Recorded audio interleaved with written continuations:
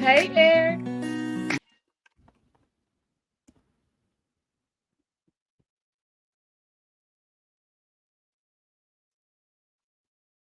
Hey, y'all. I'm an I-78. We are back for night number 2 of the Republican National Convention. Tonight's theme is Make America Safe Again. Last night was most eventful. We had a lot of good speeches and commentary. Trump has made his vice presidential pick, JD Vance. So we are tuning in tonight to see what the evening will bring. So without further ado, here we go. See the baby all of a sudden starting to change radically. This is not accurate. Babies are not given vaccines in doses equivalent to horses. Pediatric vaccines are the product of high-quality studies after decades of research. They have saved countless lives and do not cause babies to start changing radically. The video was taken down, and today Kennedy releasing this statement. I am mortified that this was posted. I apologize to the president. In Milwaukee, the first glimpse of this year's Republican ticket, Trump and his new running mate, Ohio Senator JD Vance.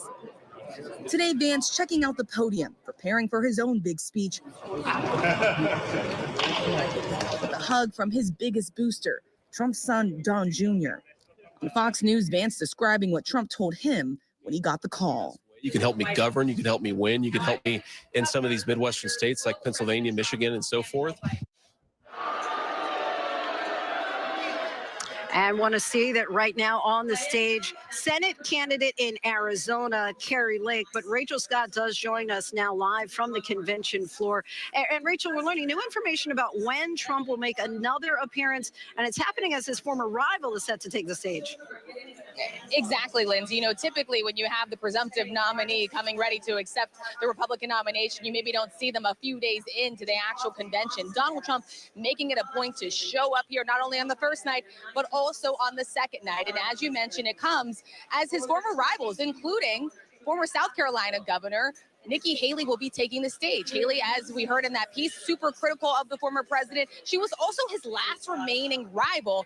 And Trump campaign sources tell me they're sort of hoping that her being on the stage tonight is an appeal to independent voters to come and back the former president, Lindsay. And Rachel, you previously reported that Vice President Harris had reached out to JD Vance, but he missed your call. Have they finally gotten a chance to speak? They finally have gotten that chance to talk. So Senator JD Vance returning Vice President Kamala Harris's call. Now, we were told that Harris extended a congratulations to Senator Vance for being selected as Donald Trump's running mate and also officially welcomed him into this race. Both, we are told, made it very clear they look forward to seeing each other on the debate stage very soon, Lindsay. All right, Rachel Scott, our thanks to you. And we went to the convention floor a short time ago to catch up with the former Speaker of the House, Kevin McCarthy. And we talked about what he thinks about JD Vance as the next potential VP, the GOP's push for unity. And I do want to just say, as we're talking about this push for unity, the House here just erupted with chants for Build That Wall. And we also wanted to talk to Kevin McCarthy about what's next for him personally, politically. First, let's just start with Saturday. Where were you when you saw or heard the news and your immediate reaction? You know, I was home in California and somebody texted me, turn on the TV. And I was just shocked. And like every American, seeing what was going on right then and getting the other information. And then, so I called the president the next day and talked to him. And I mean, you saw the president being much different in the process. And he explained to me hearing the sound of the bullet going by, hitting just part of his ear there. But he was still the president himself. He said, you know, Kevin, I learned there's a lot of blood in the ear. Now you have big, beautiful ears. You'll learn that one day, right? But he really talked about, worried about Corey's family who had lost his life there, the others. And then it's about uniting this nation. And I've continued to hear that today with him and going forward. And I think, you know, from the tragic situation that it was, trying to turn it into a more positive thing for this nation as a whole, to think about the rhetoric in which they say, look, we can have difference of opinion, but we should respect one another's opinions. Government is designed to have compromise. Having debate is healthy, but turning it into what we saw there was traumatic, and really a democracy can't sustain itself. And I've talked to a number of foreign leaders have called me about what transpired there. Liz Cheney, who just released a statement today in response to JD Vance being selected as the vice presidential nominee, described him as being willing and pledging to do what Mike Pence wouldn't, overturn an election, something that she has called tyranny. I'm curious your response to that. I think there's a reason Liz Cheney's not here, and I bet she's never met JD Vance, so she doesn't really know what JD Vance would do. I've never seen the Republican Party as united as it is now. We've got Ron DeSantis. We've got Nikki Haley speaking tonight.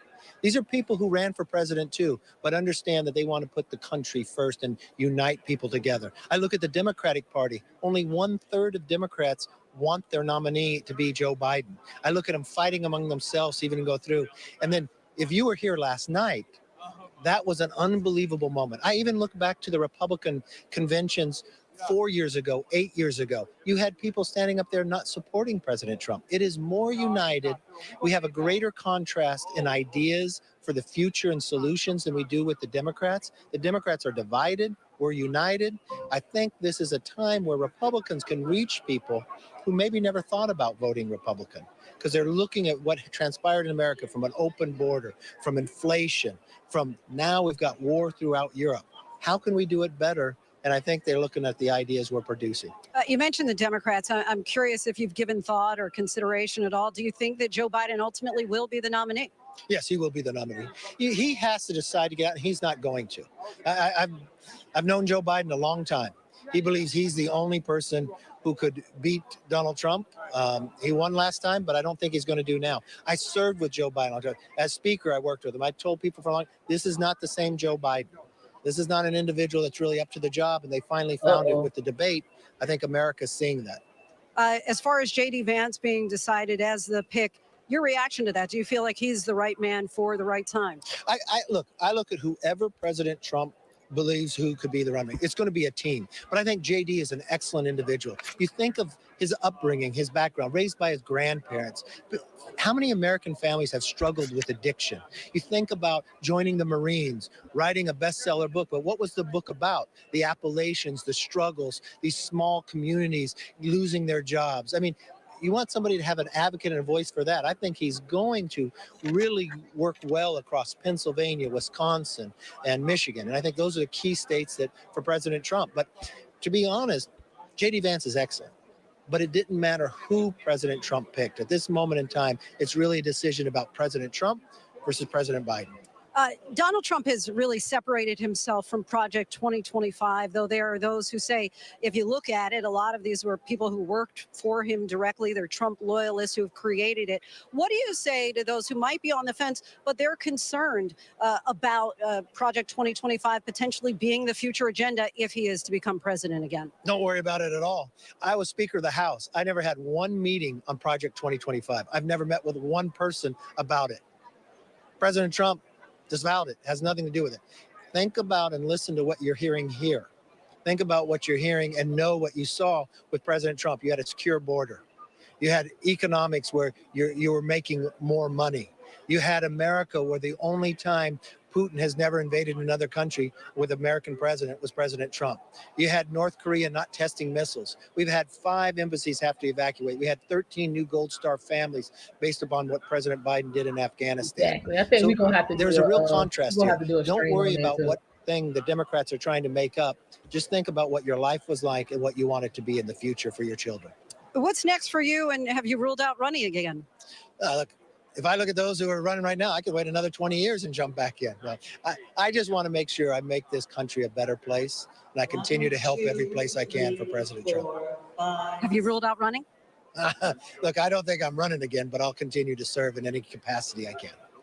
All right. Thank you very much. Appreciate it, Kevin McCarthy. Thank you all very much. All right. Thank you. And now we want to take a listen to Eric Hovde, who is on the stage right now, a Senate candidate for here in Wisconsin. This shows how detached she is from everyday Wisconsinites. It doesn't have to be this way. Under President Trump, family budgets were more secure.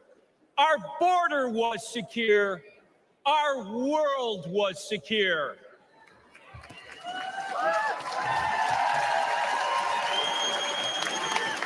Where Biden and Baldwin have failed, President Trump and I will get the job done.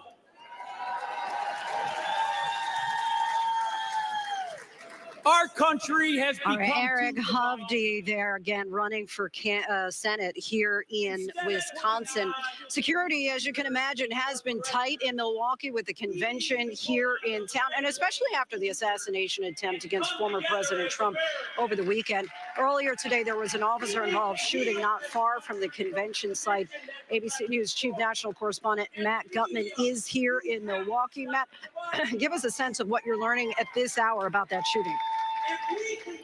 Here's what we understand, Lindsay, from Milwaukee police officials and from the Columbus Police Department as well, from officials there. Essentially, officers on bicycles who were patrolling sort of the outer limits of the security envelope of the RNC were about a mile from where we are right now.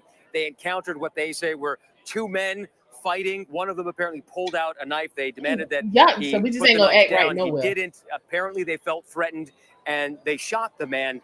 He was killed. And this has caused some outrage in that community at this point. We were there. We saw massive police presence, SWAT teams, helicopters in the air, ambulances, lots of people on the ground. But the people who live there said, why is it that somebody who's coming from out of state is shooting somebody in an altercation in our backyard? And Milwaukee's already on edge, Lindsay, as you've noticed from the massive security cordon around us and these lines here. Thousands of people are here in Milwaukee, and the city right now is on edge because of this. All right, Matt Gutman, our thanks to you. And I think this is not who we want to go to there. So President Biden restarted his campaign events today after taking a pause in light of the assassination attempt on former President Trump. President Biden spoke at the NAACP convention today in Las Vegas, where he had several supporters. Just because we must lower the temperature, our politics is ready to violence, it doesn't mean we should stop telling the truth. Where's the truth about why Donald Trump's presidency was held for Black America? Folks, I know what a black job is. It's the Vice President of the United States.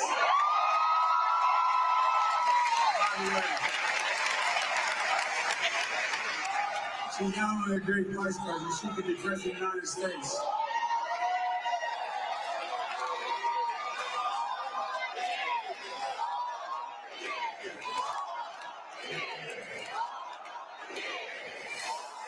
ABC's Selena Wang is live in Las Vegas. Selena, what was his message to black voters today? Yeah, Lindsay, the president really had two key messages. The first one was to draw the contrast with Donald Trump, and the second one was to position his forward-looking message and vision and why that would help black Americans. Now, in the first one, he did not shy away from slamming the former president, calling his presidency quote, hell for black Americans, citing the former president's pandemic policies, his tax cuts for the wealthy, and also his efforts to repeal the Affordable Care Act. He also called out Project 2025 and the MAGA Trump vision, saying that this would be an attempt to, quote, erase black history. Now, the president did also present what his plan would be, talking about efforts to further reduce rent prices. He is calling on Congress to put a 5% yearly cap on rent price increases, talking about his efforts to reduce more student debt. So the stakes here, Lindsay, are high for the president to convince this community why he is the better choice at a time when black support has been slipping for President Biden and trending a little bit more towards former President Donald Trump. On my channel. For those and Selena, you've been on the ground there speaking with voters. What are they telling you about whether they would support a Biden candidacy amid calls for him to step aside? Yeah, Lindsay, I've been talking to NAACP members who are here today, and they are very much split on the president's candidacy. Some of them tell me that they would actually prefer Vice President Kamala Harris at the top of the ticket. Others telling me they're behind President Biden no matter what. Take a listen to what some of them told me. See, if he feels that he's not in the position to carry the torch, I would hope that he would have enough inside of him for the party to say, I'm going to step down and let someone else follow. I'll take a person who's 83 years old over a person who has been part of an insurrection any day of the week. Insurrection? What the hell is she talking about? Lindsay, one voter told me that their preference was for Kamala Harris because she would present more forward-looking, more innovative, new ideas instead of the same old ideas. Another voter told me that they would prefer Kamala Harris, but believes that it's just too late in the game and the party has got to stick with what they've got, but not really a full-throated endorsement from all of the members here today. I was going to say the same thing. Where did they get that assumption from? I'm trying to figure out what. There's a new development involving. There's nothing about her. And I missed it. I want to know. She's not a progressive. Brought to the stage a Senate candidate for Michigan, Mike Rogers, and we'll take a listen as they announce and bring him to the stage.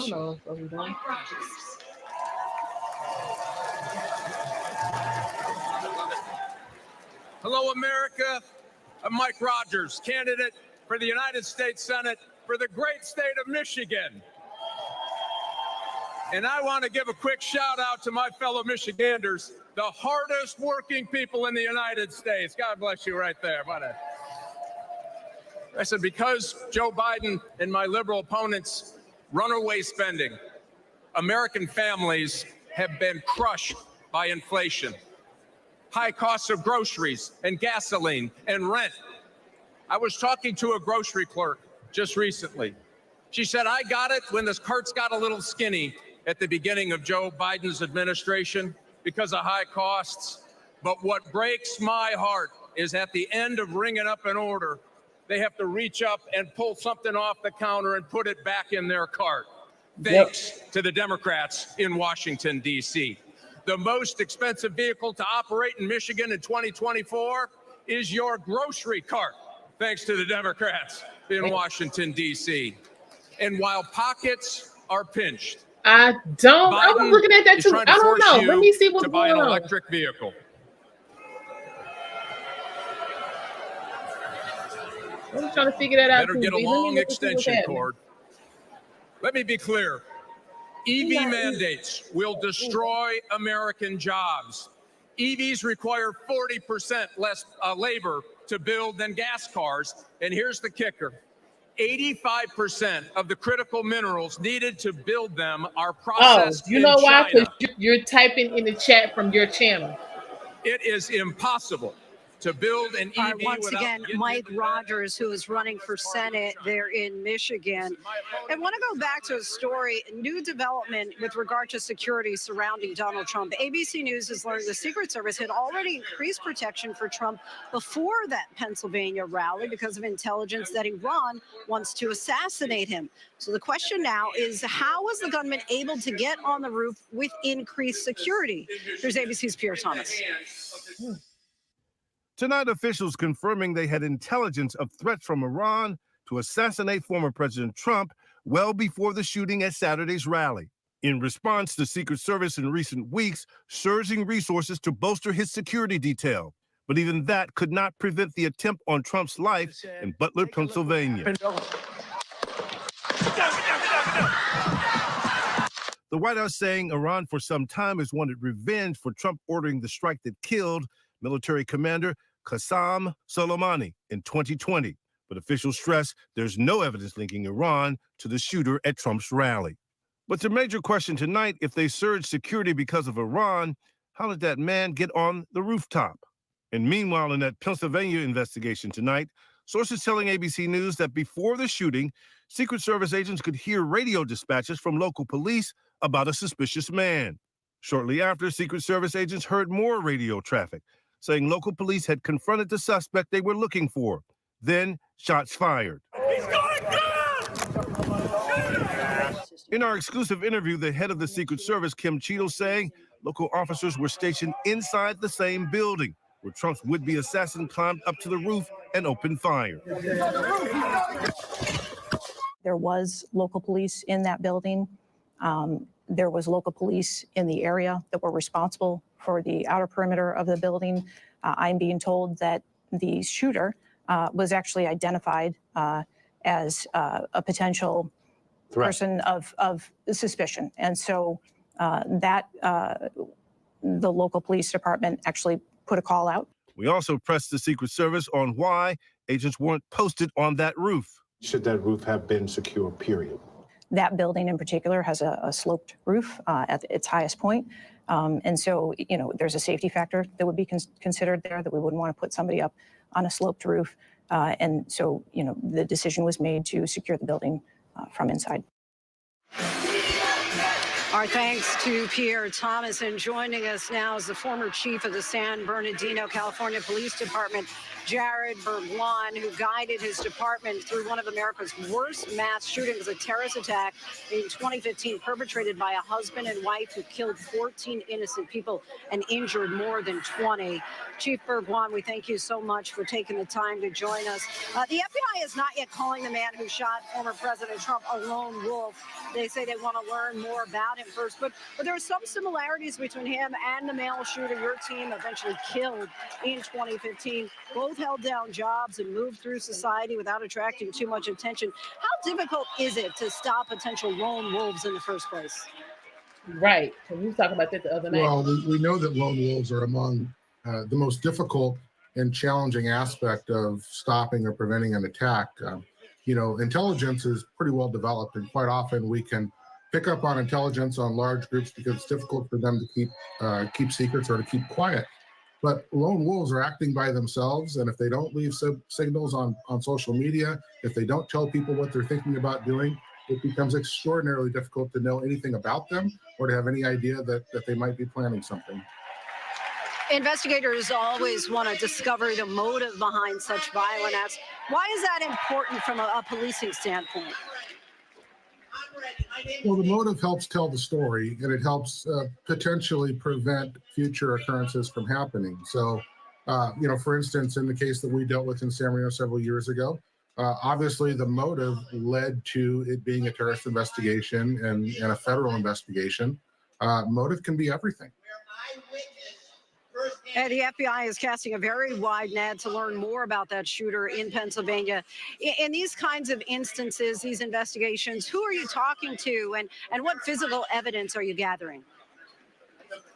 Yeah, so keep in mind, there will be no stone left unturned in this investigation. Everybody that knew him, from his family to his friends to his co-workers to former classmates, many of whom will be interviewed to get the clearest picture as to who he was. who he was connected to, what network was potentially in place, and what potentially motivated him. They'll also bring every available resource to bear in terms of uncovering this from a forensic standpoint. We've already heard about the phone. There's some similarities there in how long it takes to get into a phone. But phones can give you a tremendous amount of intelligence to know what were his Google searches, what was his social media activity, what was he really interested in, and what was on that device. And your department did a comprehensive review of its response to that tragic day in 2015. How important is it for the Secret Service and local law enforcement to do the same? Yeah, so every critical incident really deserves a fresh set of eyes to kind of do that lessons learned piece. What did we learn in an incident? How can we get better? How can we improve a response in the future? You know, when I first saw that incident and they talked about the chaos that was going on, I kind of understood it. I've worked in a number of incidents with the Secret Service where you've got this campaign stop, it comes into your city. There's this very quick plan that is put together to secure a facility as well as possible. The Secret Service can't do it without the help of locals, but it's also not the specialty of local law enforcement. So local law enforcement is trying to figure out as it goes. Clearly, there was a breakdown in communication. Clearly, there's lessons to be learned on how the Secret Service and local law enforcement can work better to ensure that those events are safe and that the person being protected is safe. Former Police Chief Burt Guan, we thank you so much for your insights tonight.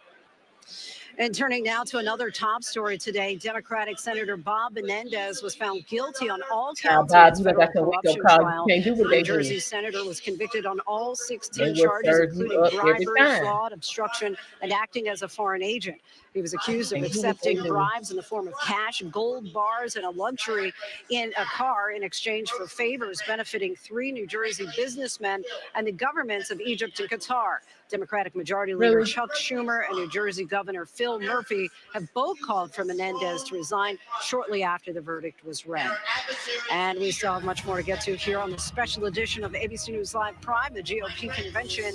The theme tonight, Make America Safe Once Again. Many are painting migrants as a threat to public safety, but is it as dire as some say? We take a look at the facts. Before we go to break, a look at George W. Bush's acceptance speech of the RNC in 2000. Just like with Trump's first term, Bush won through the Electoral College, but lost the popular vote. If you give me your trust, I will honor it.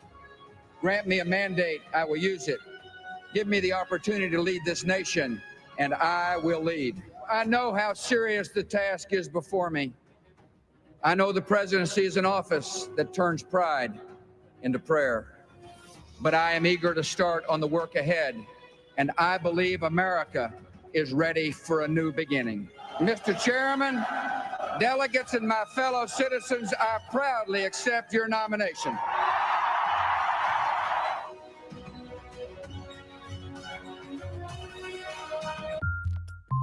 Okay, B, while we at commercial, what are your thoughts on the migrant situation and that being, you know, saying dangerous for the country?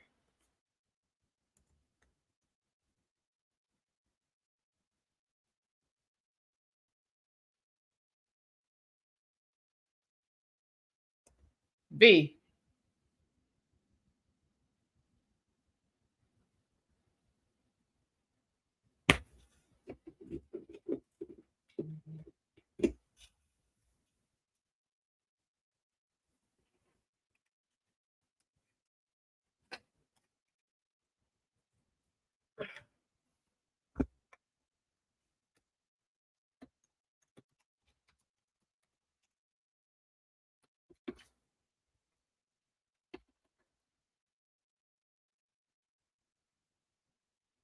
You said the migrants got to go.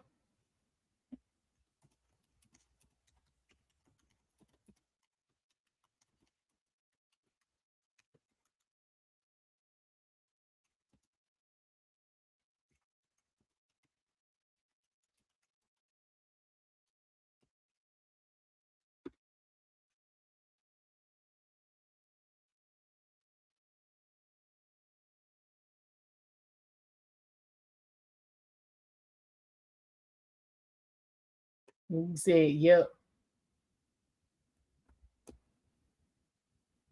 Okay. Well, why?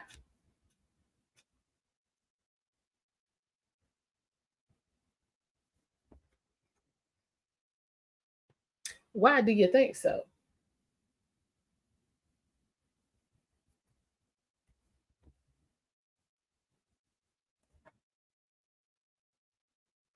So just give them back California.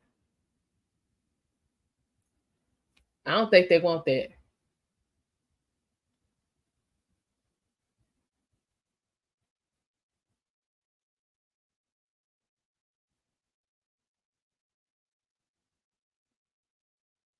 What the hell? Okay, y'all. So on the side note, while y'all just trying to decide, you say they'll threaten high taxes. How so, Eric? Cause hell, they ain't got to pay no taxes. Unless they go buy some. Then the only taxes they be paying. He tortured me. How did she survive 9 days of terror? You think our taxes gonna go up to pay for them coming over? The Beauty Queen Killer, only on Hulu. I'm gonna have to see about that. Hold up, the Beauty Queen Killer. Welcome back, everyone. Right now, taking the stage, a two-time governor of West Virginia, Jim Justice, who's also running for the Senate in West Virginia, along with his dog, Baby Dog, joining him on stage tonight. Hello, everybody. I'm Jim Justice, and I'm from West Virginia. Okay, you look And I absolutely creepy. believe with all my soul we've got the greatest people in the world in West Virginia. And we want you to come and try us out someday. What you mean try us out? Now, Because they raise our taxes. with all that being said, I know that a lot of you want to meet my little buddy. So if Baby Dog could come on out here.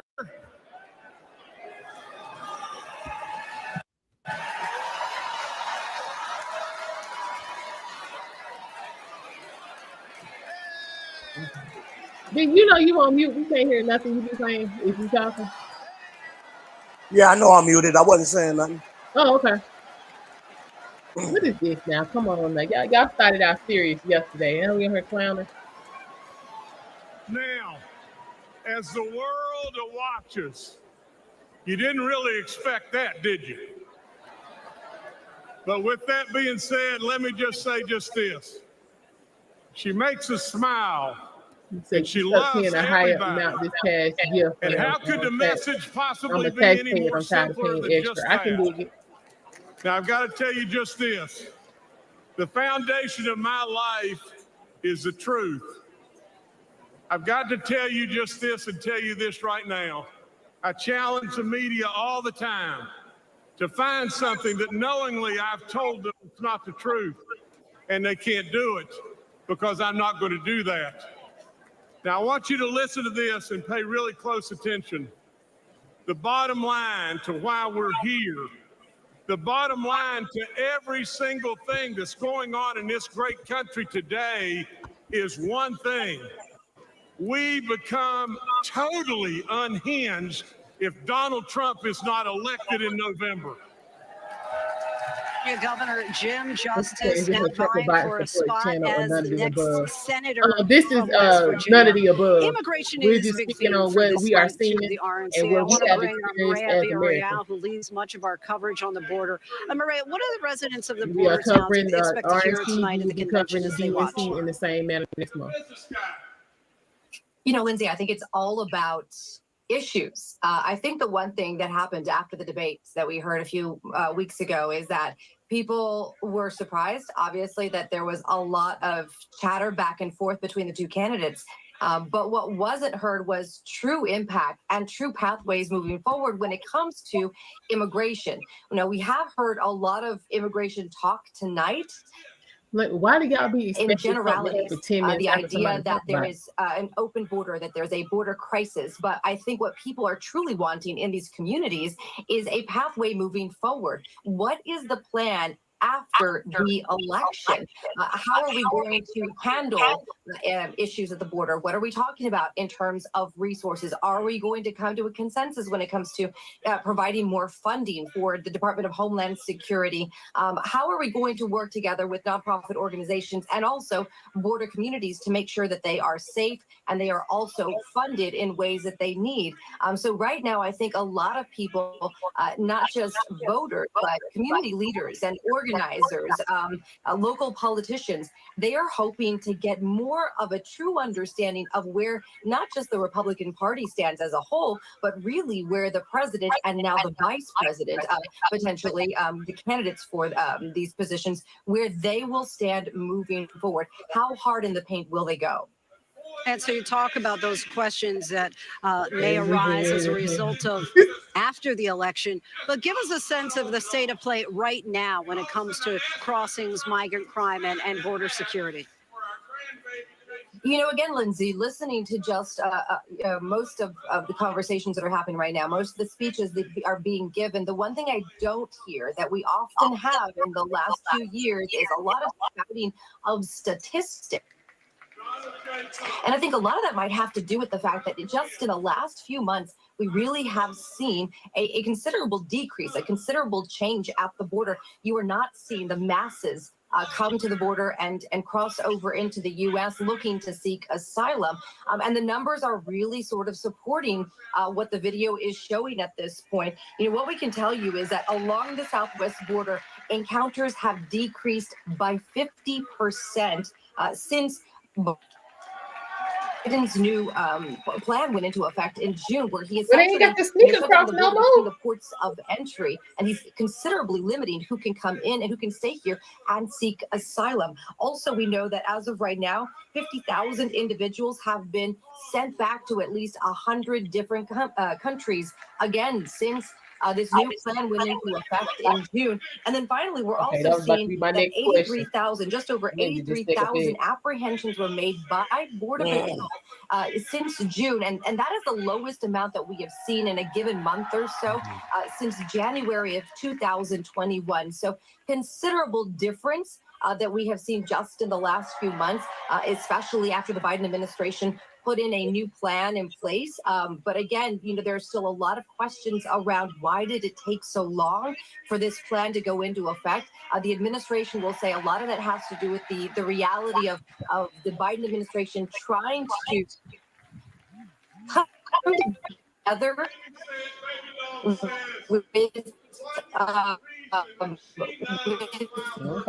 yeah. We're having some technical difficulties there with Maria, but our thanks to her. So much more to get to here on this special edition of ABC News Live Prime. The GOP convention, of course, former President Trump will accept the nomination later this week. The end of his first presidency was, of course, marked by the January 6th Capitol attack. Some have tried to downplay it in subsequent years, viewing the rioters as martyrs, but not everyone who participated that day still believes what they did was right. We talked to several of them about how they feel now. That's all coming up next, as well as more analysis and coverage of the day's events as we're here live in Milwaukee at day 2 of the Republican National Convention. Realistic or feasible is it to make the statement that one person is responsible for what thousands of other people?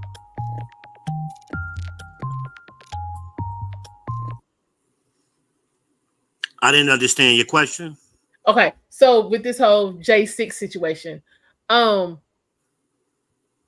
is it realistic to really say that these thousands of people acted upon the command of Trump? These people were all different. I mean, they were all over the country, and they all came together in this one place. Well, that would be like us blaming the sniper, blaming Joe Biden for the sniper.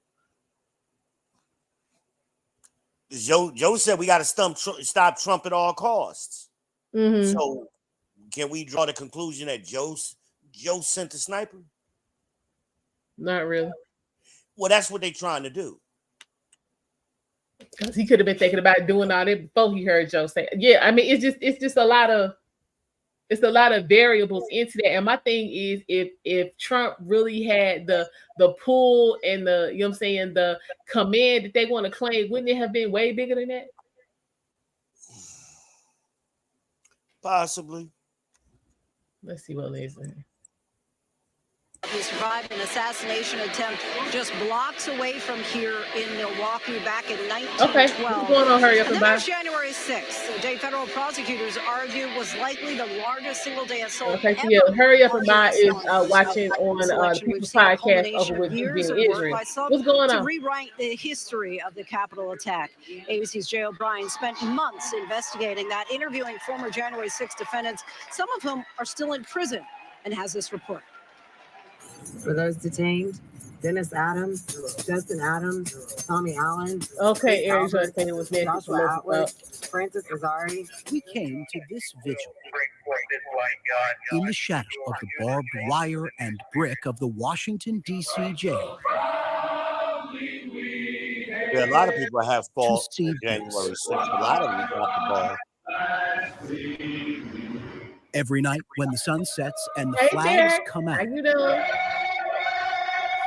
the protesters here sing the national anthem unlike you've ever heard it before.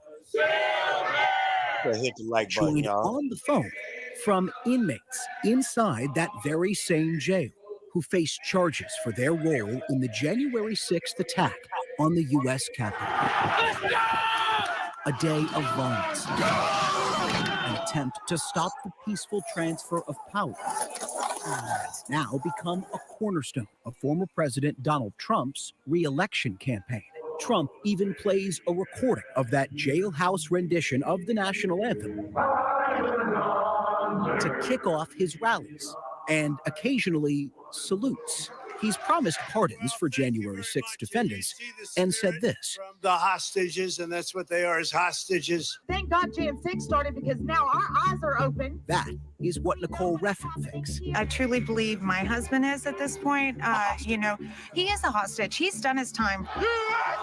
That's Nicole's husband, Guy, seen in the blue jacket in this video used as evidence by the Department of Justice. He was sentenced to 7 years in prison. Well, you know, yes, of course.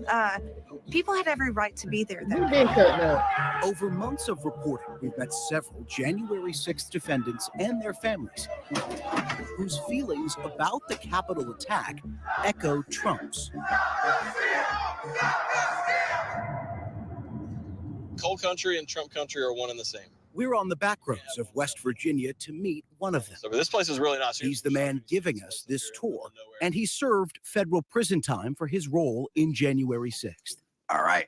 He's Derek Evans, a former member of the West Virginia House of Delegates. You guys wouldn't be here talking to me right now if January 6th hadn't happened. Trump! Evans was convicted of trespassing at the Capitol and trying to obstruct the certification of the 2020 election. Stop the steal! Stop the steal! We're going in! We're going in! In court, prosecutors used this live stream video Evans shot as evidence. Derek Evans is in the Capitol! Evans issued an apology for his actions on January 6th Let's go! and resigned from the state legislature, which he now says he regrets. The federal agent said in your interview with the FBI, you expressed, quote, great shame. Well, I don't know about shame. They said you were apologetic, that you expressed remorse. Yeah. Do you have remorse? Depends on in which way you're meaning that by. Do I regret what my family was forced to go through because of my actions? Absolutely. Do I regret that the media, that I was a part of something that allowed the media to paint this false narrative, to twist this narrative and paint this into something that it wasn't? Absolutely. Do I have shame? No, I do not. After serving 3 months in federal prison this year, Evans joined a handful of other January 6th defendants running for Congress, portraying himself as a political martyr, even using this photo from court on his website, and repeatedly insisting the January 6th he saw wasn't a violent attack fueled by lies of a stolen election, but a peaceful demonstration. But you were standing right next to rioters who were clashing with police officers. That's simply not true. Derek, it's on video. Okay. I'll show it to you. Do it. Here it is. Ready? Okay. This is your video. Okay. Right? Yeah. For the record, guys, I'm not touching anything. I am just here to watch. Oh, that's not up there, the Capitol building. That's a bicycle Right, they're racks about back to there. break through the first barricade. Okay, the bicycle racks. Okay, yeah. I thought you meant up at the Capitol. Right, Okay. but this is the Capitol complex. Well, they're not for the record, they're not clashing. They're pushing the barricades. They are and the removing officers barricades, are on yes, other but they're not sides of it. fighting They're police not officers. removing the barricades, Derek. They're pushing through. They're not fighting. They're not fighting the police officers. The though. police No officers- one Oh, there you want me that to drop I the see link? Yeah, I can do that. has- Hold on. Show me where someone puts their hands on a police officer. They're putting their hands on the barricade. On the police officer. And on the other side is the police officer. Show me where someone puts their hands on a police officer. What that sound like, y'all? They're Who that pushing remind y'all everything of? that the officers I'm not are arguing with you. I agree with you. Who that Evans remind y'all of? lost his primary this spring. Stay strong, never give up. At her home in South Carolina, Pam Hemphill feels much differently about the Capitol attack. They said, well, we got to fight the government and prove to them they're wrong. And I said, but I was wrong. I was guilty. The 69-year-old cancer survivor You hurt? Can I go sit down? shot this video inside the Capitol that day. She was sentenced to 2 months in prison for her actions on January 6th. She still has the letters Trump supporters wrote Yeah, to go her ahead, send that while link, she Eric. was Send that behind link. bars. Real But quick, we need Hemphill that. calls any claim that she was a political prisoner an insult. That's what gaslighting is. It makes you feel like you're nuts. Oh, Pam, we had the right to be in there that day. It's our house. That's all delusional. The same day we planned to interview Hemphill, minutes before our cameras started to roll, we got an unexpected phone call. I'm putting on my microphone here. Let me find out if because, somebody you know, loyal. I wasn't expecting your call. From someone who still reveres Trump and believes what he says about January 6th. This call is from a federal prison. On the phone was Rachel Powell, currently serving a 4-year sentence. I don't feel bad about believing that there was election fraud. That is Powell in the pink hat, fueled by Trump's lies about election fraud. Girl, you out there trying with a to hook, smash man. through a window of the Capitol. You went through the court system. You're not a hostage necessarily. Ooh, child. Yeah, I do feel like a hostage. I can't believe that this is happening. I mean, any other protester there's been some protesters that have done some terrible, horrible things. We didn't talk about them. We talk about you. Or they've gotten fine. But that doesn't necessarily forgive, hurting a police officer, right? Well, none of us in here hurt police officers or with that intention. The Department of Justice says more than 140 police officers were injured that day. We wondered what Derek Evans thought. Do I think that anyone should be fighting police officers? No, I do not. I think it's wrong to do that. The police officers are the ones that really started the whole violence over there. Oh, come on, nothing. There are people who were not supposed to be there who broke through the perimeter, and the police officers responded. Come on. If you wanna believe that these police officers did no wrong for the first time in history, that's fine. I think it's interesting that you're taking somewhat of an anti-police stance. Well, when I sort of am, absolutely. Multiple accused January 6th rioters have put forward defenses claiming they were incited to violence by police. None have been successful in court. According to the Department of Justice, more than 1,400 people have been charged in connection with January 6th. It's misinformation about that day that concerns John Cohen, an ABC News contributor who handled counterterrorism for the Department of Homeland Security in the months after the Capitol attack. When you have mainstream figures in politics or the media mimicking the same narratives we're seeing on terrorist or violent extremist forums, then that creates the perfect storm for violence. You have to go home now. Trump waited nearly 3 hours that day to tell the mob to go home. Pam Hemphill told us she'll never vote for him again. He started off with fear. They're coming after me, Girl, but they're shut really up. coming You after went along with all you. of it. But she's an outlier. Most former January 6th defendants we met are still deeply loyal to the former president, like Rachel Powell, who mailed us this photo smuggled out of her federal prison cell. showing her and 3 other January 6th inmates smiling with the words Trump 2024 scrawled up top. He's going to pardon us, and that's really encouraging. It gives like a little glimmer of hope. Do you think it's a symptom of the way we're going to handle political disagreements in the future?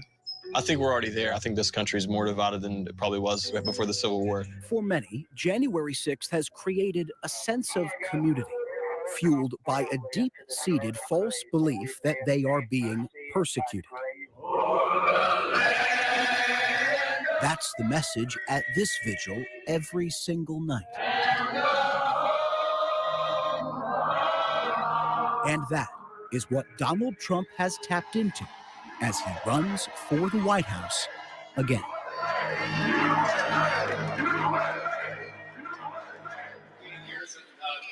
Our thanks to Jay O'Brien for that report. Still much more to get to here on this special edition of ABC News Live Prime, the GOP convention. We're live here in Milwaukee at day 2 of the RNC, and some former rivals for the GOP nomination will speak tonight, including Nikki Haley. This is my thing right here. For the January 6th people. I mean, how? Because you're saying most people have already made up their mind about how they feel about what took place, whichever way they feel. So how can you really get a fair trial if people have already made up their mind?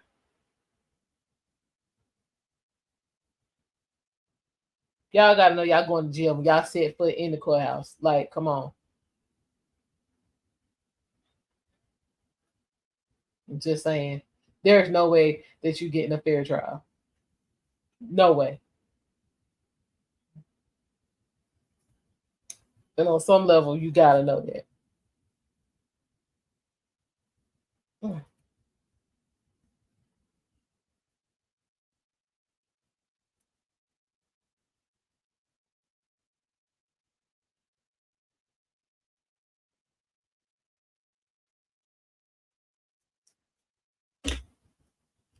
It don't make no sense.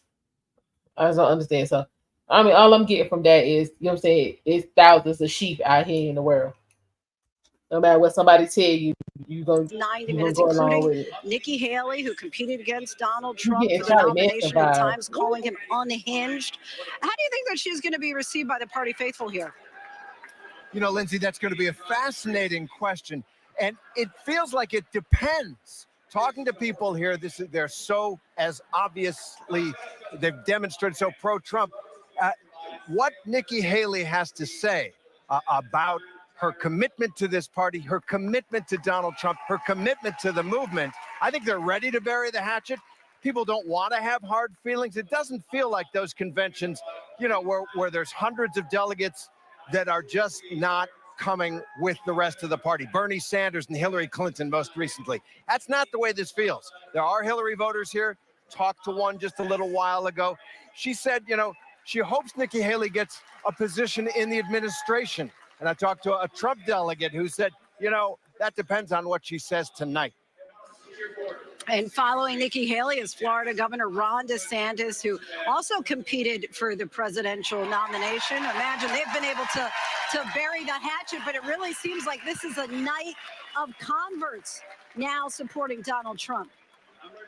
He is. You know, there was a time, about a year and a half ago, when polls showed that DeSantis had a lead over Donald Trump. He was, in his own mind, I'm sure he could sense it coming his way, and of course it didn't. He's got to be disappointed. There were some sharp words between them, but once again, you don't see with DeSantis voters the kind of resentment that you see in other losing candidates, delegates at other conventions. As one delegate from Arkansas put it, who was a DeSantis voter, he said, winning makes everybody friends. And they can sense that they believe they're going to win this election, and so they can afford to be nice to one another. And we discussed this a little bit last night. When you were here back in 2016, it seemed like there was room for dissent. Is there any room for dissent on the floor tonight? You know, I think so, because I don't think there's that much interest in dissent. Donald Trump was Right. Don't the come with no insurgent, foolishness, the man. outsider. His Trying to people get were the the stage deplorables. to Now get they your shit are on. the Republican Party.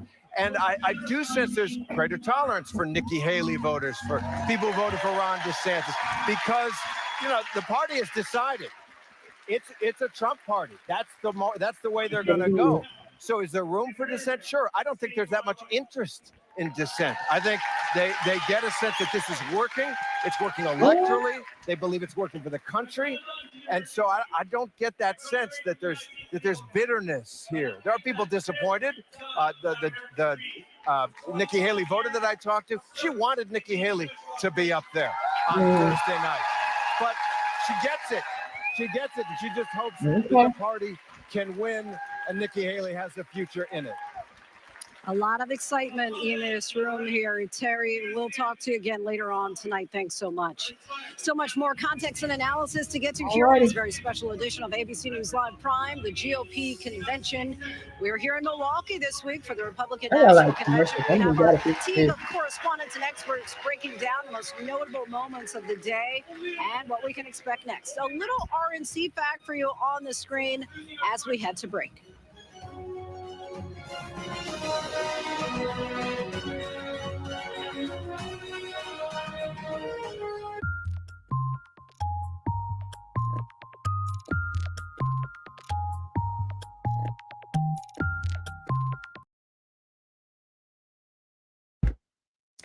Yeah, I'm just with this whole J6 situation.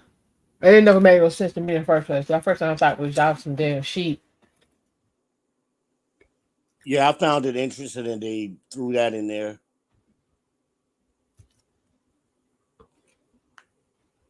The January 6th stuff. My first half, when they got in there, what was they gonna do? They was gonna stop Pence from certifying the vote. Oh, okay. That's what they were trying to do. That was the aim. Thank you, Eric.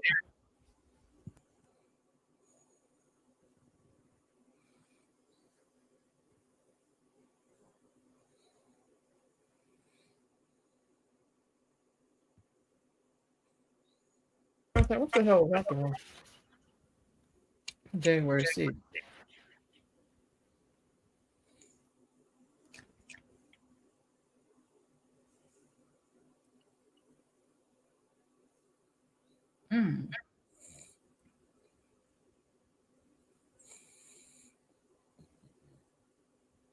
Oh shit, my ass is at the hospital. That's what I was doing.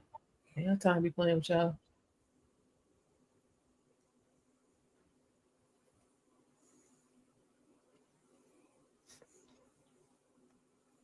Jay said this is only according to Nancy. Child, she's talking about Joe. She might need to go sit down her damn self. Her and Maxine. I ain't forgot.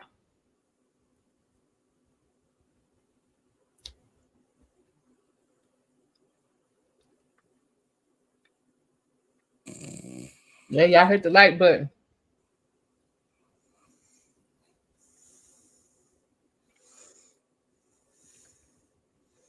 Hit the like button.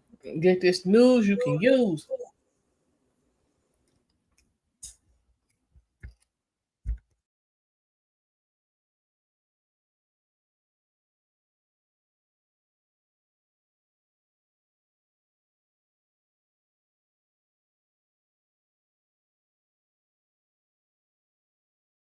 Davis, thanks so much for streaming with us. We are here live in Milwaukee. It's night 2 of the Republican National Convention, now in full swing.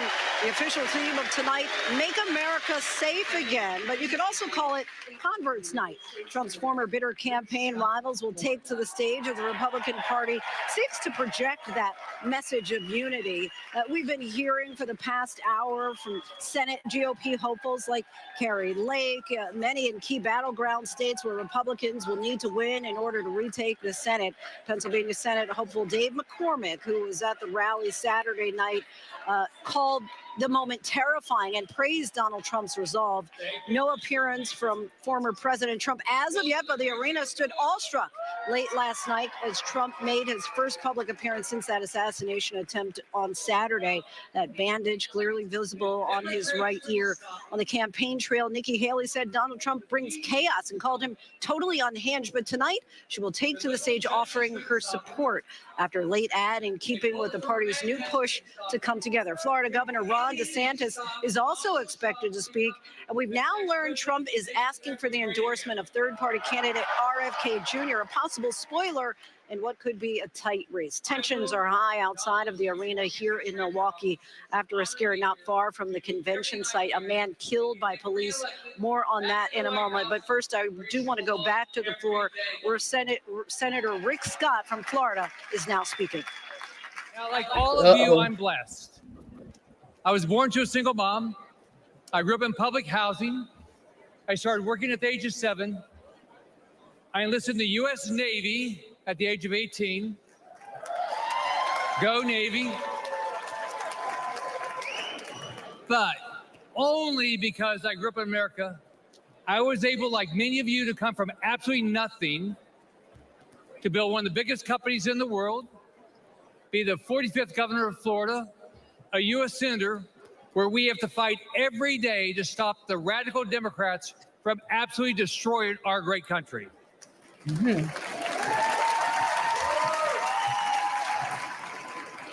They will lose, we will win.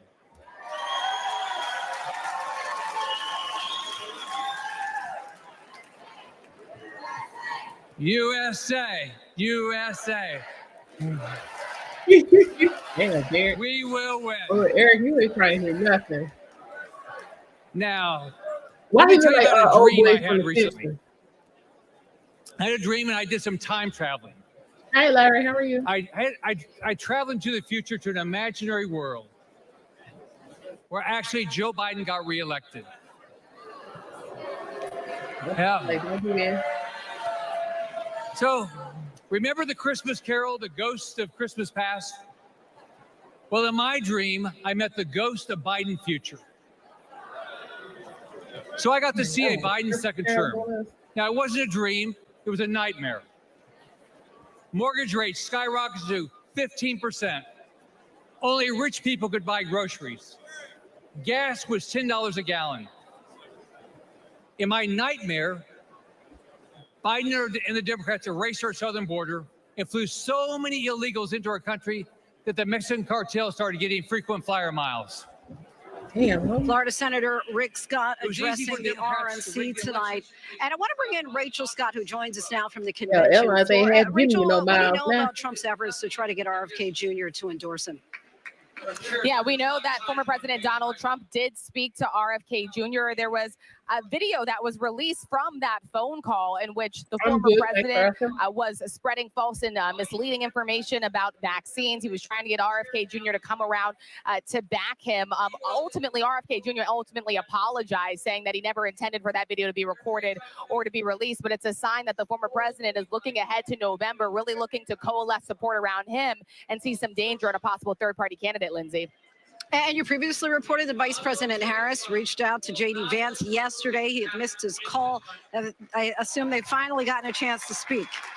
They finally got a chance to speak. Vice President Harris, we are told, called from a private number. And so Senator JD Vance missed that call. The staff's then connected. So today they did have an opportunity to connect. And I'm told that Vice President Kamala Harris extended a congratulations to Senator JD Vance for being selected as Donald Trump's running mate. Also officially welcomed him into this race. And notable here, Lindsay, both of them made it clear that they want to meet again on the debate stage soon. And let's discuss the Nikki Haley supporters. Do you think that she'll be able to help turn them into Trump voters with her speech tonight?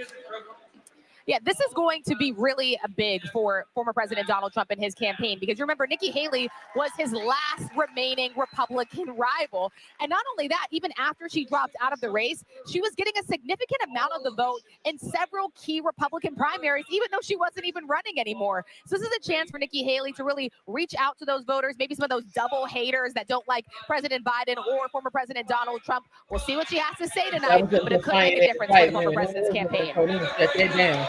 Rachel Scott for us from the convention floor. Thank you so much. Earlier today, I got a chance to get on that convention floor and caught up with Donald Trump's son, Eric. He was watching that rally live Saturday night with his 2 young children. Give us a sense of how what happened in Butler, Pennsylvania on Saturday has changed you and the campaign. Yeah, when your father hits the ground because somebody tries to take off his head with a rifle, it obviously changes you. It changes everybody. And scary moment. I was watching with my 2 kids, 6 and a 4-year-old on your lap, and obviously the unthinkable happened. And you hear the gunshots rain out, and then you see a bunch of people jump on top of him. You see him come up with blood running down his face. It's unthinkable. And 48 hours later, we were here in Milwaukee, and I was casting the vote. I was a delegate for Florida, but I was casting the vote that would ultimately make him, the Republican nominee for president of the United States. And you want to talk about highs and lows in life in a short period of time. Those are your highs and lows. But when he stood up, when he got up again, blood running down his face, and put his fist in the air and said, "Fight, fight, fight," I couldn't be more proud of him. That's the person America needs. We need that more than anything right now as a country. We need that more than anything with all the problems that we have as a nation. And I've never been more proud of a person in my life, and love him to death. Politics aside, you know him well as a person. I do. What was that first conversation like when you were finally able to get in touch with him? Yeah, thank God. He still had a sense of humor, which was, we have an unbelievable relationship. There's probably no 2 people who are closer. And, he cracked a little joke, and I knew the life was still in him. And that's scary times, right? I mean, they threw him in that car. He's bleeding all over the place. They threw him in that car, and, you don't really have contact, right? Things are chaos at that time. They're trying to get him to a hospital and everything else. And to hear his voice was beyond, reassuring. It was, scary, roughly hour of, I was in a little bit of contact with them, but that's a scary period of time. It really is. You mentioned that you're going to be on this stage shortly. Have you changed what you're going to say? Yeah. I have, and I think the whole tone's changed. I've been doing interviews all day, and traditionally with outlets that might not necessarily always treat us well.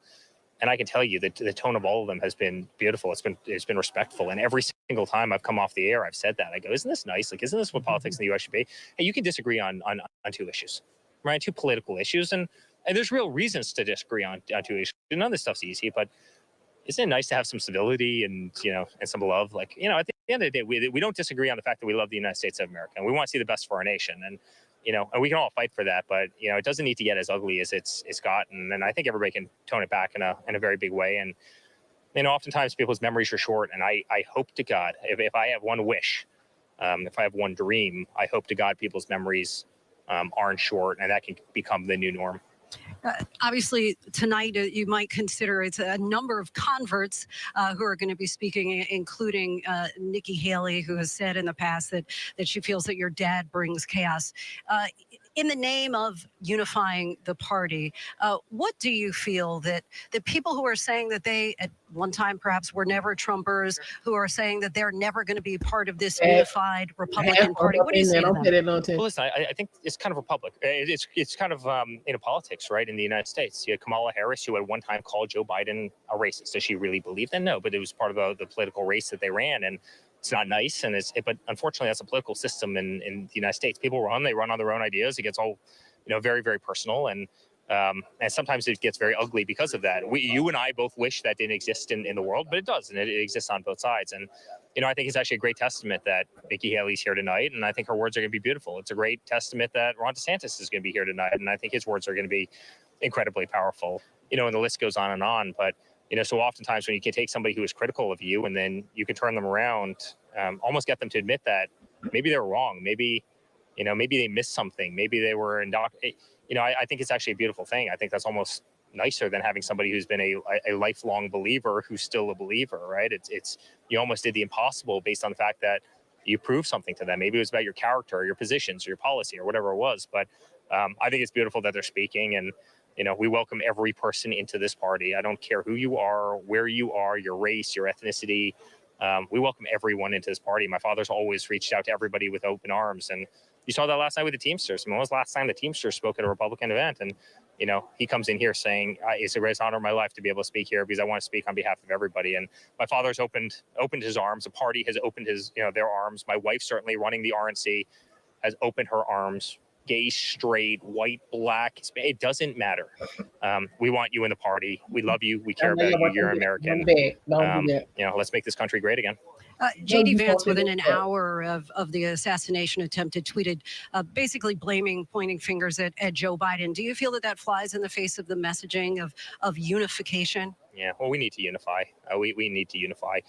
Listen, there's been a lot of things. Obviously, Joe Biden had a tweet that 2 days before about putting a bullseye on the president's head. Right? That wasn't exactly helpful for the president of the United States to go out there and speak to however many constituents he has and talk. And he's apologized for it. Right? No, fair enough. But what I'm saying is, I don't think that was helpful. And whether he meant physically put a true crosshair on somebody's face or whether he's metaphorical about it, right? I mean, I'm not at all suggesting that, but what I'm saying is there's some pretty tough rhetoric on both sides of the aisle, and ideally it stops. And listen, we got to fix our economy. Our economy sucks right now. Everything's more expensive. Everything's too expensive. No one can afford life. We've got to fix our country. We've got to fix our borders. 300,000 kids died from fentanyl this year. Like, let's actually tackle the important stuff. Stop with the sound bites. We can make this country so much stronger, so much safer, so much better. Our cities are falling apart. Our infrastructure is falling apart. Let's focus on the big hole in the roof that we have as a country and stop with the games, stop with the nonsense, stop messing around with the things that aren't important. We'd be a much better nation if we did. And I think that's going to be so much of what you hear tonight and from my father and from our whole family. Eric Trump, thank you so much for your time. Appreciate it. Good to be with you. Thank you. Well, where do you actually start? Now I'm going to take us live to center stage where Congresswoman Elise Stefanik from New York is now speaking. Fueled by Democrats' pro-criminal sanctuary cities and defund the police policies like we have seen in my home state of New York. All while corrupt Democrat prosecutors and judges wage illegal and unconstitutional lawfare against President Trump in an effort to do Joe Biden's political bidding.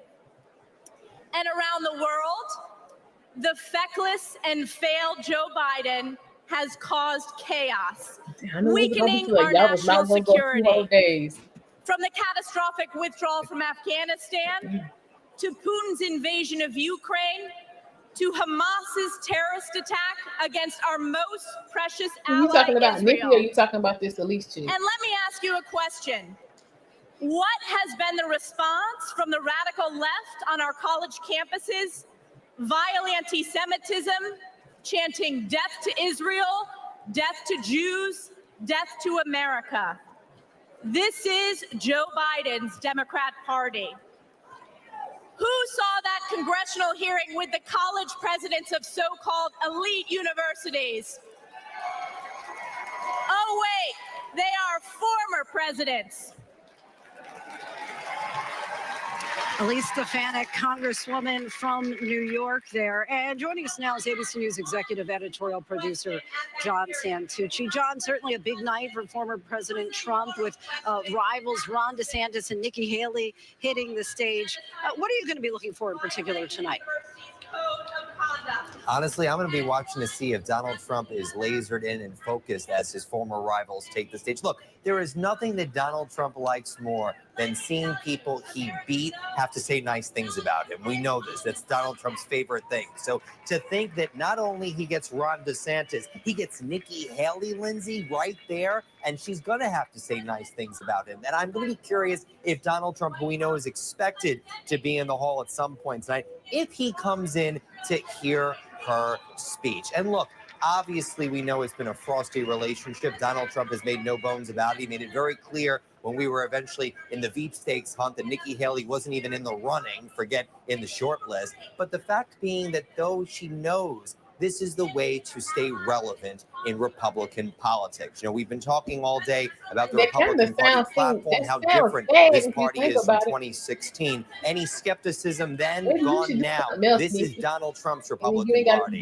And for Nikki Haley to have a future in it, she's got to be here. And John, I think it's fair to say so far, at least Donald Trump has been low-key, something that we may not be used to seeing. Are you reading anything into this? Listen, a little low-key. If you see some of the Truth Social posts, I think we're getting kind of back to the rhetoric, if you will. But it's slow, it's steady. I think, listen, the reality is that yesterday was obviously something that even Donald Trump was overwhelmed by. You saw that emotion. You saw that reaction. You saw the way he looked at his adult children as he entered the room. I think tonight, and again, I think it's just the first night being the beginning. I think we're getting back to programming, if you will. It'll be curious to see, as Donald Trump has told our colleague Jonathan Karl, what that speech on Thursday is going to look like. Is it more unity? Is it a little bit hot? I think that's where we're really going to get a sense of the Donald Trump going forward. And look, I do think the reality also is that this is his party, the event, right? So we know he's going to be enjoying it tonight. I'm sure we're going to see him tomorrow when his new running mate, JD Vance, takes the stage. You saw the excitement in the hall when he did that walkthrough earlier today, Lindsay. I know you were running around on the floor yourself. So I do think, night one is a little bit of just, getting back into the groove a bit, if you will. Now we get on with the show. John Santucci, our thanks to you. Security has been tight around Milwaukee, as you might expect, with the RNC here in town, especially after the assassination attempt against former President Trump. For more on that front, I want to bring back an ABC News chief national correspondent, Matt Gutman, who's just outside of the convention site. First, Matt, earlier today, we know that there was an officer-involved shooting not far from the convention here. What are we learning about that at this hour? Lindsay, it happened about a mile from where we're standing right now. As we understand it, from police from Ohio and from Wisconsin here in Milwaukee, a group of bicycle officers encountered two men at Martin Luther King Park. They were apparently in an argument. It was violent. One of them pulled a knife, at some point apparently threatening the officer or the other man, and the officers opened fire, killing that man. What part was as a result, Eric? there was a massive police presence. I mean, you've seen what it looks like here, but at that intersection where we spent about a couple of hours today, there were hundreds and hundreds of officers, SWAT teams, there were helicopters in the air, bicycle cops, FBI, other agencies as well. So a very significant presence. And now people are beginning to organize. We understand there will be a vigil in about 45 minutes. There could be additional marches. People are extremely upset that an officer from out of state shot somebody essentially right in their backyard. So that is causing a bit of agitation here in a city that's already on edge, Lindsay. And I don't know if you can see that. You're probably going to ask me next about security, and you're experiencing it inside there. We've been watching this helicopter from the Coast Guard. It might just pass through that building right there, go around and around. There's also a customs helicopter flying above our heads. You can see, Lindsay, how many officers there are on foot patrol right outside one of these entrances. And I'm going to have our cameraman Juan zoom into that nest right up there. You can see spotters and snipers right on the roof of Pfizer, right above where you are. There's another one over there. So security here has been incredibly intense. Thousands of officers from 24 different states and obviously federal agencies as well, all packed in this area. And obviously, as we understand it from that shooting, Lindsay, they're also operating at a pretty far limit from this RNC convention as well, about a mile out. So they have created a pretty large footprint over the city at this point, Lindsay. Land, sea, and air. We see these security represented everywhere. Matt Gutman, our thanks to you. Joining us now is Milwaukee RNC chairman of the host Milwaukee committee, Reince Priebus, and ABC News contributor and former DNC chair, Donna Brazile. Donna, I want to start out right with you. The news of day, you and other former DNC chairs wrote a letter appealing to the DNC party rules committee that supports a virtual roll call ahead of the in-person convention. Why do you feel that that's necessary while other members of the party are asking not to move forward? Well, as you know, in the Democratic Party, we set our rules of procedure early in advance. In September of 2022, we approved the call to the convention. And after we learned of the nefarious action of the Secretary of State in Ohio and several other states, we decided that it was prudent for us to go ahead and conduct a virtual nomination.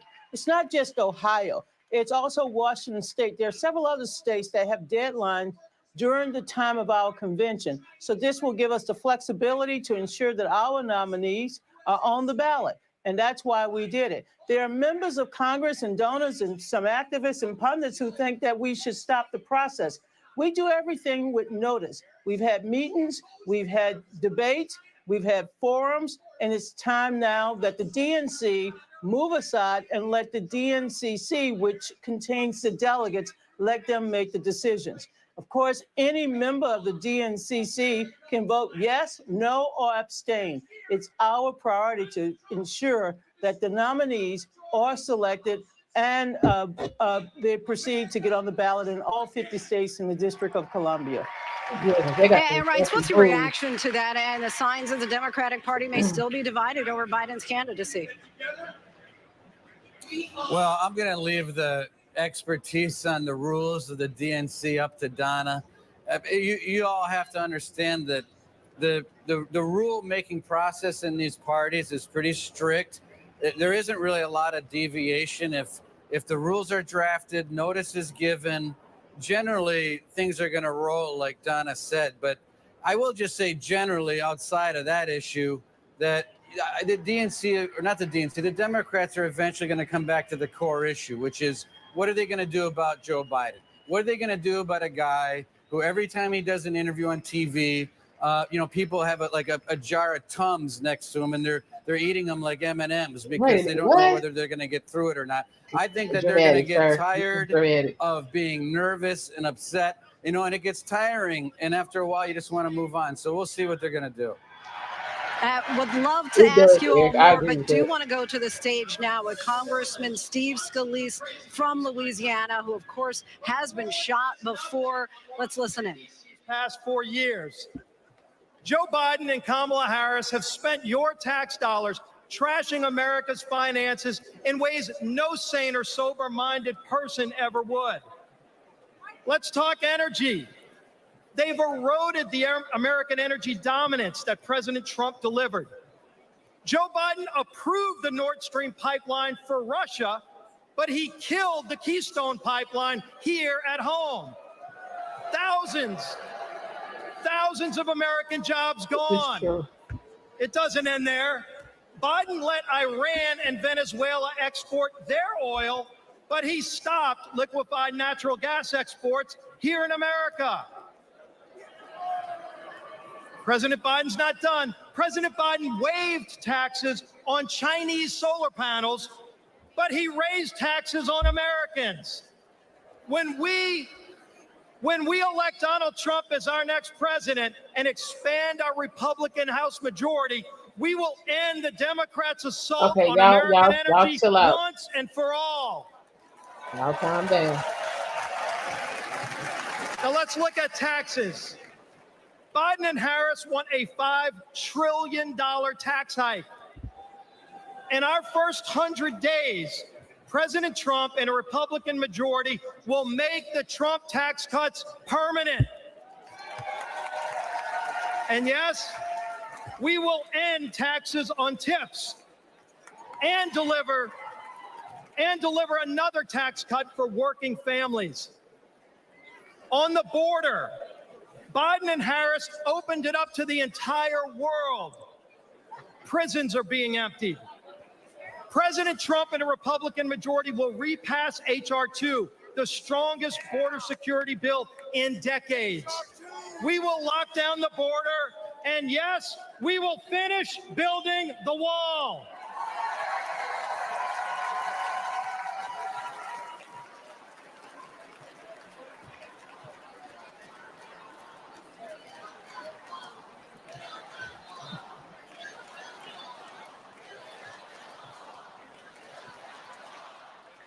This is the second time that we've heard the Build the Wall chant, as well as Steve Scalise and many others tonight's speakers talking about what he describes as an assault on American issues and pocketbook issues. Want to bring back in Reince Priebus and Donna Brazile. Donna, want to pick up on the point where we were leaving off before with Tom Democrats, many still not convinced that Joe Biden should be the nominee, including Representative Adam Schiff of California, privately sounded the alarm over the weekend about the Biden candidacy and what it could mean for the Democrats down the ballot. What do you think will ultimately be the impact on critical congressional races for Democrats? Joe Biden has really been a champion of not just members of Congress, but every down ballot governor to state lawmakers to mayors and county officials. He has been throughout his life in public service. He has supported all of these candidates. We have a rule in the Democratic Party. It's called 13J, which means that you can vote your conscience. And I would like to say to my friends, especially those on Capitol Hill, vote your conscience.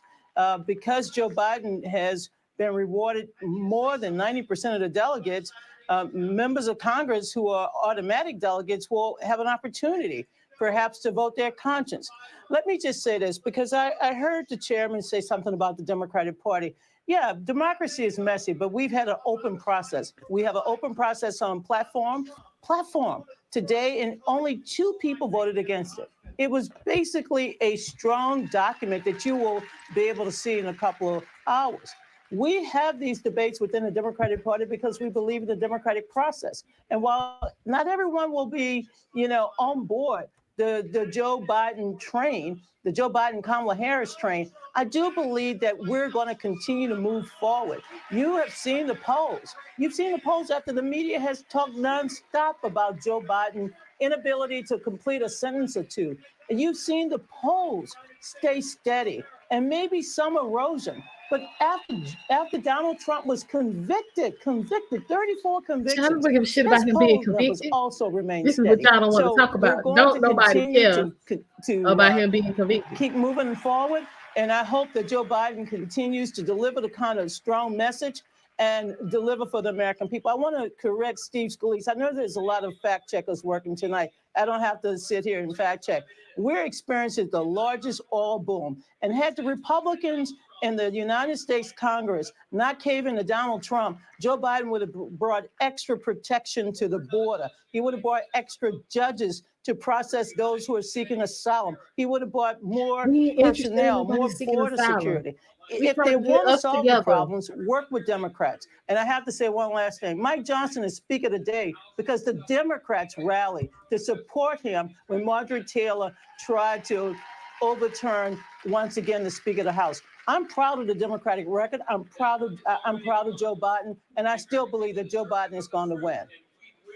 Donna Brazile, Reince Priebus, we thank you both so much for your time. Do want to, as you were just mentioning, nice segue there, to Speaker of the House, Mike Johnson, who's on the stage addressing the convention right now. The order team. We always have been, and we always will be, the advocates for the rule of law. And we all know that that principle, as well as many others, is in serious jeopardy today. See, we've come to a moment in America where the basic things that we once took for granted are being openly challenged like never before. My friends, we are no longer just in a battle between 2 opposing political parties. We are, but it's not just ours versus D's anymore. We're now in the midst of a struggle between 2 completely different visions of who we are as Americans and what our country will be. The Republican Party stands for the foundational truths that made America the greatest nation in the history of the world. We are the most free, the most powerful, the most benevolent nation that has ever been. It's not even close. It's not even close.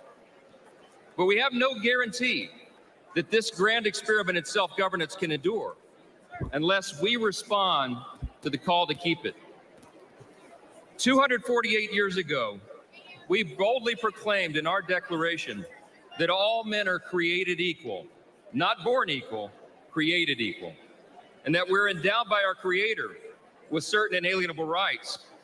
See, we understand that our rights do not come from government, they come from God.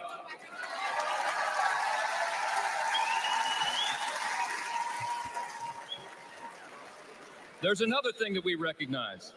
We recognize that we are made in His image. And because of that, every single person has inestimable dignity and value. And your value is not related in any way to the color of your skin, what zip code you live in, where you come from, what your talents are, or what you can contribute to society. Your value is inherent because it is given to you by your Creator. That's what we stand for. Mike Johnson there. And now I want to to bring in ABC contributor, political correspondent Rachel Bade, who joins us now. And Rachel, just a little while ago, we saw Congressman Steve Scalise from Louisiana on the stage. I know you got a chance to speak with him not too long ago. He also experienced a life-threatening act of gun violence. He was shot in 2017 by someone targeting Republicans. What did he tell you about his experience? That's right, Lindsay. I mean, look, former President Donald Trump and his inner circle are saying he's fine, that the former president is in good spirits. But anybody who has gone through this experience where they have been, just a breath from death, they're going to actually have some sort of trauma. And so I talked to Scalise about that, and he said two things. The first thing he said to me was that in the moment when it happens, you actually don't know how bad it is. A lot of people were watching Donald Trump on the stage. He stands up, he puts his fist in the air, and people thought, okay, he's fine. Scalise told me that when he watched this, he had no sense of whether or not Donald Trump was fine, because when he was shot and bleeding out on a congressional baseball field where they were having this practice, he basically went numb. He didn't feel any pain. He was in a state of shock, and it wasn't until much later that he realized that he was going to be fighting for his life. I also asked him about how he dealt with the trauma after, not just talking about the physical, but the mental, his sort of mental strength that it would take to sort of go out as an elected official into crowds where something like this could happen again. And look, his wife at the time, Jennifer, she wanted him to retire and return to Louisiana. Instead, he decided to get back to work right away. And this is what he said about how now come on, Jennifer, damn. Really? I had a choice to make early off. Do you try to feel sorry for yourself, or do you try to focus on getting better? And I made an early decision, rip the rearview mirror off. I'm not going to look behind me. And Lindsay, Scalise also said he thinks that the director of the Secret Service needs to step down. I asked him about whether Republicans would ever think about and maybe pass and ban some sort of gun restrictions. Unsurprisingly, his answer was no, he didn't think so. But I do think it's an interesting thing to watch, given that Donald Trump, when he was in the White House, actually flirted with the idea of making some sort of deal with Democrats on gun issues. And now he is a survivor of gun violence. So that is something I think that would be interesting to watch and ask him in the future, Lindsay. All right, Rachel Bade for us. Thanks so much. And now I want to bring in ABC News contributor Maria Elena Salinas. Maria, thank you so much for joining us. I know you've been covering the border and immigration for decades now. Why do you think it continues to be a theme election year after year? Ooh, girl, wait a minute. Well, because the immigration system has been broken for decades.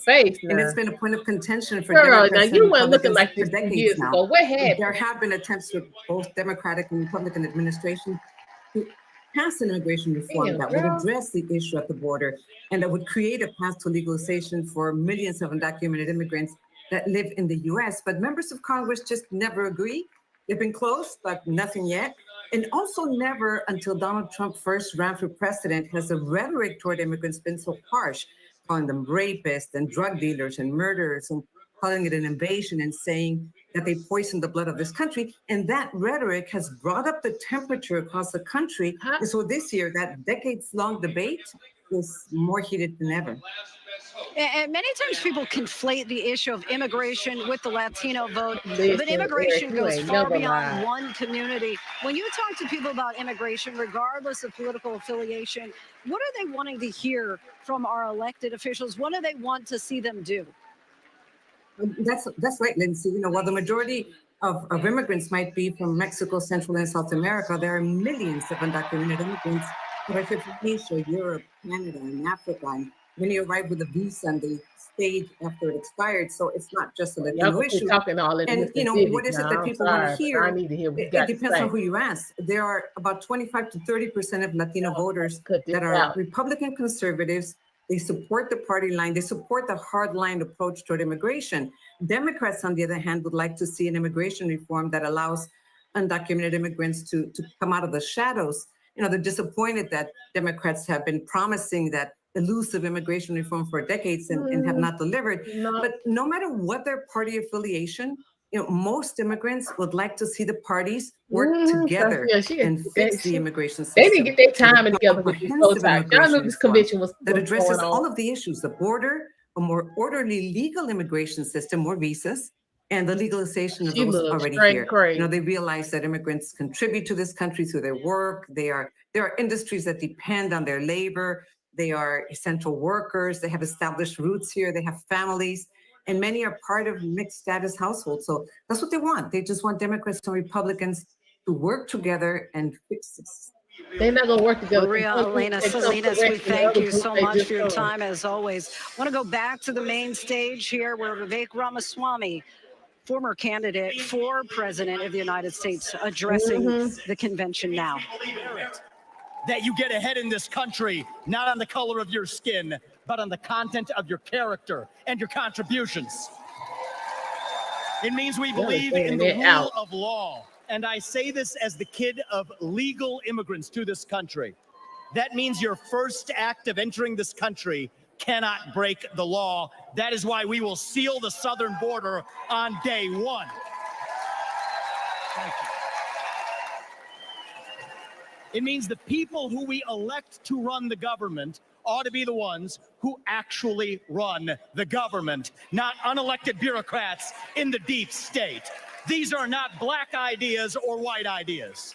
They are not even Democrat ideas or Republican ideas. They are American ideas that we fought a revolution to secure. And the man who will revive these ideals in the United States of America is your next president, the 47th president of the United States, Donald J. Trump.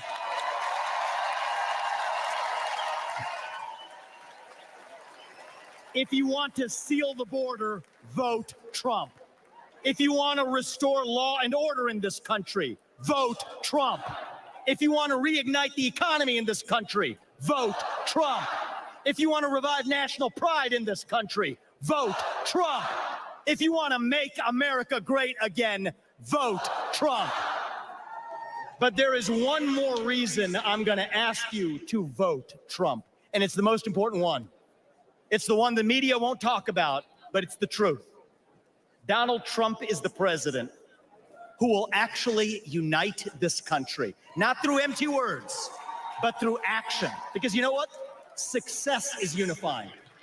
Vivek Ramaswamy on the stage tonight. It has been a busy and high energy evening already with some of Donald Trump's biggest critics formerly in the party, now moments away from taking the stage tonight, including several of his primary rivals now vanquished. Joining us now, Stuart Stevens, a former Republican consultant and co-founder of the Lincoln Project. Thank you so much for joining us. This is a night when Nikki Haley and Ron DeSantis are both going to be addressing the convention. What do you say to that show of unity for the party now after such a bitter battle during the primaries that often turned very personal? Yeah, you know, one thing they all have in common is that they raised their hands and they said that they would support Donald Trump if he was a convicted felon. Well, at least I guess you have to say they've been true to their word. He is a convicted felon and they are supporting him. I just don't think that most Americans believe we should have a felon as president. I mean, it's a radical notion, but I think that's the majority of the country. How does the Republican Party move on after the assassination attempt on Trump? And what does the future of the party look like with Senator JD Vance now? Look, this is the full embrace of Trumpism for the Republican Party. The Republican Party that I worked in, going back to George Bush, no longer exists. George Bush couldn't get 5% in the Republican primary if he ran as he did in 2000. This is an angry party. It's a party that has Donald Trump is out there saying we live in a third world country, an uncivilized country. There are these dark demons out there that are after us, and you need a strong man to protect you. And I just don't think that that's where the country really is. It's not a very optimistic vision. Ronald Reagan announced in front of the Statue of Liberty to send the signal to welcome immigrants. His last speech was an ode to immigration. And here you have this attack on people who want to come to America for a better life.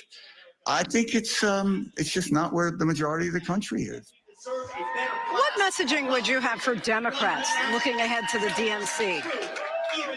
Yeah, listen, I think this is a very simple race. If you look at the 100-day plan that the president outlined last Friday night in Michigan, those are ideas that test about 80-20 to the good. You look at Project 2025 and a lot of these ideas that are being tossed around in Republican convention, they test about 20-80 to the bad. So I think you take the 80-20 and you run it against the 20-80. It's pretty straightforward. You have someone who is out on bail, who is running for president of the United States, who his hometown jury is found him liable of sexual assault. A judge called rape. This is not a very complicated race. I think the Democrats have gone through this period that I don't understand, but they need to get through it. And they have this is the new Democratic Party. You need to get with it. Republican Party. This is what it's going to be, sir. They ought to run on that record. The stock market is at record highs. The economy is in good shape. They done with that. Put it out there. Get about the business of making the case while you should continue to lead the country. Stuart Stevens, we thank you so much for your time. Really appreciate it. For it to go back like it so was, much more context and analysis to get through here on the special edition of ABC News Live Prime, the GOP convention. Clearly not the same. We're live here in Milwaukee for day 2 of the RNC as we head to break. A look at the last convention when then incumbent President Donald Trump accepted the nomination. He'll be in the same position once again at this convention, hoping to beat now President Joe Biden in November. This election will decide whether we will defend the American way of life or whether we will allow a radical movement to completely dismantle and destroy it. I profoundly accept this nomination for President of the United States. Okay, so it's a comment in here. It's Eric, immigrants just need to come to the U.S. the legal way and the legal way only. I agree with that. It just seems like, because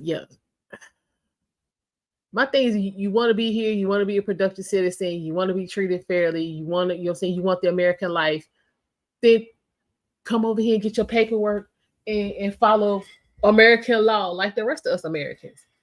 Like,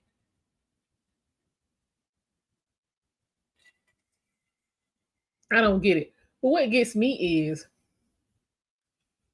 we let people come over here, seek asylum and all of that, and then give them paperwork, and then the ones who decide that they want their citizenship, the first time that they're allowed to vote, they don't vote for the group that gave them the asylum. So when y'all gonna realize that ain't working? Of the Republican National Convention, tonight's theme, Make America Safe Once Again. And there's been a lot of talk tonight about both crime and immigration. But I mean, we're going to be honest, Lindsay just said it about the crime. I mean, that's what we have been seeing on the news for the last 6 or 7 months. New York, Chicago, California, everywhere they can go. All we have seen is them coming in, trashing the place, robberies, rapes, you know what I'm saying, assault, theft, all-time high. If you want to come over here, you want to be a citizen, come over here and act like a citizen. On immigration, and when it comes to crime and safety, he leads by about 8 percentage points. And this has been a theme of Donald Trump's political career for almost a decade now, these two areas of policy. And we've seen him run on it in 2016, in 2020, and again now. But perceptions amongst the broader public have changed over the past decade. When Trump came on the scene, when he came down that escalator and started talking about building a border wall and mass deportations, those were very unpopular policy positions. They were popular within the Republican Party, but when you looked at the general electorate, they rejected those ideas. In fact, when you look at the polling today, there's a majority of Americans in support of building a border wall, deportations, and remain in Mexico policies. I think probably that's in part response to what we have seen at the southern border during the Biden presidency, which is encounters elevated above about 150,000 encounters per month. During Obama and Trump's presidencies, it was more like 50,000 a month. So we have seen a material change, and public opinion has changed accordingly. The majority of those speaking just in the past hour here have been Senate candidates. The Senate is currently evenly split with Vice President Kamala Harris acting as the tiebreaker. What will the fight to gain more seats look like? Yeah, so If Republicans gain just one seat and also win the presidency and therefore vice presidency, they would have a majority. And I think the expectation is that Republicans will at least flip the Senate seat in West Virginia. Of course, former Democrat, current independent Joe Manchin is not running for re-election. And current governor of West Virginia, Jim Justice, who we heard from earlier this evening, is instead running for Senate, and he's likely to win that seat. But across the Senate map, there's a lot of vulnerabilities for Democrats. You look at states like Montana, Arizona, Wisconsin, Ohio. These are states where Republicans are in many cases going on offense and playing on friendly territory. I mean, Ohio in particular is not even really thought of as a battleground state anymore. And so current Democratic Senator Sherrod Brown is pretty vulnerable there. And if Republicans just flip those two seats, they wouldn't even need to win the presidency in order to have control of the Senate. So in all likelihood, look, it's hard to predict still 3.5 months out, but in all likelihood, Republicans could be in the majority in the Senate come 2025. All right, 5:38. Galen Druke will be checking back in with you later tonight. Now I want to take a listen into reality TV star Savannah Chrisley reading the statement. My family was persecuted by rogue prosecutors in Fulton County due to our public profile. I know, Fulton County, they know how to do it, don't they? Due to our public profile and conservative beliefs. They accused my parents of fraud when really we were defrauded by a dishonest business partner who, let's not forget, the government gave full immunity to. We suffered warrantless raids and harassment. One of the officials even had my father's face on a dartboard. I want to bring now back in Jay O'Brien. And Jay, we're about 30 minutes from Nikki Haley taking. I want to hear, and these folks is aggravating me. Give me a second, y'all.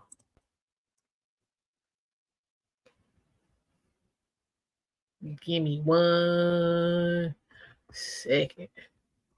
We're gonna get this popping. Yeah, because I want uninterrupted coverage. Folks.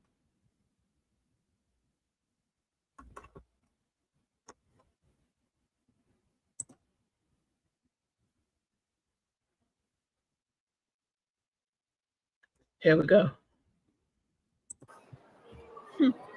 Yeah, hey, it's fun. He meant it as an insult, but let me tell you, boy, do I wear it as a badge of honor. We live in a nation founded on freedom, liberty, and justice for all.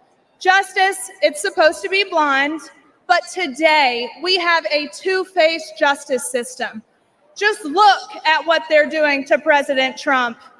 All while, let's face it, Hunter Biden is roaming around free and attending classified meetings.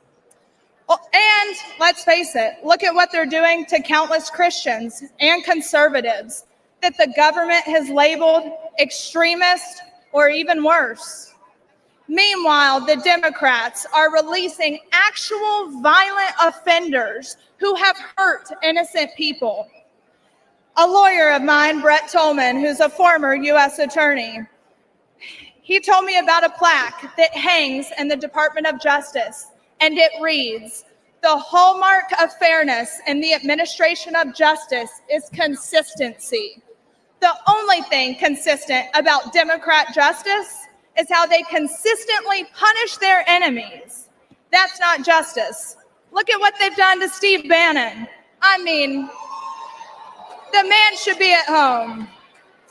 Proverbs 24:16 says, "For though the righteous fall 7 times, they rise again. But the wicked stumble when calamity strikes." Her mom's out. It's about time we start seeing people stumble. We need to rise above the persecution. We need to hold rogue prosecutors accountable. There should be no immunity. We need to expose the Democrats' corruption, and better yet, the Biden family's corruption. And guess what? I know just the man for that job. Donald J. Trump has only one conviction that matters, and that is his conviction to make America great again. Thank you, and God bless America.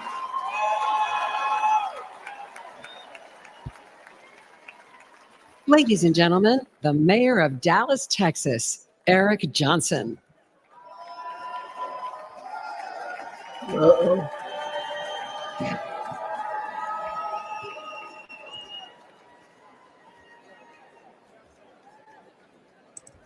Who a three-time baby daddy? 4 years ago, progressive activists stood on my front lawn with the stated goal of intimidating my family.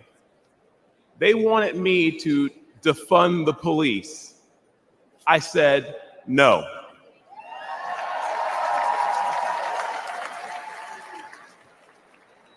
Folks, I grew up in high crime neighborhoods.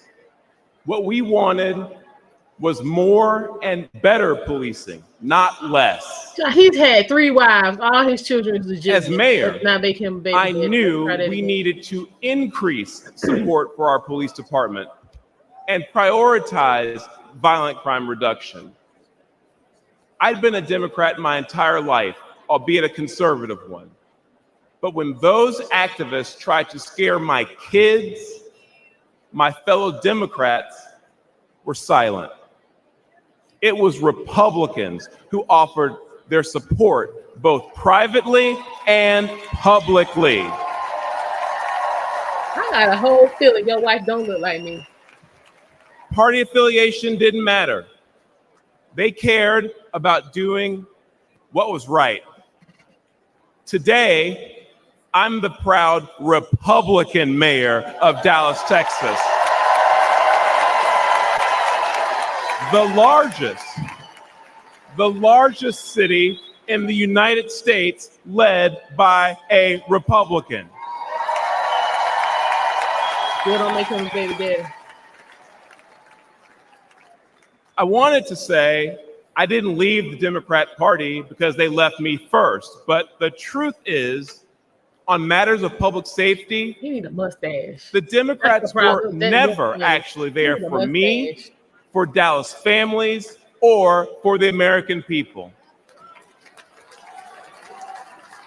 With their words and their actions, and sometimes with their silence and their inaction, Democrats in power demonstrate they don't care about stopping the killers or the thieves who terrorize Black and brown communities.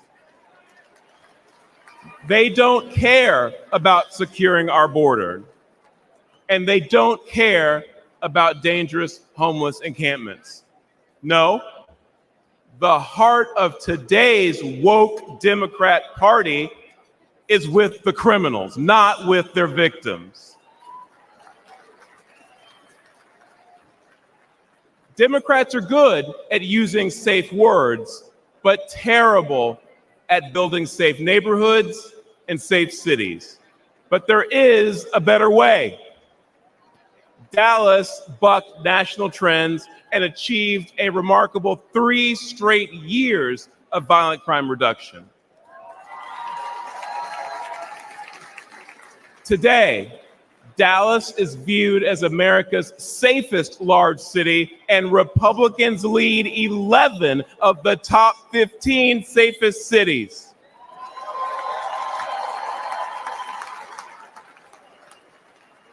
And that's because Republicans won't be silent about public safety.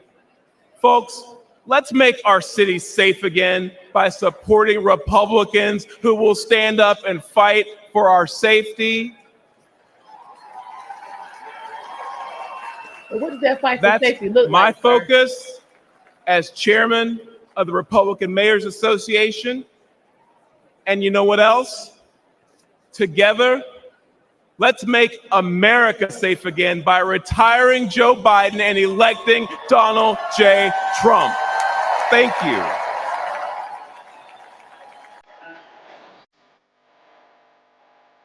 Ladies and gentlemen, please welcome Vice Presidential nominee, Senator JD Vance.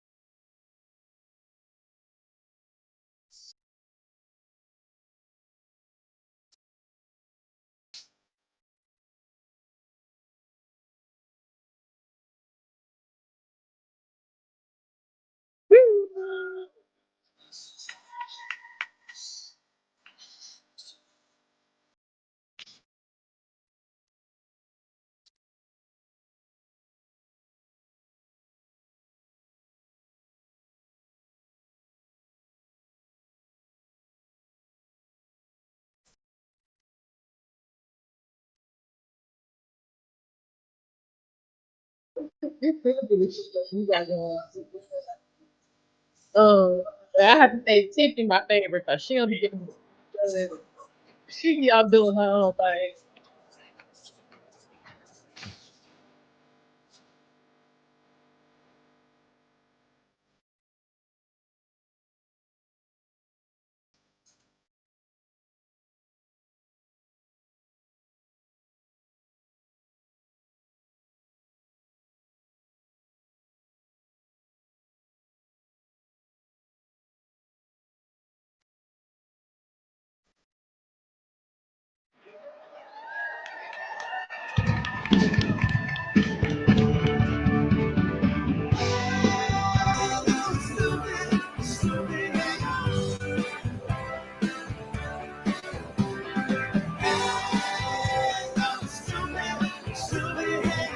Why not?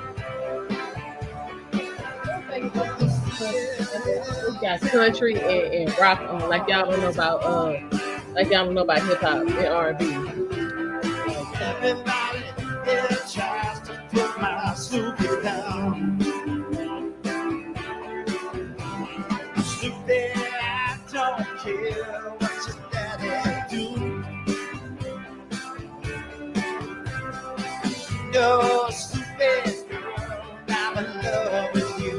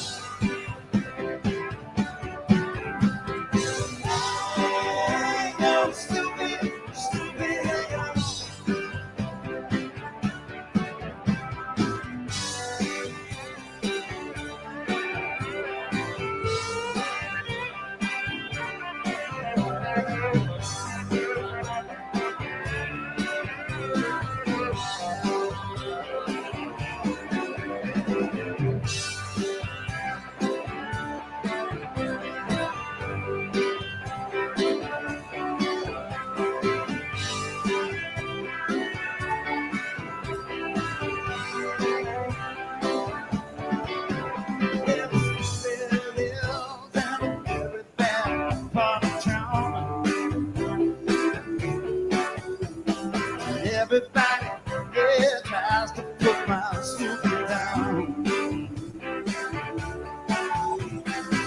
Yeah, I don't care what your daddy do. You're stupid girl, I'm in love with you.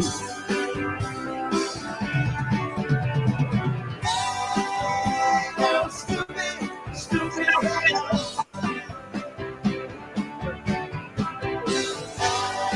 Saying y'all attempt, you know what I'm saying, it's a live entertainment. I can appreciate that, but yeah, y'all can keep all of that for right now. You keep all of that. Hey V. I'm still here. Yeah, we got breaking news. Huh? We got breaking news. What happened? What's going on? Why they saying? Fanny's case has been postponed till after the election. Georgia Supreme Court has decided to hear the case December 6th, I believe.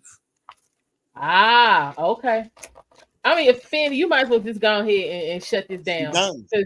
You have not delivered, ma'am. You have not delivered. Done.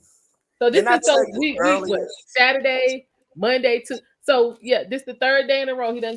Trump done caught some kind of win. Didn't I tell you earlier my spidey sense was tingling? And I was waiting for some kind of case or something or brief. Here you go. Here you go. How we looking in the chat? How we looking on our likes? Yeah, we could use a little help on the likes, but the chat, you know what I'm saying, got a little bit going on. We got a little conversation going. Salute to the chat, Spartans. What is y'all profession?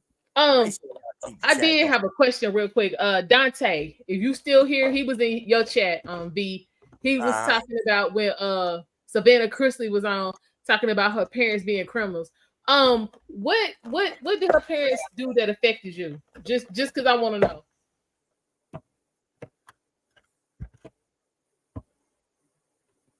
Saying her parents was Russian, basically. Hold on.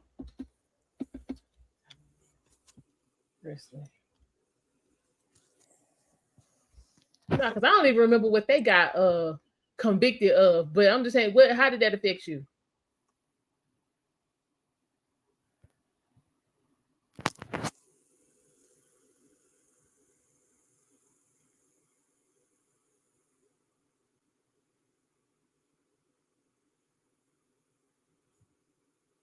Yeah, them two. So yeah, right. Hold on. Hey, I warned y'all, you get called out over here. So to watch what you say. I told you. So Dante would, hey, you've been called up to the carpet, sir. Been called up to the carpet.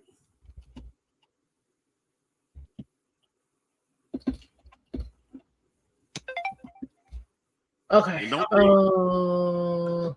Yeah, federal. Okay, hiding their wealth from tax authorities. How does that affect us?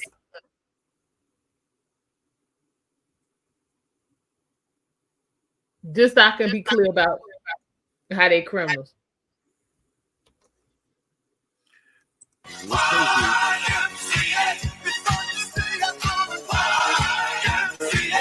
Okay, since y'all YMCA, and hold up, I got something for y'all to hear real quick. What's crazy is I can't even see my comments right now the way I got it set up. Child, work that out. Hold on. I need you guys to hear this. Hold on. The president is what I'm destined to be. But Democrats trying to take my life away. Put a hole in my head, now you don't see. Put a hole into all my security. Better watch how you talk when you talk about me. Cause how come you take your life away?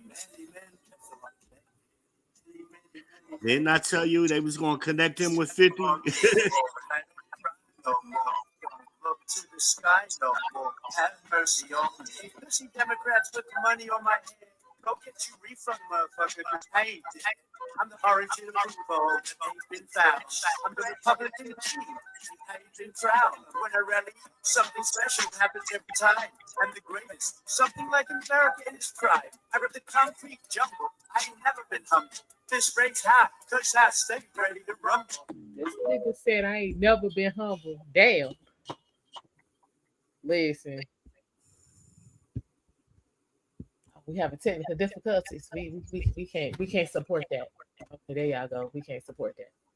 Tell me why they making fun of the fact that Biden can't move. Listen, because this nigga said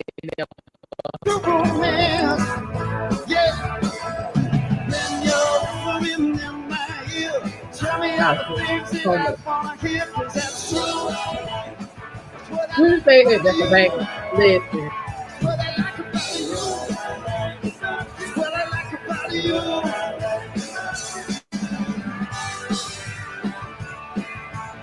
I am his.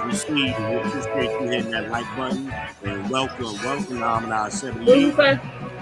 I am hit says, I hit like, I'm a newbie.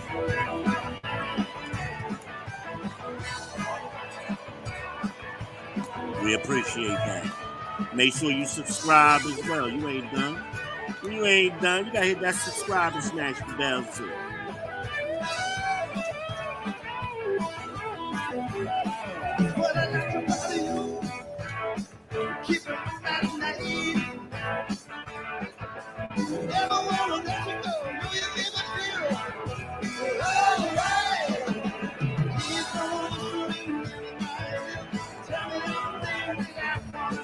That mom stick in the back.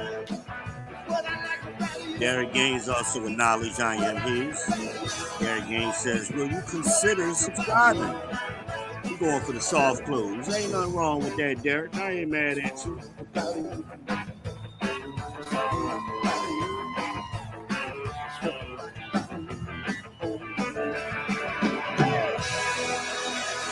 Hey, ladies and gentlemen, we have God's gift in the house. We got God's gift, the #1 moderator. This is the man responsible for your family's safety. We got Death Note now, failed you terribly. Biden made one of the worst mistakes of any president in history when he told illegals to come here and surge our border. I would, in fact, make sure that we immediately surge to the border. And surge they did. 10 million, more than the population of 40 U.S. states. And Biden's open border became an open invitation for violent Venezuelan gang members, sex traffickers, and now confirmed, ISIS terrorists entered through Biden's wide-open southern border, putting a for an attack, and your family at great risk. We immediately surged to the border. But it gets even worse. Biden's incompetence has led to a horrific 300,000 Americans now dead. Not from a nuclear bomb, but from lethal fentanyl brought in through Biden's wide-open border. And on Biden's watch, enough illegal fentanyl has crossed our borders to kill every single American. That's terrifying. This weak man has been great for the Mexican drug cartels, while being a death sentence for over 300,000 Americans, including young children. That's approaching the number of soldiers that were killed in World War II. Yet what's Biden's message? Surge to the border. The Biden surge has also led to a surge in violent crimes committed by illegal migrants. Horrific crimes. Murders, gang attacks against our police, child sex crimes, and the brutal killing of a nursing student on her college campus. Countless families will never forget the pain and tragedy, and America should never forget who was responsible. Joe Biden. Surge to the border. And America's border czar. President Trump had our borders secure, our families safe, and he'll do it again. Ladies and gentlemen, please welcome United States Senator Ted Cruz of Texas. Hold up, I'm about to have that. Ted Cruz of Texas.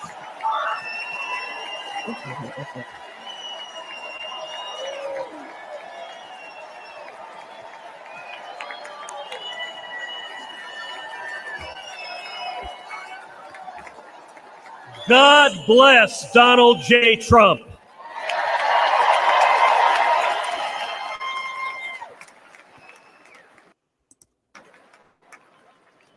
And let me start by giving thanks to God Almighty for protecting President Trump.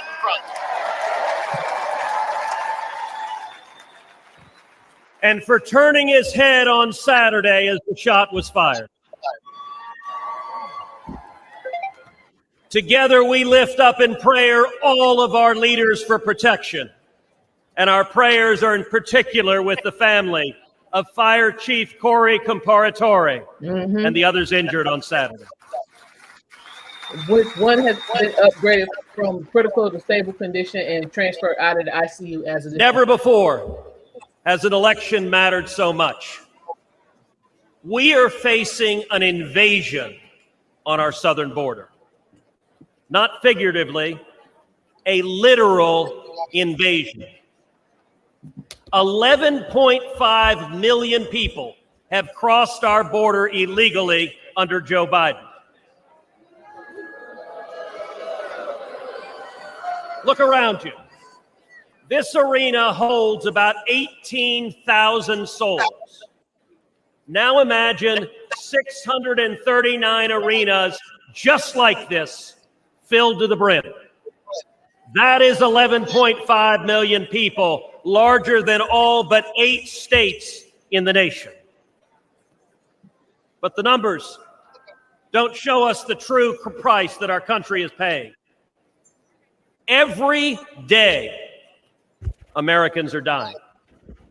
Murdered, assaulted, raped by illegal immigrants that the Democrats have released. Teenage girls and boys wearing colored wristbands are being sold into a life of sex slavery. This is evil and it's wrong. And it is happening every damn day. Think of Kate Steinle. She was 32, walking with her father on a San Francisco pier when a bullet tore through her heart. The man who fired that gun, he'd been deported 5 times. Every damn day. Think of Laken Riley. Just 22 years old, a nursing student with dreams of healing others. She went for a jog and never came home. Her life taken by someone who should have never been here. Every damn day. Or Rachel Morin, a beautiful mother of 5, raped and murdered in suburban Maryland by an illegal immigrant the Democrats released. Every damn day. Or Jocelyn Nungaray, only 12 years old. It was just 1 month ago today that she was brutally raped and murdered in Houston by 2 men who were supposed to be detained and monitored, but instead released and allowed to roam free. Every damn day. These aren't just stories or statistics. They're our daughters, our sisters, our friends. The families don't care about the empty numbers. They care about the empty chairs at the dinner table, about the voices they'll never hear again, about the laughter lost, and about the dreams that will never be fulfilled. I've sat with these families in living rooms where the silence is so loud that it hurts, where photo albums are opened with trembling hands. How did we get here? It happened because Democrats cynically decided they wanted votes from illegals more than they wanted to protect our children. But again, the crazy part is they not getting the votes. That's the crazy part. Today, as a result of Joe Biden's presidency, you keep doing this shit. Your family is less safe. Your children are less safe. The country is less safe. But here's the good news. We can fix it. And when Donald Trump is president, we will fix it.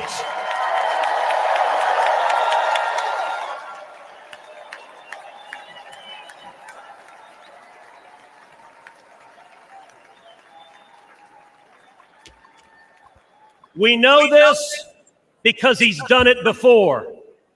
I know this because I worked hand in hand with President Trump to secure our border, and we achieved the lowest rate of illegal immigration in 45 years. Child, remember when it's real simple. He's done it before, and he'll do it again. So tonight, I speak for Kate and Laken and Rachel. Tonight, I speak for Jocelyn. And let us go forward together and keep our sacred oath to defend the Constitution and to protect the American people. Let us secure our borders, enforce our laws, protect our children, and restore the future.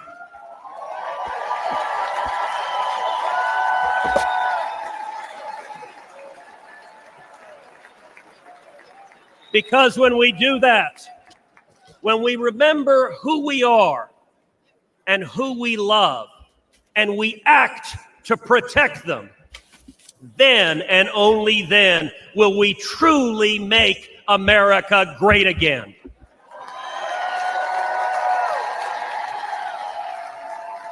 Thank you. God bless Texas, and God bless the United States of America.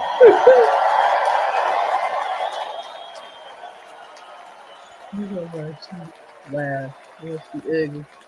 Damn. Yeah, I have not seen a lot of it. Ladies and gentlemen, please welcome former law enforcement officer Randy Sutton. I gotta be honest about it.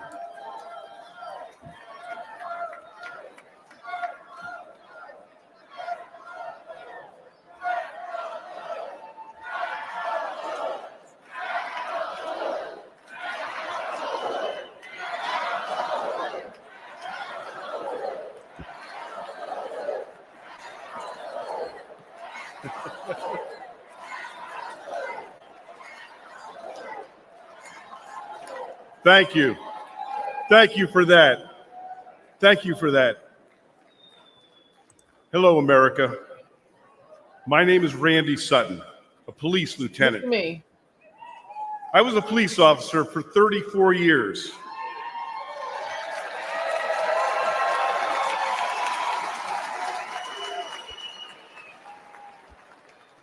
I was one of the most highly decorated officers in the history of my department. And then I founded the Wounded Blue, an organization dedicated to helping injured and disabled law enforcement officers. I've dedicated my life to law enforcement. And I'm here to tell you one thing, America. Donald Trump is the best friend we will ever have.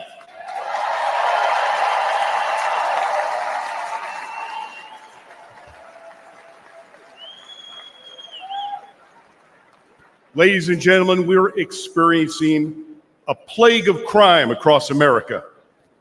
The endless tsunami of illegal aliens, no consequences for violent crime, the abuse of our criminal justice system. It's all made America more dangerous than ever before. Police are the thin blue line between criminal predators and their victims. Donald Trump and Republicans stand that line with our police. Joe Biden and Kamala Harris, well, they stand with the criminals. The last few years have been devastating for our police. The war on cops is very real, and it's getting Americans killed. Last year alone, more than 70,000 law enforcement officers were physically assaulted. They were shot, they were stabbed, they were beaten, they were hit with bricks. And in the last 5 years, 1,834 made the ultimate sacrifice and gave their lives in the line of duty. But all of this will end on the day we elect Donald J. Trump president.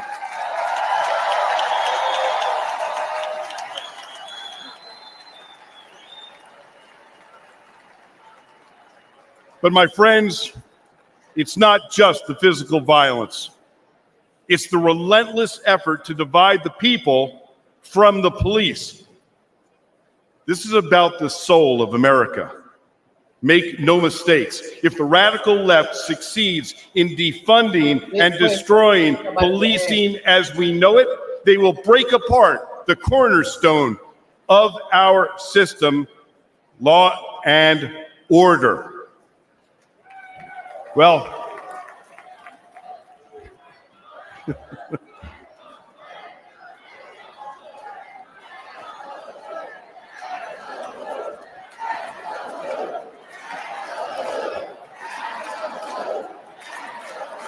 amazing. Thank you. But I'm going to tell you, there's one man that these pro-criminal, anti-police extremists fear most. And that is the once and future president of the United States, Donald J. Trump.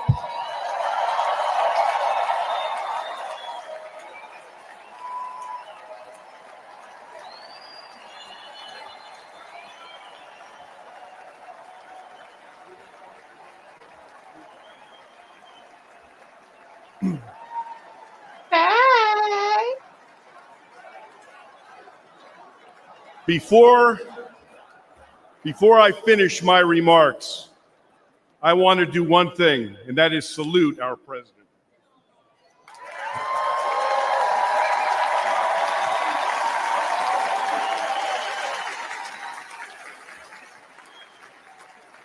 America, I make this promise. Our police will never waver from their mission to serve and protect, even at the risk of their own lives. But they need a true leader who will have their backs. Donald J. Trump is that leader.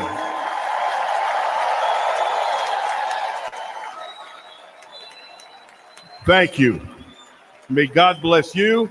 May God bless those that walk the line, and may God bless America.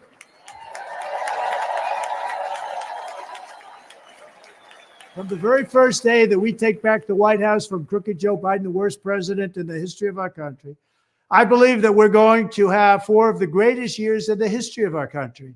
I will once and for all secure our elections. We're going to go to paper ballots. We're going to have same-day voting, voter ID.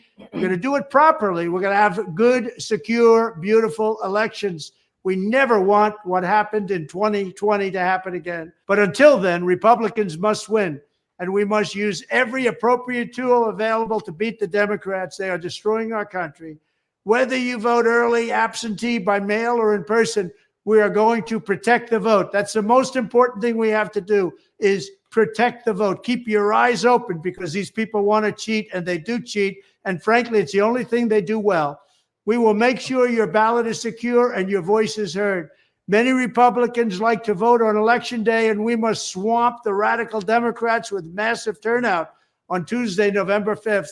The way you win is to swamp them. If we swamp them, they can't cheat. It just doesn't work out.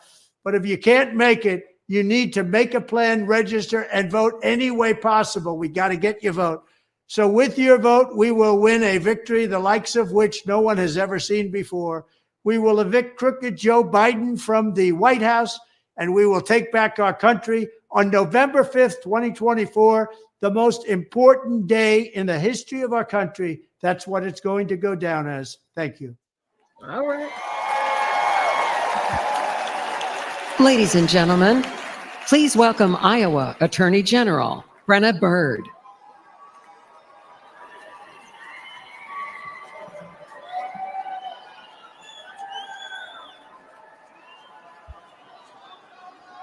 Yeah.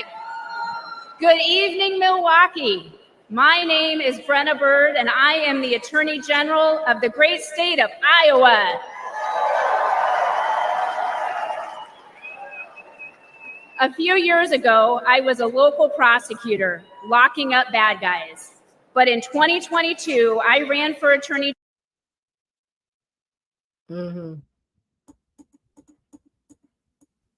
Okay, y'all, real quick, while they are having technical difficulties, what do y'all feel about what Trump just said about having paper ballots and same-day voter ID?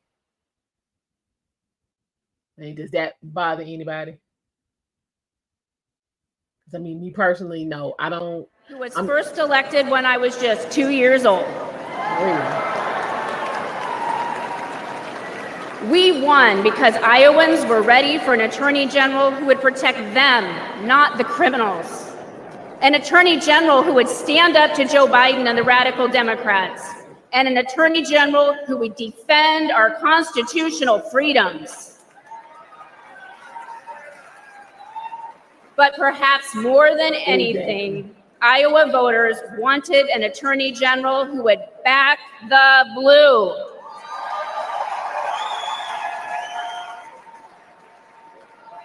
Unfortunately, Democrats like Joe Biden and Kamala Harris have made life miserable for law enforcement. They treat police like criminals and criminals like victims. And tragically, many crime victims feel abandoned by a justice system that doesn't seem to put their interests first.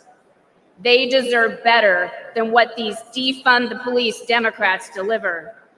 Yet the radical left believes in handouts, not handcuffs. Democrats like Harris use words like reimagine the police.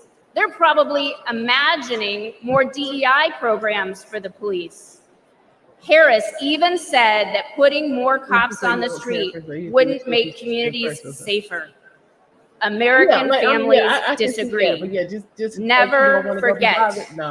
The Democratic Party is the party of defunding the police. They said it, they mean it, and they can't wiggle out of it. Period. That's crazy to me.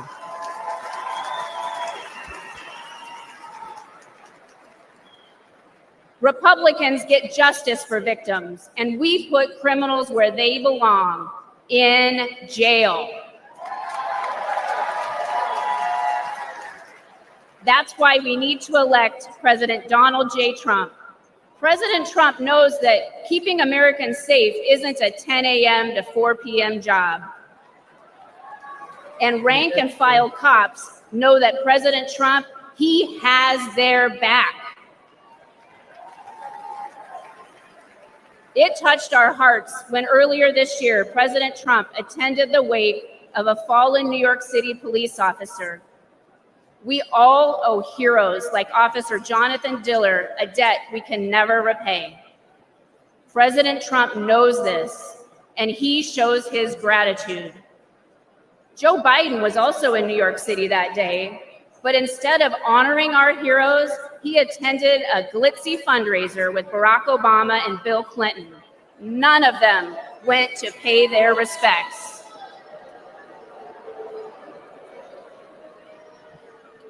That day, we saw Democrat priorities, and we saw Donald Trump's priorities, and we saw that Trump's values are our values.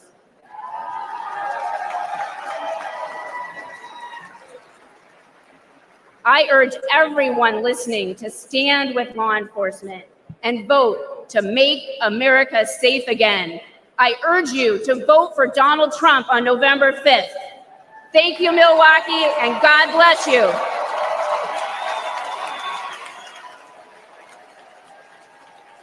Ladies and gentlemen, please welcome former Governor of South Carolina and Ambassador to the United Nations, Nikki Haley.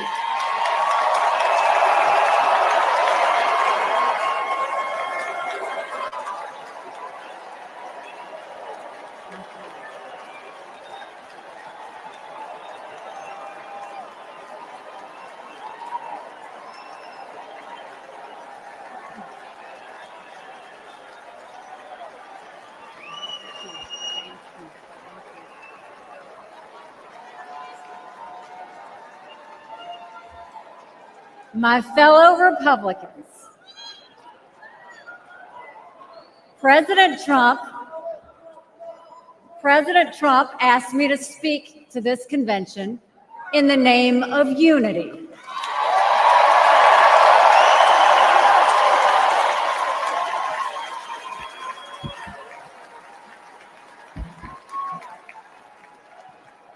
It was a gracious invitation, and I was happy to accept.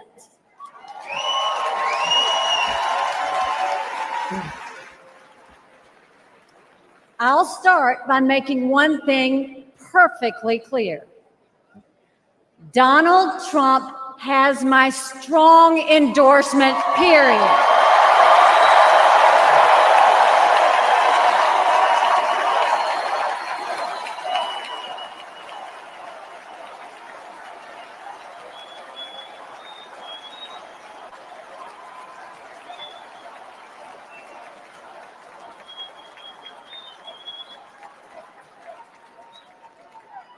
Our country is at a critical moment.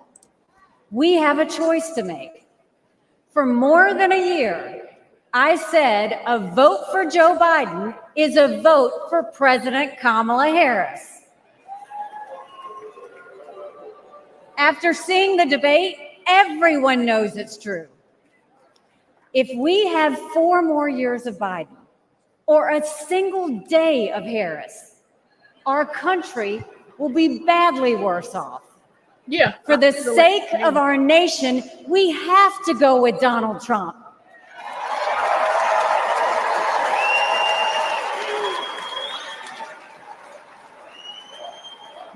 on up too, Derek. Definitely, if you want to come on, come on. But there's more to it than that. We should acknowledge that there are some Americans who don't agree with Donald Trump 100% of the time. I happen to know some of them. And I want to speak to them tonight.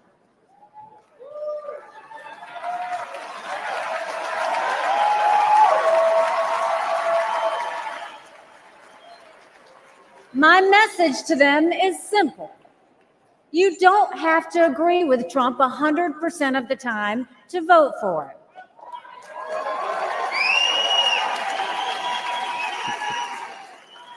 Take it from me. I haven't always agreed with President Trump. But we agree more often than we disagree.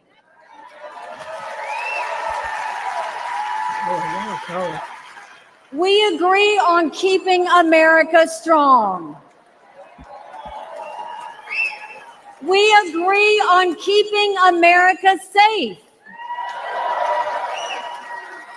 And we agree that Democrats have moved so far to the left that they're putting our freedoms in danger. I'm here tonight because we have a country to save. And a unified Republican Party is essential for saving her.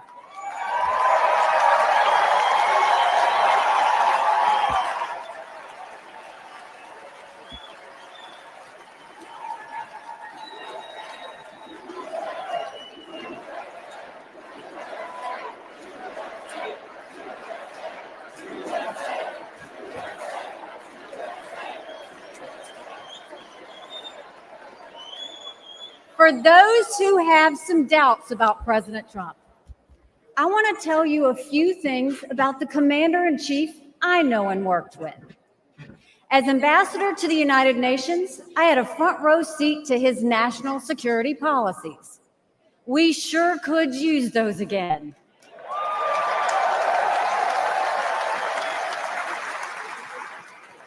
Think about it. When Barack Obama was president, Vladimir Putin invaded Crimea. With Joe Biden as president, Putin invaded all of Ukraine. But when Donald Trump was president, Putin did nothing. No invasions. We didn't have to give up no money. No invasions, no wars. That was no accident. Putin didn't attack Ukraine because he knew Donald Trump was tough. A strong president doesn't start wars. A strong president prevents wars. I gotta agree with that. Yeah.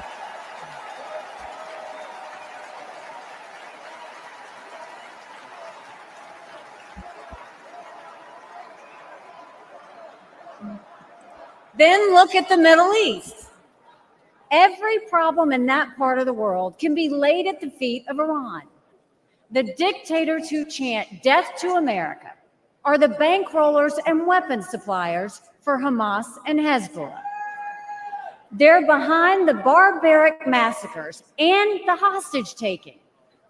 Once again, compare Trump and Biden. Trump got us out of the insane Iran nuclear deal.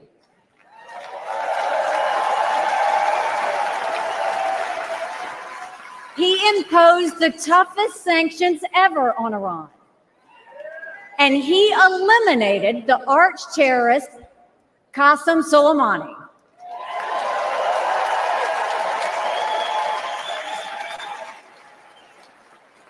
Iran was too weak to start any wars. They knew Trump meant business and they were afraid. And then there's Joe Biden.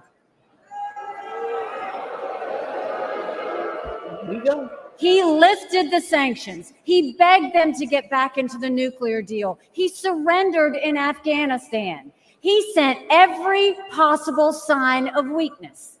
Even now, while Hamas is still holding Americans hostage. Biden is pressuring Israel instead of the terrorists.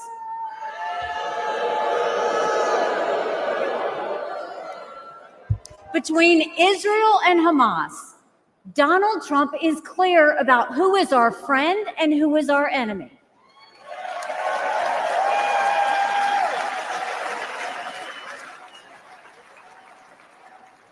Then look at the border. It's the single biggest it's the single biggest threat Americans face. Under Joe Biden, migrants are coming into our country by the thousands every day. We have no idea who they are, where they end up, or what they plan to do. And let me remind you, Kamala had one job, and that was to fix the border. Now imagine her in charge of the entire country.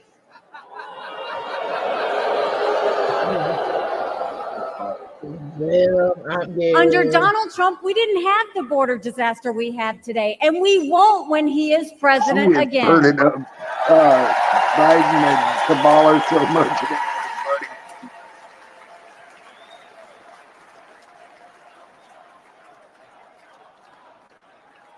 I was proud to serve America in President Trump's cabinet, and I'll tell you something you won't hear from the critics. He appreciated advice and input. Americans were well served by his presidency, even if they didn't agree with him on all things. Now, to my fellow Republicans, we must not only be a unified party, we must also expand our party.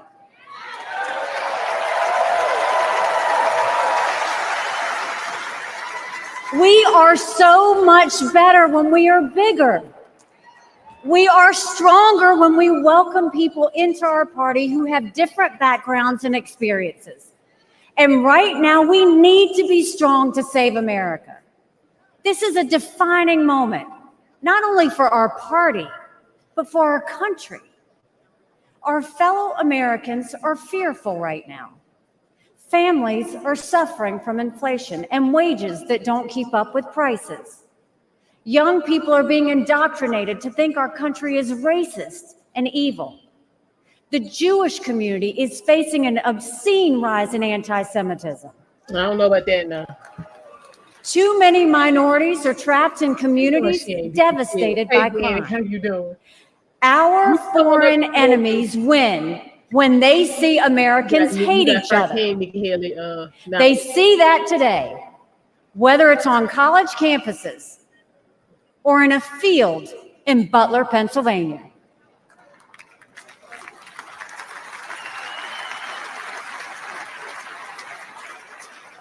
But we can conquer those fears with strength and unity. No president can fix all of our problems alone. We have to do this together. America has an amazing ability to self-correct. In this moment, we have a chance to put aside our differences and focus on what unites us and strengthens our country.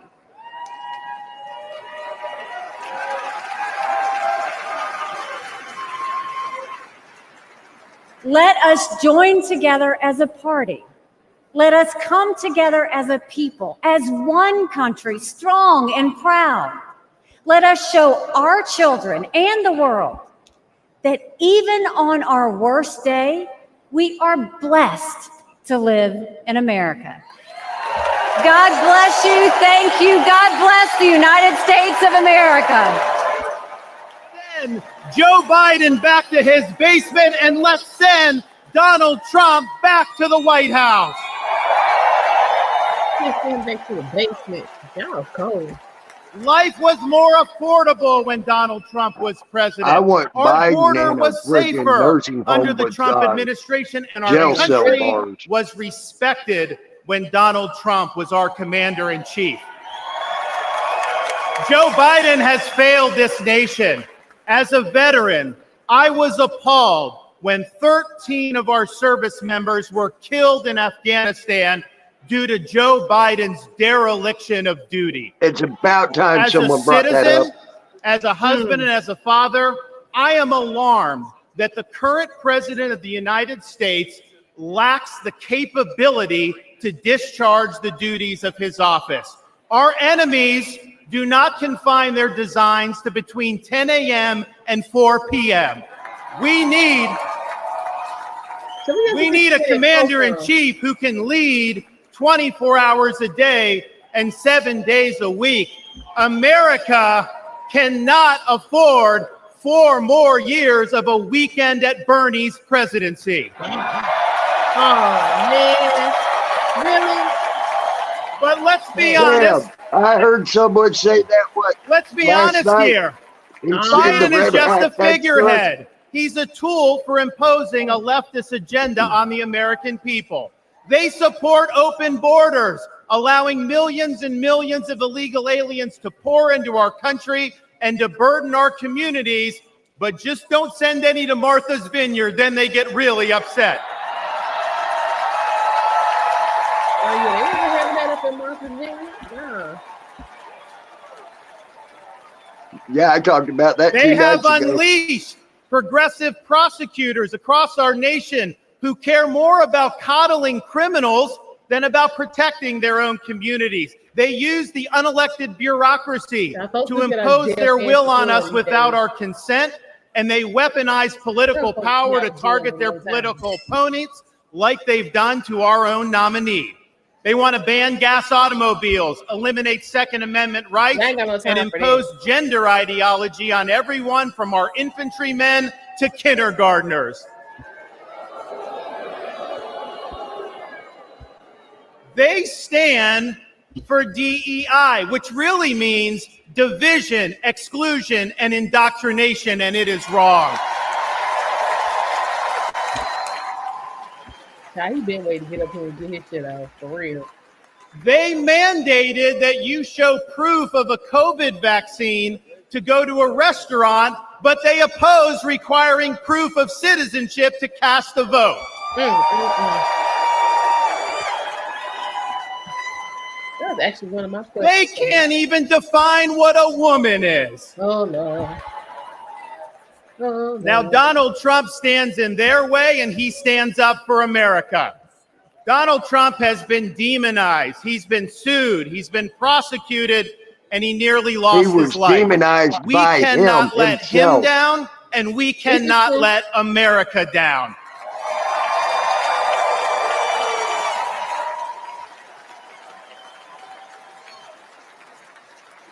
It is the values of this Republican Party that reflect our nation's founding principles. We believe schools should educate, not indoctrinate. We stand for parents' rights, including universal school choice. We support law and order, not rioting and disorder. We seek a strong, focused United States military, not one distracted by a social agenda. We reject entrenched political class, and we demand term limits for members of Congress.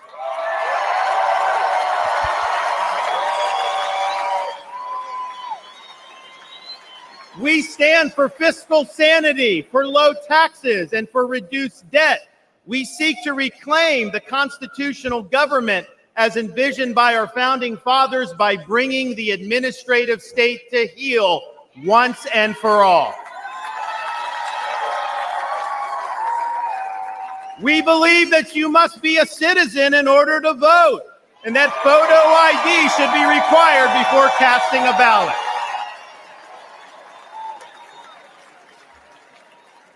We stand for strong borders and believe that our nation must have a shared civic culture, and we oppose any immigration that stands apart or in contrast to our American values. We believe in the principles articulated in the Declaration of Independence that our rights come not from the generosity of the state, but from the hand of the Almighty, including the right to life, liberty, and the pursuit of happiness.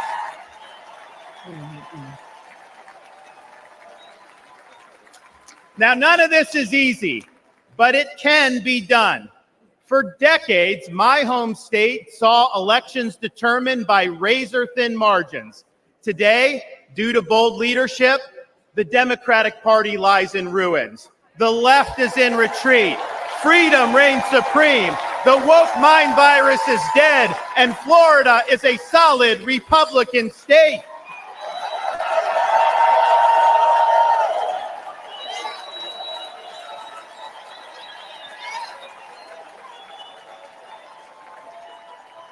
Now, electing Donald Trump gives us the chance to do this all across America.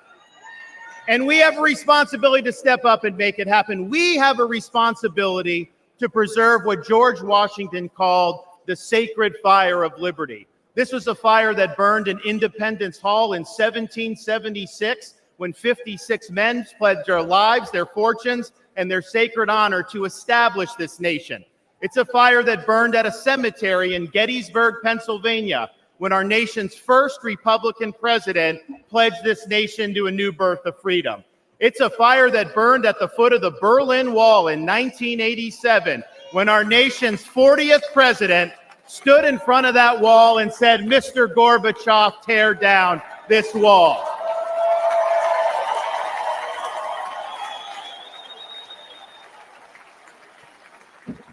This is not a responsibility we should fear. It's a responsibility we should welcome. After all, if not us, who? And if not now, when? Let's make the 45th president of the United States the 47th president of the United States.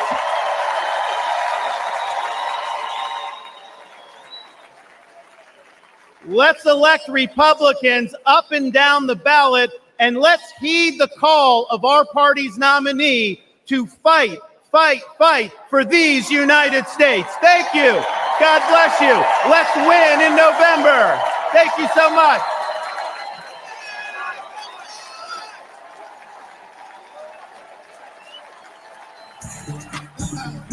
Yeah.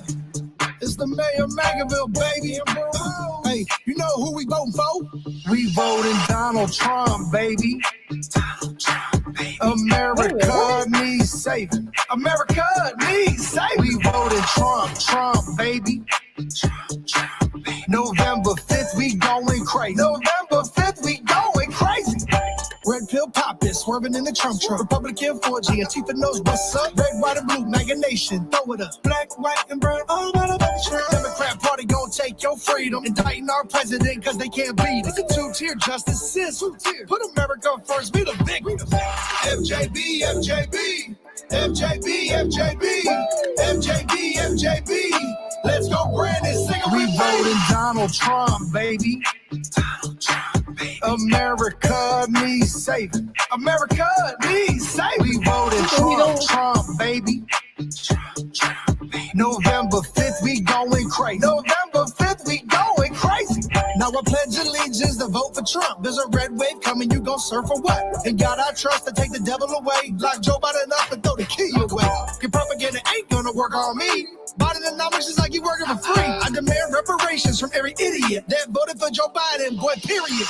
Period, Sleepy Joe is a fraud. And the bloodbath and the overall files. The media is the enemy of the people. The Democrats and the fake news machine. FJB, FJB.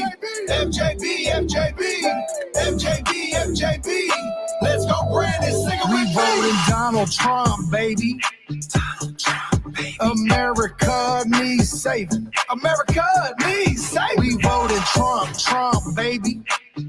Trump, baby. November 5th, we going crazy. November 5th, we going crazy.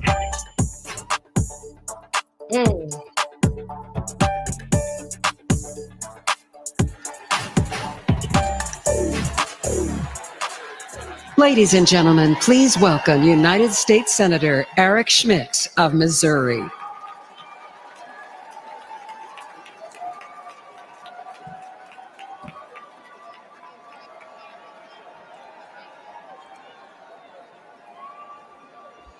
Hello, Milwaukee. Here we go. Hello, America. I'm Eric Schmidt from the great state of Missouri, the Show Me State.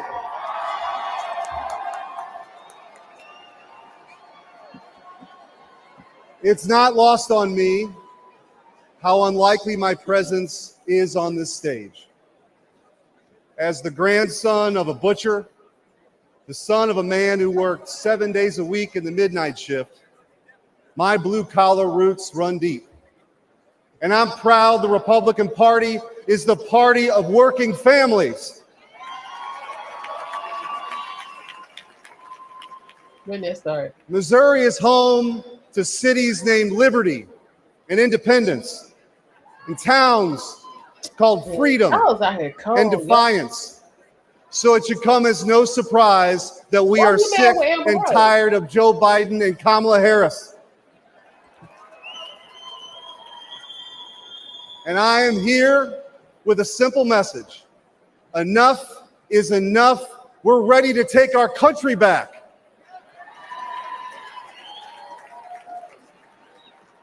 Under Joe Biden, the rule of law has disintegrated. Crime is rampant. Our communities are under siege, and our brave law enforcement officers are constantly being vilified. He stood idly by as liberal DAs and mayors pushed to defund the police agenda and empowered criminals, all while endangering law-abiding citizens. Kamala Harris shares in these failures. She campaigned as a progressive prosecutor and even called for us to reimagine public safety. Americans don't need to reimagine safety. We know exactly what safe communities look like. But the weakness and the wokeness of the Biden-Harris administration has made us less safe. Biden and Harris opened our border to terrorists, to criminals. They allowed drug cartels to flood our communities with Chinese fentanyl that's killing more than 200 Americans each and every day. It doesn't have to be this way. As Missouri's former Attorney General, I went toe-to-toe with the radical defund the police crowd and had the backs of our men and women in blue. When Soros-backed officials refused to prosecute violent criminals, I stepped in and put those dangerous felons behind bars.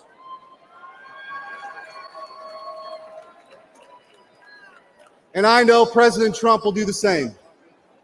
He'll restore law and order. He'll unapologetically back the blue. And President Trump will secure the border once and for all.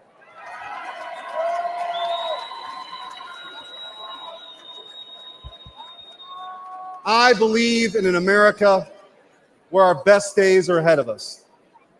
I believe in an America where moms and dads can raise their kids in safe communities. And I believe in an America where we defend the police, not defund the police.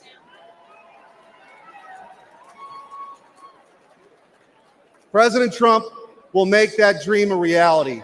And that's why we need him back in the White House.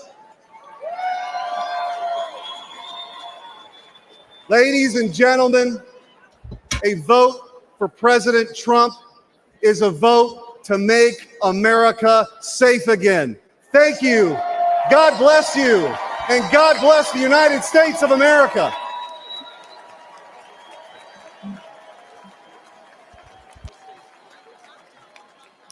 Ladies and gentlemen, please welcome United States Senator Tom Cotton of Arkansas.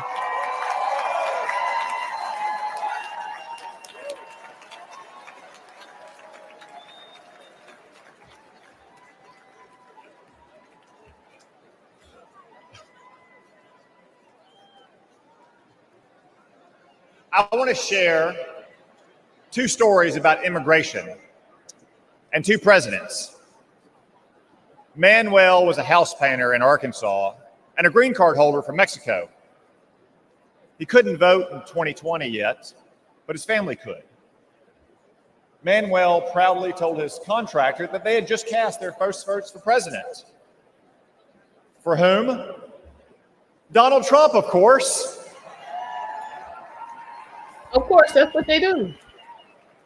When asked why, Manuel gestured to the parking lot and responded, Have you seen my new pickup? And did you know that my brother and sister both have full-time jobs? With Trump, we've had more work than ever. Things are good.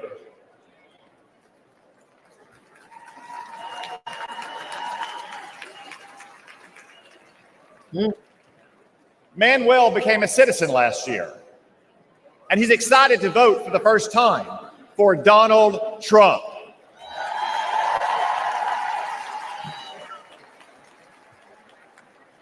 By contrast, after Joe Biden and the border czar, Kamala Harris, reversed President Trump's immigration policies and welcomed a third world invasion, I traveled to our border.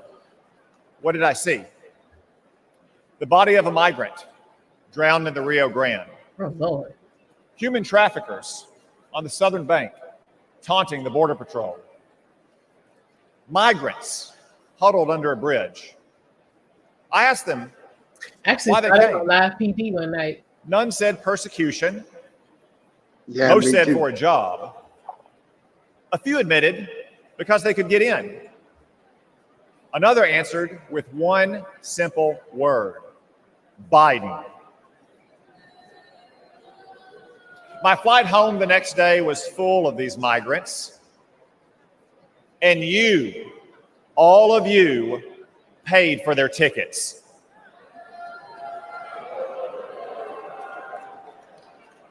That's our choice. A secure border and an immigration system that works for all of our citizens, whether your ancestors bled with George Washington or like Manuel in Arkansas, you just took the oath of citizenship, or Joe Biden's chaos.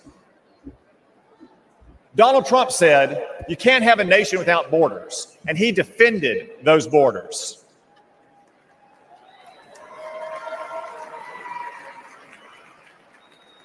Joe Biden thinks borders are racist. Donald Trump will secure our border once again. That's been the thing, man.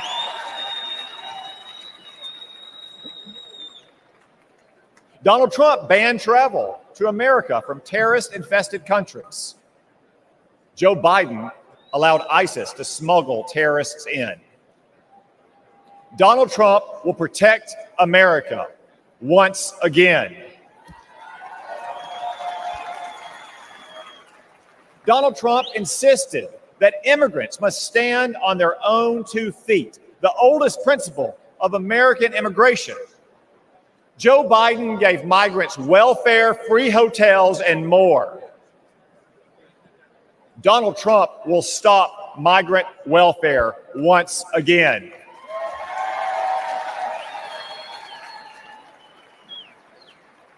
Donald Trump ended bogus asylum claims.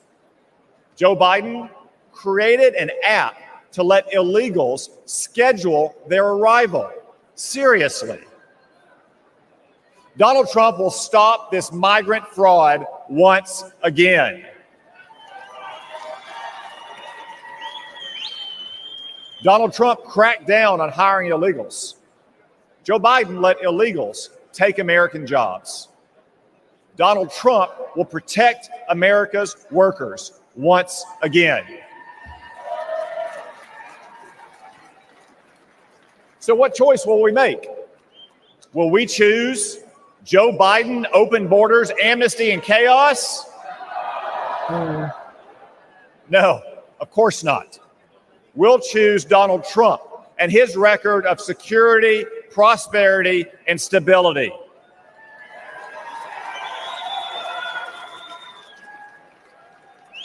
As Manuel said, things were good with Donald Trump, but everything has gone to hell under Joe Biden. Wow. But this Biden chaos will end soon because it's time for us to elect President Trump to secure our border and to make America great again. Thank you all. God bless you. God bless the United States of America.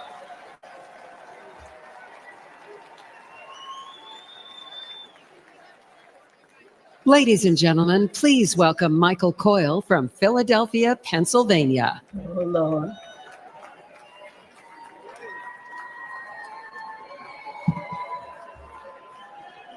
Really? Good evening, Milwaukee. My name is Michael Coyle. I'm from Philadelphia, in an area of Kensington, one of the worst neighborhoods in America. Kensington has long struggled, but in the last few years, things have gotten much worse. Our streets are plagued by drugs. You'll find human feces in front of your business or someone lying dead on your front steps. Kensington, they literally sit out in the Politicians say nice things or clean up the streets for a couple weeks in an election year, or when someone famous visits, or even when there's bad news. But as soon as the politicians are no longer afraid for their jobs, we are no longer afraid for our lives. Our children grow up seeing this, thinking it's normal. But there is nothing normal about this. This should not be the norm happening in the richest nation on earth. As a dad and small business owner, I had to do something. I started a nonprofit to improve the neighborhood I love and shared videos online of the horror we live with. In just one day, in one park where our kids passed to reach the public library, we picked up over 1,000 needles. Damn. 1,000. This is unacceptable. That's bad there.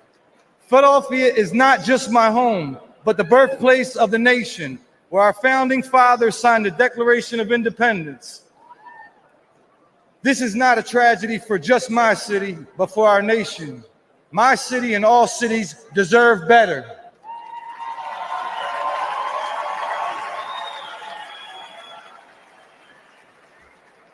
Joe Biden and Kamala Harris are the ones who opened our southern border and allowed Chinese fentanyl to pour in unconditionally.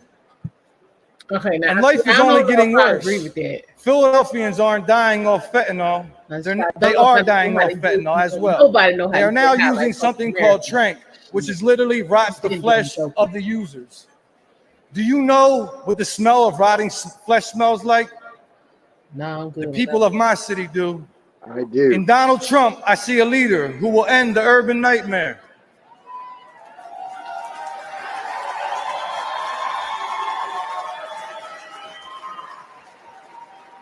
I ask you to join me in supporting him this fall, because a vote for President Trump is a vote to restore our cities and to make America safe again.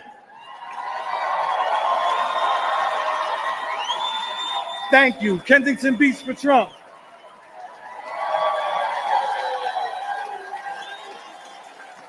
That area he's talking about, they literally sit at desk in the middle of the road selling drugs. So Ladies and gentlemen, please welcome Aaron like Coper from Pittsburgh, Pennsylvania. What? Yeah, I'm serious. Bro, wait a minute. What's happening with the way you walking, child? What is going on? That's right. What's wrong with you? Good evening. My name is Erin Coper. I'm a grassroots organizer, a proud Republican woman, and a longtime resident of Pittsburgh, Pennsylvania. I'm here to urge Americans to re-elect President Trump and make America safe again. But I'm also here with a warning, because in recent years, I've had a front row seat to the chaos caused by Democrats and their soft on crime policies. Democrat Mayor Ed Gainey, Congresswoman Summer Lee, and especially Socialist County Executive Sarah Innamorato have demoralized and disrespected our police while unleashing criminals into our communities. The Pittsburgh Police Department has shrunk from 991 officers in 2020 to 750 at the end of last year. Response times are soaring. One city worker got mugged at gunpoint and raced to a police station, but no one was there to help. The Democrats have given Pittsburgh defund the police on steroids.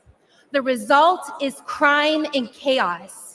There were 122 murders in my county in 2022, one of the deadliest years I'm on literally record. sitting with my eyes closed. I Drug can't let deaths are also near record highs, but statistics don't tell the full story. I've been chased by drug dealers on my own street.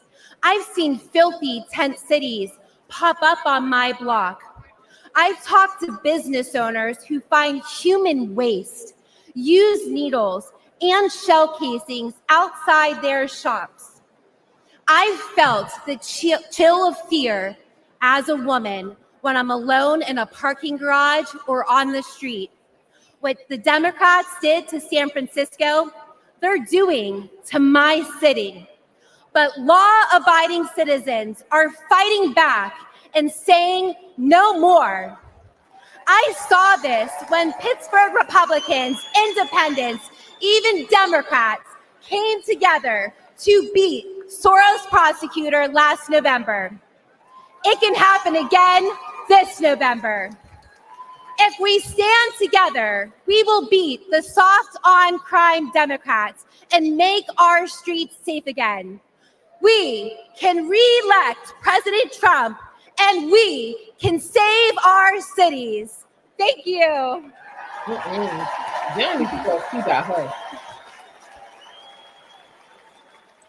Ladies and gentlemen, Saturday, please welcome that's the American mom and Fundner. She took too many Xanax because she came out there. What happened to her? I believe you're right.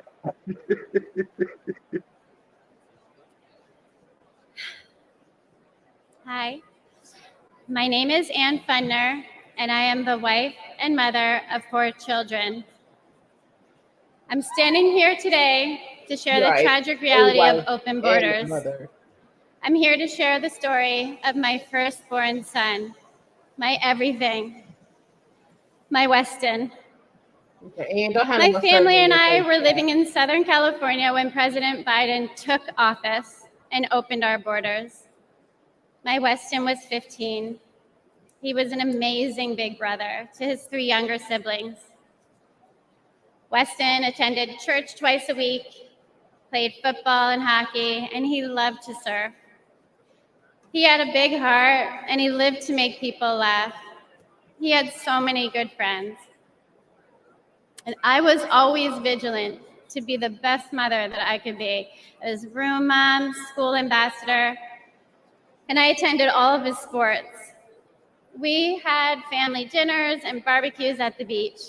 And like most teenagers, Weston wanted to fit in. And in a moment of peer pressure, he tried something that someone gave to him, and it took my baby's life. We did everything right. I had those conversations with him, and fentanyl still found my son. And on February 27th,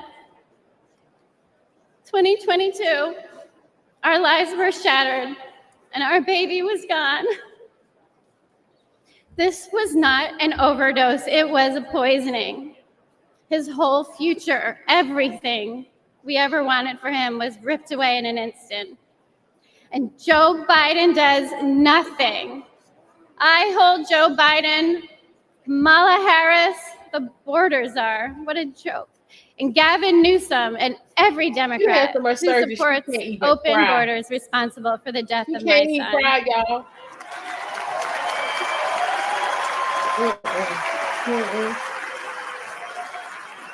Mommy, I'm sorry your son did, but it's some more to that story. It's some more to that story you ain't telling.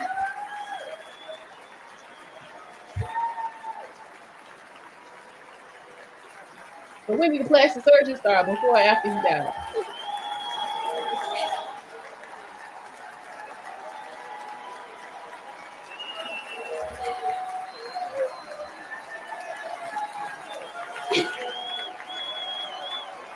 Thank you.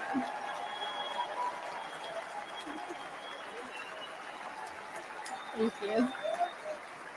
Thank you.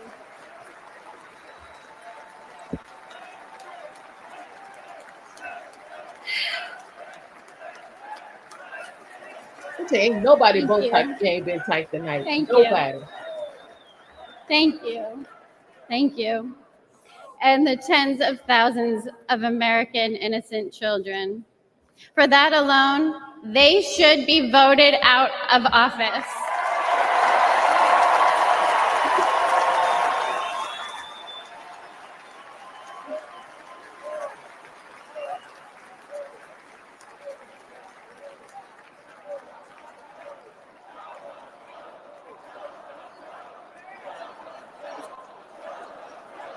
Yes, Joe must go. Yes, he must.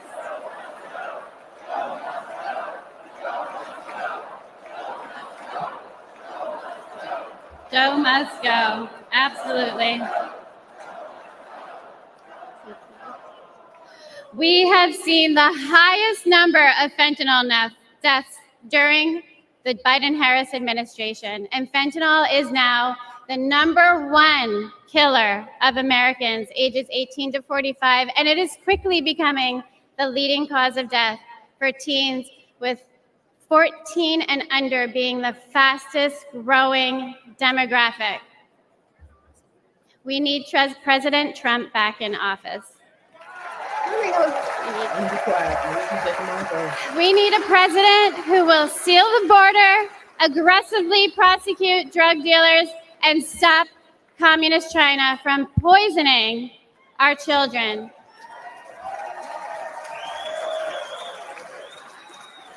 This is not a red or blue issue. This is a red, white, and blue issue. And fentanyl doesn't care if you're black or white. It does not discriminate. This is an American issue. We need a president who will call the drug cartels what they are: terrorist organizations.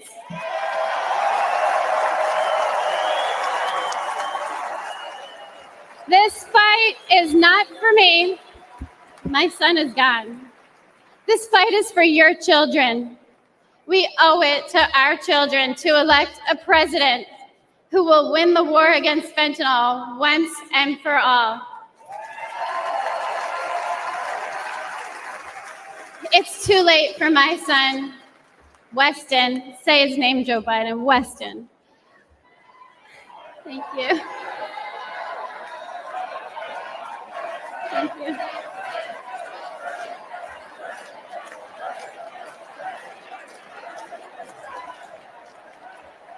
But we can change this for your children. We need President Trump back to save the lives of our kids. Thank you. Thank you. God bless America.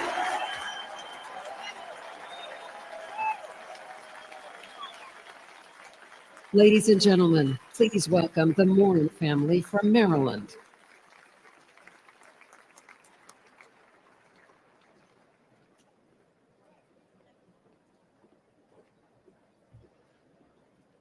Last year, we lost my beloved sister, Rachel. She went for a walk in one of our family's favorite places. This beautiful trail was to us a safe place.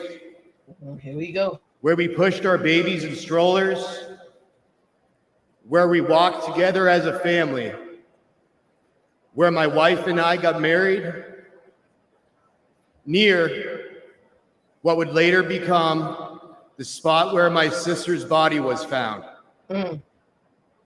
Rachel, a joyful, accomplished athlete and mother of 5, was raped and murdered by a suspected illegal immigrant. This was described as among the most brutal and violent offenses that has ever occurred in Harford County, Maryland history. Open borders are often portrayed as compassionate and virtuous. But there is nothing compassionate about allowing violent criminals into our country and robbing children of their mother.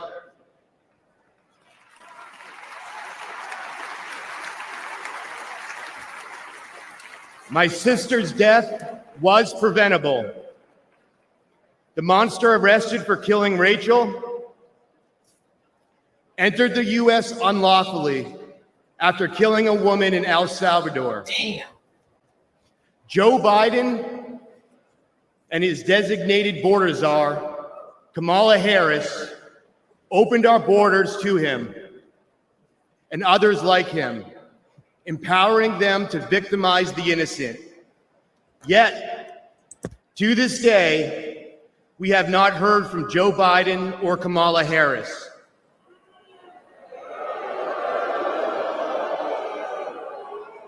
They never apologized. But when Rachel was killed, President Trump called my family to offer his condolences.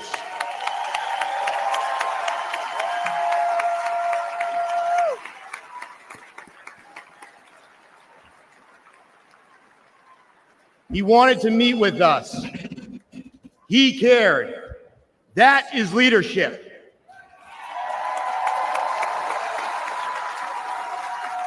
And we need real leadership back in the White House. What has gotten us through this unthinkable loss is our faith in Jesus Christ.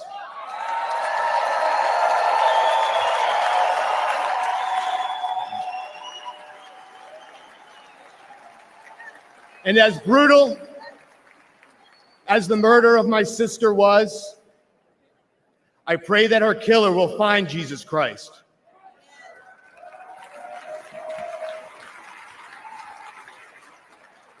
For all the affected by senseless tragedy, I pray for peace, knowing that all things work together for good to those who love God, to those who are called according to his purpose.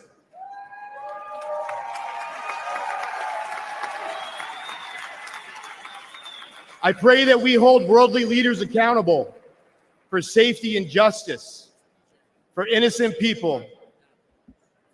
I pray that we make our country safe and secure in the memory of my sister Rachel, who loved life. Thank you. God bless America. Good night.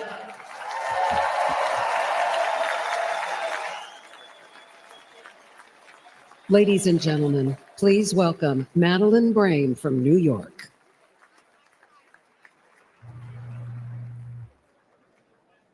Hey, what's going on? Do you have a portable charger? Oh, Matt. Anyone have a portable charger? Good evening, everyone. Hey, illegal means illegal. My son, Sergeant Hassan Korea, an Afghanistan War retired veteran. He received enemy fire from the Taliban, only to be murdered with a knife on the streets of New York City. The four assailants responsible for his death initially were facing justice, but that changed when District Attorney Alvin Bragg was elected. Oh, hell. Suddenly, two of the homicidal maniacs responsible for my son's death had their gang assault and murder charges completely dismissed. Oh, wait a minute. One of them received 14 months time served. Alvin Bragg charged her with assault with a shoe. And another one was sentenced to 7 years. I later learned that Alvin Bragg often dismisses and reduces dangerous criminals. He wants to clear the jails and return violent felons onto our streets every day. The injustice was devastating for me and my family. I don't want anyone else to experience the senseless pain that many other victims across this United States of America have to live with every day. So I decided to use the voice that God gave me to be the voice for the voiceless across America.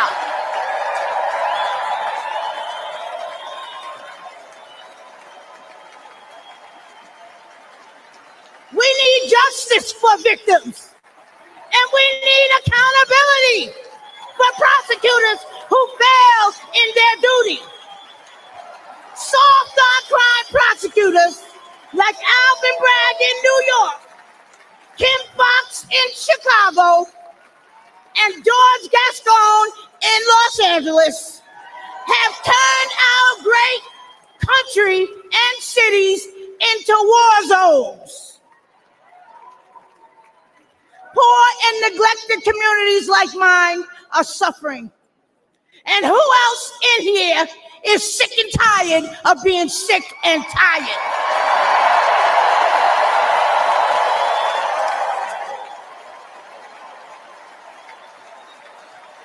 The Democratic Party that poor minorities have been loyal to for decades, including myself, all right? They betrayed us. They stabbed us in the back. Joe Biden and Kamala Harris, who claim to represent us, have abandoned us. They neglected the poor minority communities across America.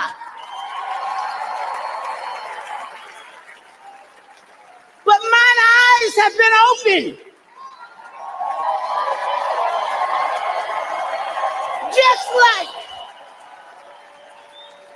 Just like so many other poor minorities across America. Donald Trump shares our values, love of God and family and country.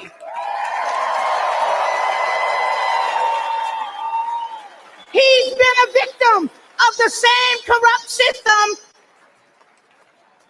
that I have been and my family has been. He is committed to providing economic opportunities, helping those suffering from addiction with long-term inpatient drug programs, rolling back deadly bail reform policies that are getting our children killed every single day, and supporting our police. We back the NYPD. We back the blue.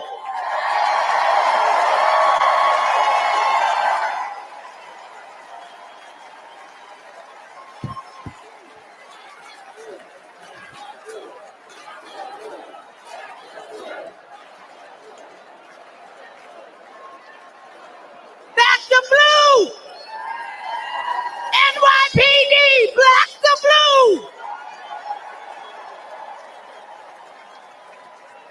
Trump was right when he said, they're after us.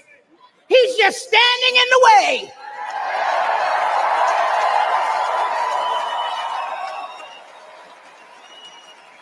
And guess what?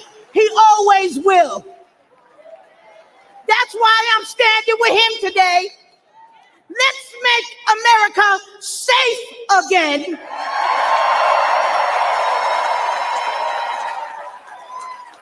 And re-elect our Donald J. Trump.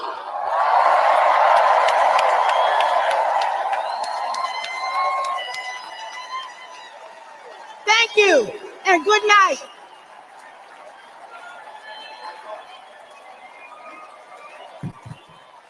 Ladies and gentlemen, please welcome Arkansas Governor Sarah Huckabee Sanders.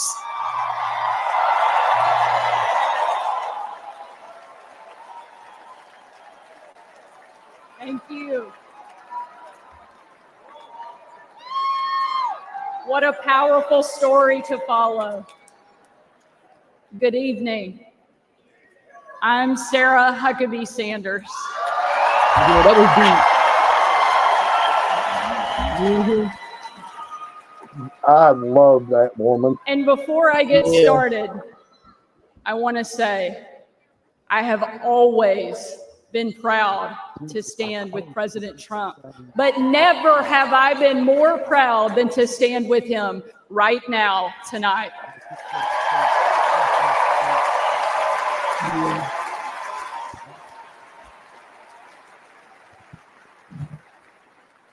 Not even an assassin's bullet could stop him.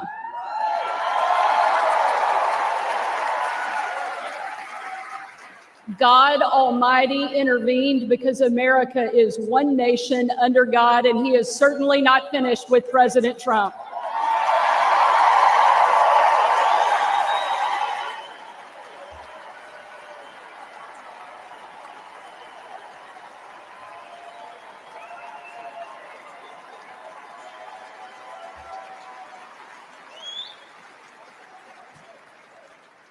And our country is better for it. I am here tonight as America's youngest governor, the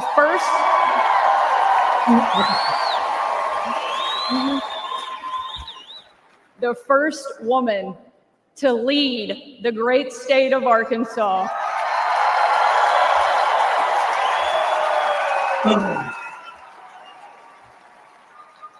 And most importantly, a mom to 3 amazing kids. Scarlett, Huck, George.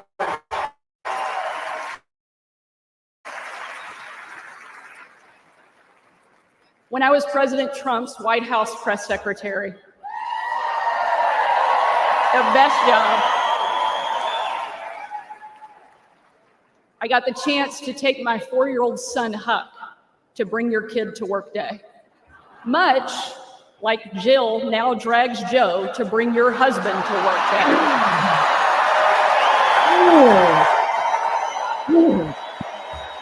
No, if that was how she been hanging on to him over there, about to go at the end of the debate. Like, come on.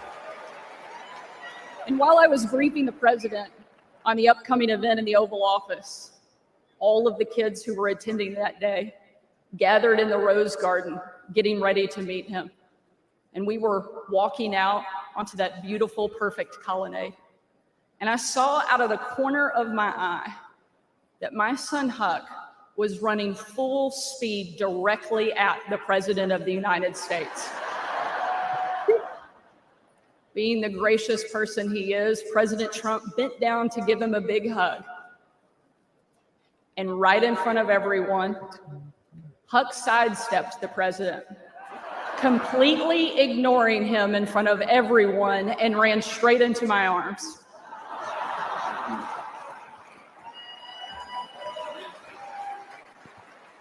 For my 4-year-old son, the most powerful man in the world had nothing on his mom.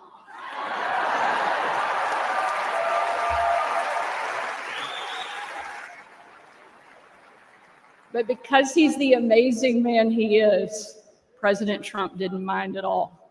After all, he's a dad to 5 unbelievable kids and a grandfather to 10. I don't know, the 10 of them.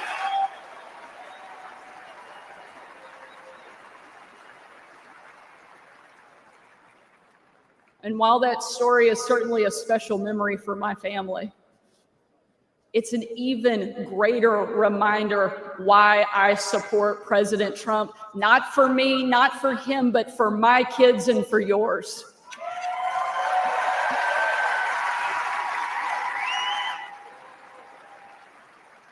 Under President Trump, America was safer.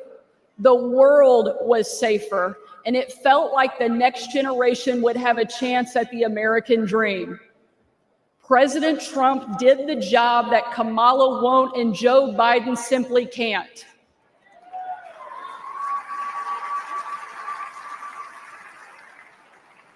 When we're honest, every American knows that we were so much better off under President Trump.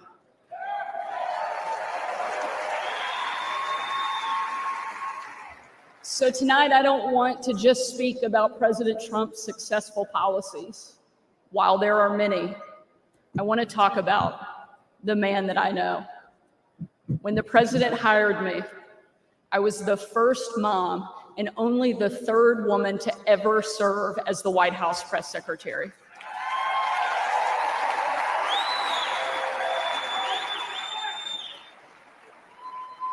And in that role, I endured relentless attacks from the left, It was on. I was insulted as a guest at the White House Correspondents' Dinner.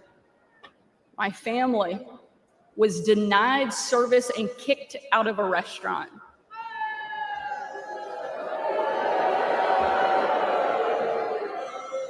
And a parent at my 3-year-old son's preschool spit on my car. What the hell? And in those moments, it was President Trump who defended me. And when an MSNBC host, the author of several books on empowering women, said I was unfit to be a mother, and another MSNBC host said I was vile, not even human, and that I should be choked, MSNBC again did nothing. But our president pulled me aside, looked me in the eye, and said, Sarah, you're smart, you're beautiful, you're tough, and they attack you because you're good at your job. Never let them stop fighting.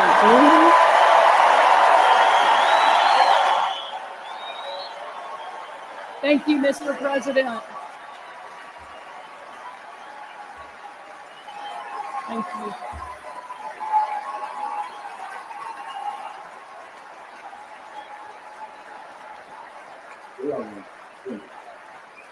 Yeah.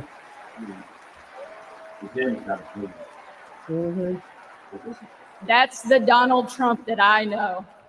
And that's the Donald J. Trump I will always respect. The left doesn't care about empowering women. Biden and Harris can't even tell you what a woman is. That is they crazy. only care about empowering themselves. But we have a president who believes in empowering every American and that our country is worth fighting for.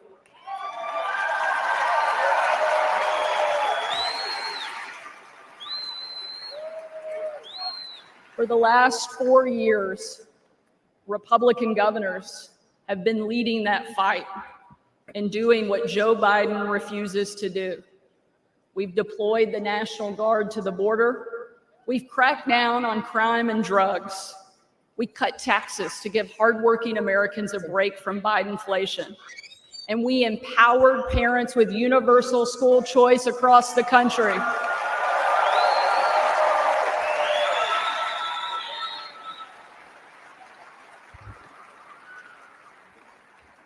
Donald Trump was the very first president in my lifetime to take a hard line against China, and I'm proud to be the first and only governor in the country to kick communist China off our farmland and out of my state. Okay.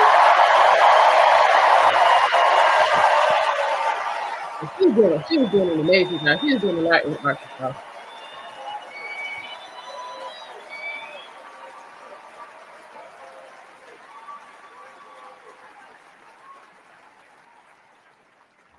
President Trump is a leader, and he's the leader our country needs.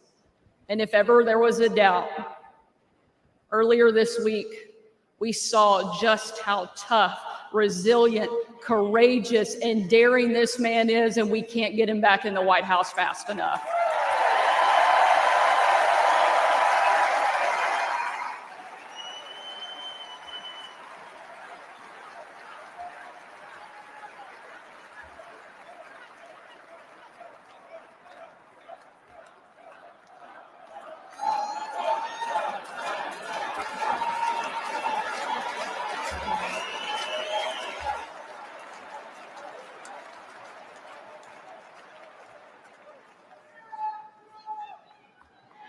Ladies and gentlemen, we are not called to stand still in the face of great danger.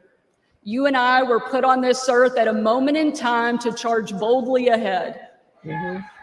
We cannot know what the future holds, but we know damn sure who holds the future in his hands.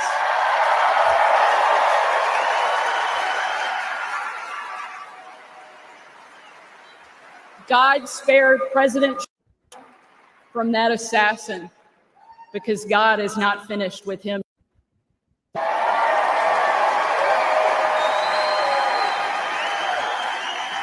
Y'all have to get your families together. Now, come on. And he most certainly is not finished with America yet either.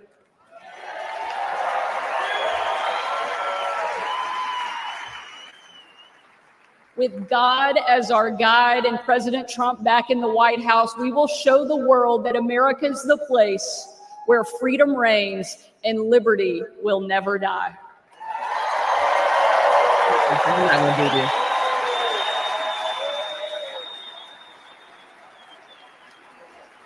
Ladies and gentlemen,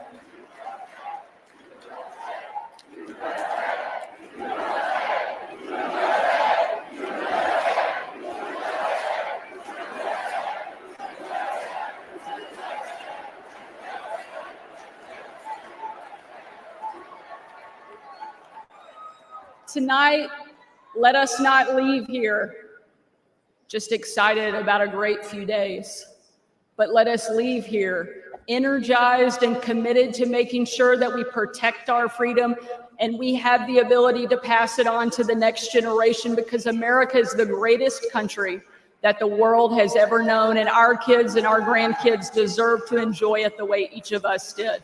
And we will, with President Trump back in the White House. Thank you so much. God bless the great state of Arkansas and the amazing United States of America. Thank you very much.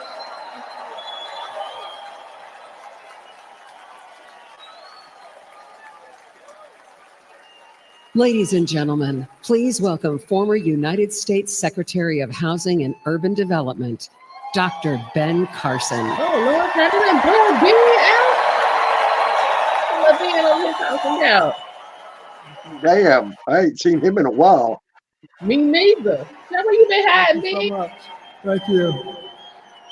You know, Sarah Huckabee always says to me, I hate to follow you, but I think she turned the table on me tonight. I want to thank you all for being here and for being involved. Like many of you last week, I watched with horror as the events unfolded in that Pennsylvania field. I saw President Trump, a dear friend, escape death by mere inches. And my thoughts immediately turned to the book of Isaiah Ben, I had some that says, no weapon formed against you shall prosper.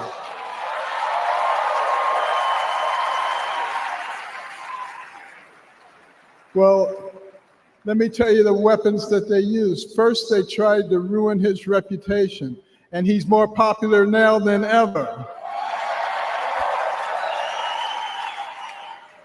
And then they tried to bankrupt him, and he's got more money now than he had before. And then they tried to put him in prison, and he's freer and has made other people free with him. And then last weekend, they tried to kill him, and there he is over there alive and well.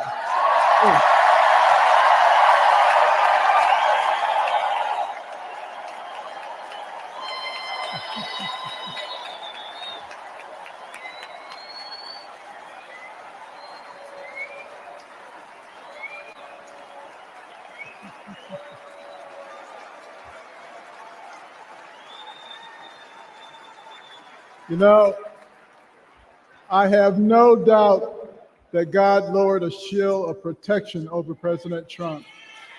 And I join millions of Americans in thanksgiving for President Trump's safety. And I encourage you to join me in praying each day for his continued protection. You know, our hearts go out to the victims in the audience. Let's also pray for them and their families. These events have brought unusual clarity to the times we are living in. We have all harbored the nagging feeling that everything we love is slipping away. All you have to do is turn on the television. The free press, a pillar of any free society, has abused the public trust and resorted to lies, deception, and disinformation. They divide us along lines of race, class, and gender, rather than uniting us around our shared bond as Americans. Our government has been no better, shredding our Constitution and upending the rule of law. We have a wide open border, a broken education system, and chaos breaking out around the world. And on top of it all, we have a president who, well, if you can't say anything good, don't say anything at all. But ask anyone around the world, what does it mean to be an American? Most will tell you that it means unlimited opportunity. That where you begin in life doesn't dictate where you will end. That's the America I grew up in. In no other country could a poor inner city kid raised by a single mom make it to an Ivy League school, then to medical school, become a successful neurosurgeon, run for president, and eventually become a member of the president's cabinet.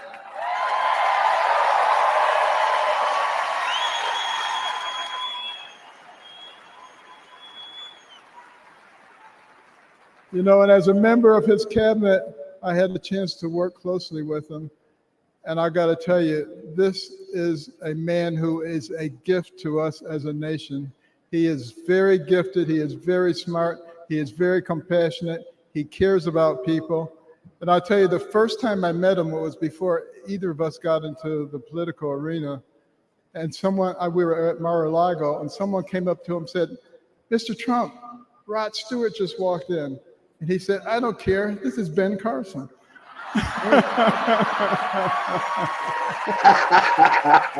But I feel blessed that I've been able to live the American dream. But my story is moving further out of reach in America today. The lessons my mother taught me, like hard work and the value of well-rounded patriotic education and faith in God above all else, are being forced out of the public square. But we're all here today because we know we can bring these things back. By God's grace, we live in a country where the people rule. We have the power to choose the kind of nation we will be and the kind of men and women that will lead us. And today the choice could not be more clear. The most repeated phrase in the Bible is this: "Do not be afraid," or "fear not." It appears 365 times in Scripture, a reminder to live each day with faith, hope, and joy as joyful warriors for Christ.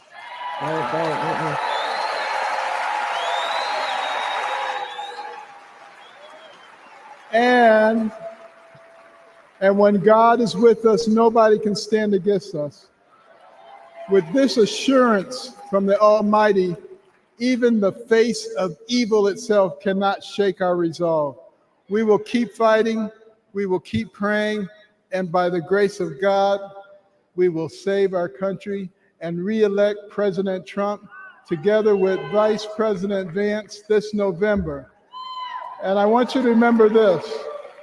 In 1831, Alexis de Tocqueville came to America to study our nation because the Europeans were fascinated.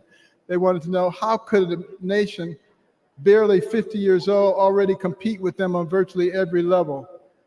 So he looked at our government and he was duly impressed by our checks and balances and separation of powers. And then he looked at our business environment. He was duly impressed by how we encourage entrepreneurship and innovation. And he looked at our educational system, and he was blown away by the fact that he could find a mountain man in the middle of the woods who could read, who could tell him about the Declaration of Independence. But the thing that impressed him the most was when he went to our churches and he heard those inspirational sermons from the pulpits that inspired a ragtag bunch of militiamen to defeat the most powerful army in the world and gave the American people a moral base.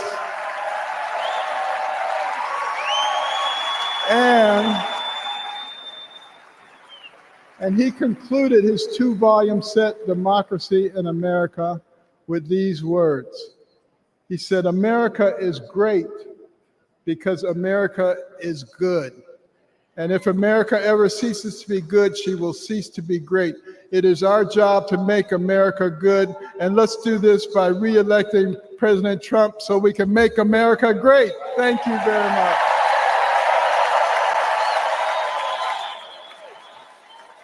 Ladies and gentlemen, please welcome United States Senator of Florida, Marco Rubio.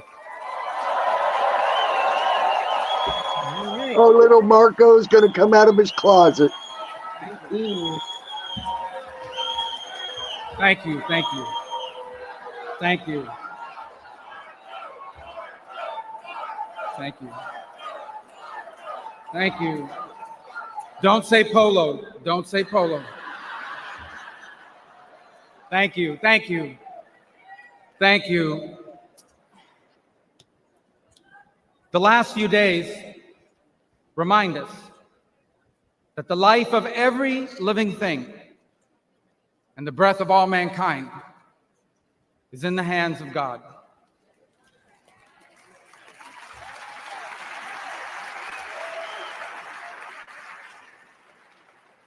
We were brought to the precipice of the abyss, and by the hand of God, reminded of what truly matters in our lives and in our country.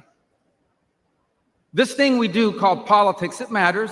It's not unimportant, but it is our people who must always matter the most in everything we do.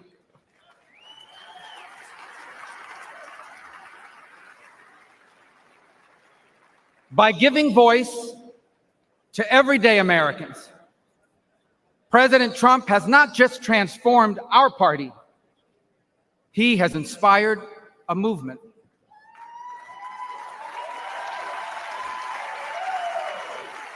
A movement of the people who grow our food and drive our trucks, the people who make our cars and build our homes, the people whose taxes fund our government, and whose children fight our wars.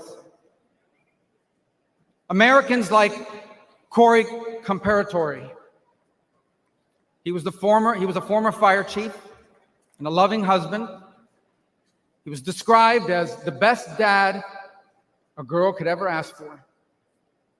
As a man of God who loved Jesus fiercely and looked after members of his church.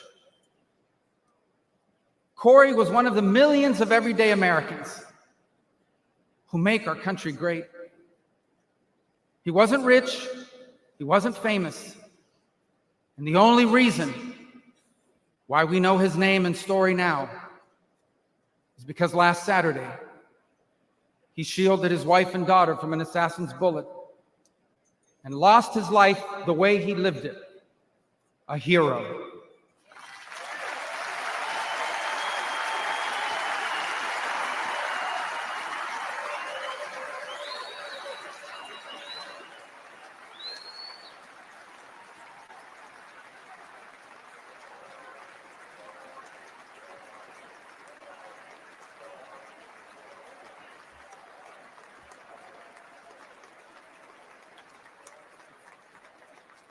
For those still wondering who are in the press and many watching at home, these are the Americans who wear the red hats and wait for hours under a blazing sun to hear Trump speak.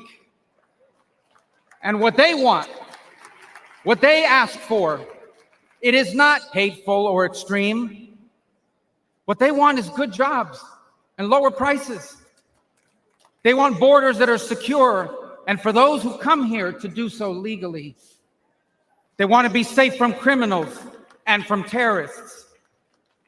And they want for our leaders to care more about our problems here at home than about the problems of other countries far away.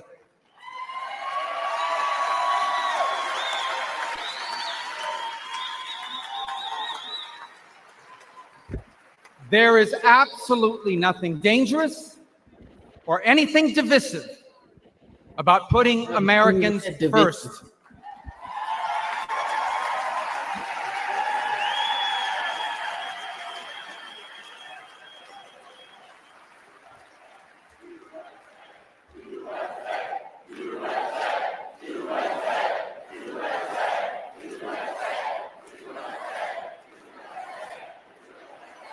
Those who are offended, anyone who is offended about putting America first has forgotten what American is and what American means.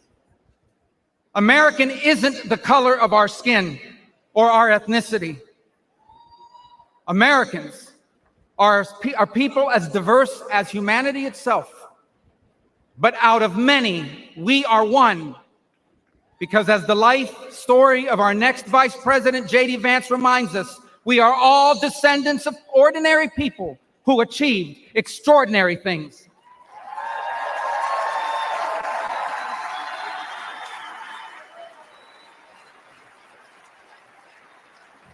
Who do we come from? We come from pioneers who ventured west to chase their dreams, and slaves who overcame bondage to claim their right to the promise of America.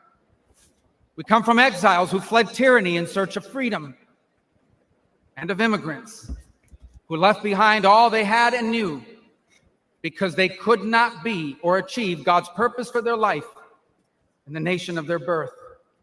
That is an American.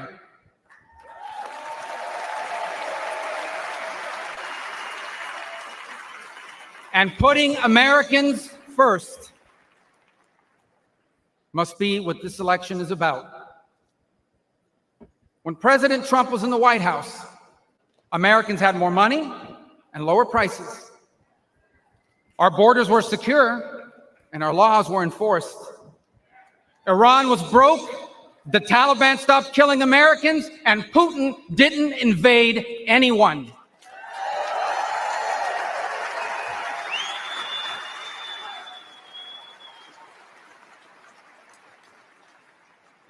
Now, under Biden, high prices devour paychecks.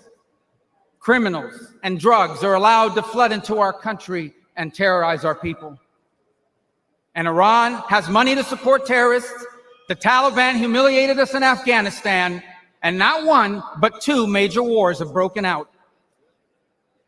My fellow Americans, the only way to make America wealthy and safe and strong again is to make Donald J. Trump our president again.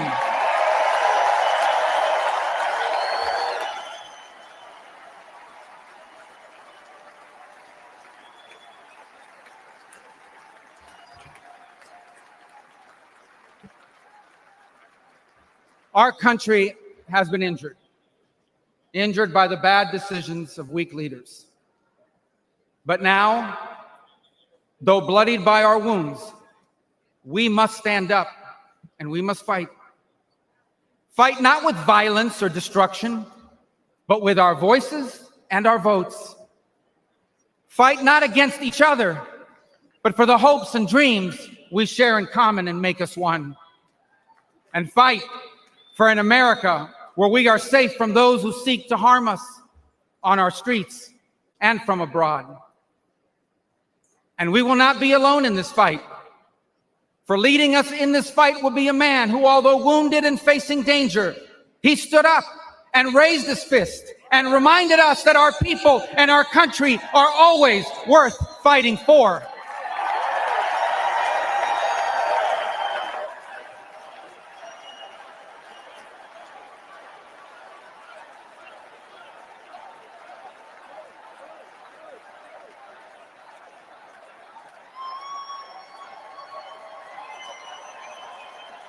Boy, Trump's getting his exercise tonight, ain't he?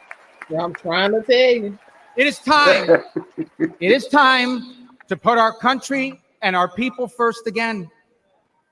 And if we do, together, we will make our people wealthy again. If we do, together, we will make our country safe again. Together, we will make Donald Trump our president again.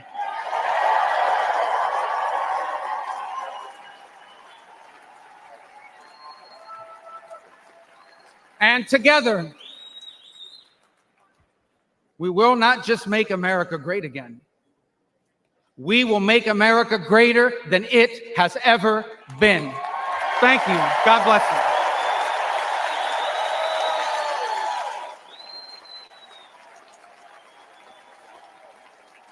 Ladies and gentlemen, please welcome Laura Trump.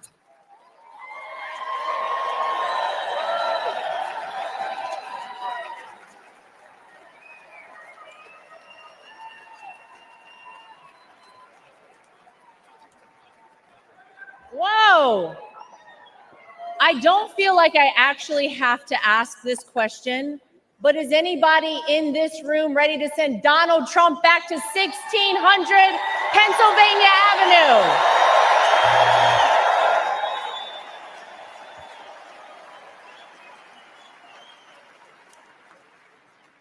Well, it may not be a surprise that I actually had a very different speech that I was prepared to give up here tonight. That all changed at 6:11 on Saturday evening. Nothing prepares you for a moment like that.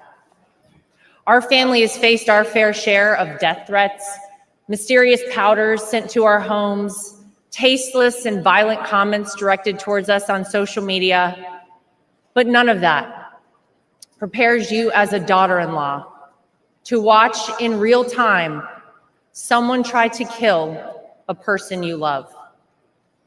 None of that prepares you as a mother to quickly reach for the remote and turn your young children away from the screen so that they're not witness to something that scars the memory of their grandpa for the rest of their lives. The prayers and well wishes we've received over the last 72 hours have been overwhelming, to say the least.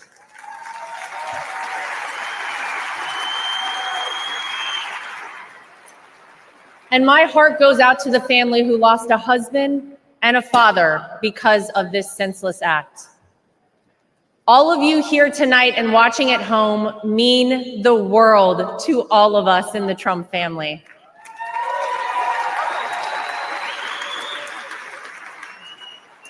If Donald Trump has shown us anything, it's that when it feels impossible to keep going, those are the times we must keep going.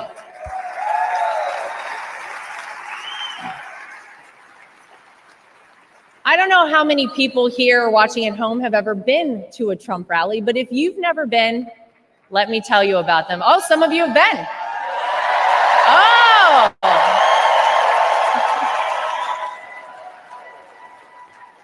Regardless of how the media have painted these rallies, you would be hard-pressed to find and to join a happier group of people coming together over their love for the greatest country on earth, the United States of America.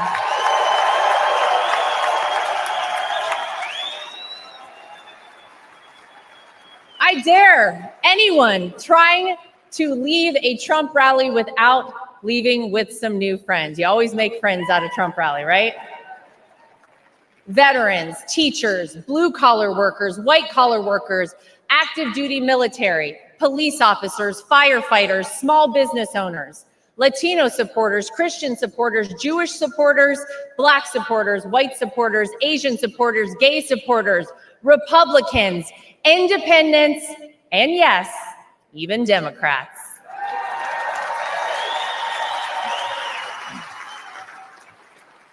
At a Trump rally, you're not viewed as your profession, your religion, or the color of your skin. You're viewed as one thing, an American.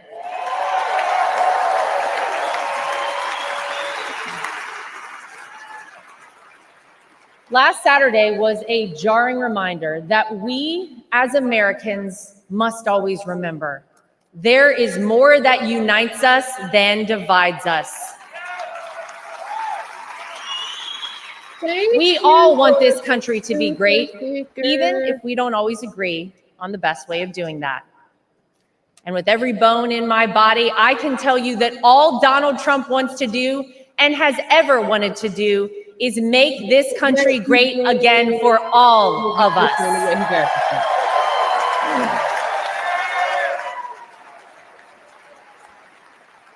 Proverbs 28 reads, "The wicked flee, though no one pursues, but the righteous are as bold as a lion." And that truly epitomizes Donald Trump. He is a lion.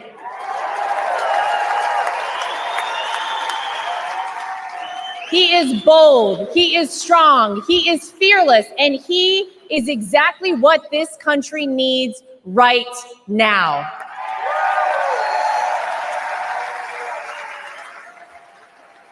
Let's not forget what life actually looked like under President Donald Trump. Trade deals across the world that benefited our economy, allied countries paying their fair share, a safe and secure southern border, record low unemployment rates for African Americans, Hispanic Americans, Asian Americans, and women, record investment in historically Black colleges and universities, the creation of the United States Space Force, the most comprehensive prison reform in decades. How about the peace agreements in the Middle East that they said would never happen?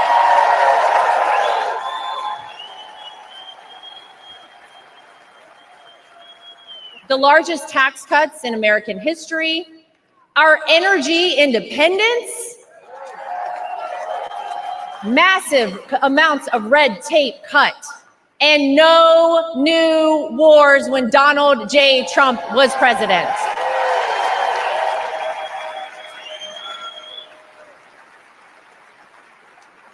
Maybe, most importantly though, you could actually feel it in your everyday life. Now, you didn't have to love everything that he tweeted, but you cannot deny you were better off when Donald Trump was in office. Americans were finally able to start saving money. Home prices were affordable, and gas hit a low of $1.87 a gallon. Which I'm gonna pick. I was paying that for mid-grade. Listen. As I speak here tonight, many of our fellow Americans don't know 72 how they'll cents a pay for gallon, their so next that's trip not to the grocery Yeah, store, when I first started grabbing, new clothes for their like 89 cents a children, gallon. or this month's rent. Many of our fellow Americans worry that we are on the verge of a major terror attack here on American soil. Many of our fellow Americans don't think their own children will be able to establish a better life than they themselves currently have. Many of our fellow Americans are right now sitting and wondering how on earth this country could have moved in the wrong direction and so quickly. The Democrats and the media know that they cannot convince you, the American people, that your life is better off now, because it's not. So what will they do? They'll try to sell you on some outrageous narrative about the terrible things that Donald Trump will do if he becomes president. But you don't have to imagine what it would be like. All you have to do is remember what it was like.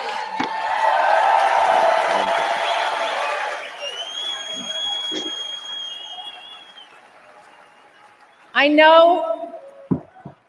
Oh, yeah.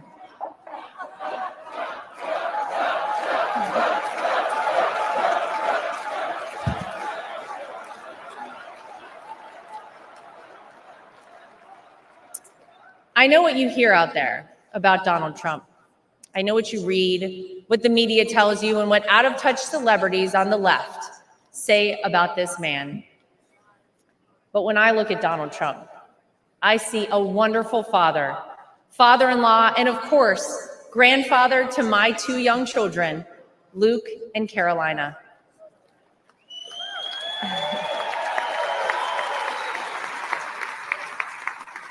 I know that I'm lucky enough to get to call him my father-in-law and see him a little differently than all of you. But it's through that lens that I sometimes wish more people could see him. This is a man who has sacrificed for his family and a man who has truly sacrificed for his country.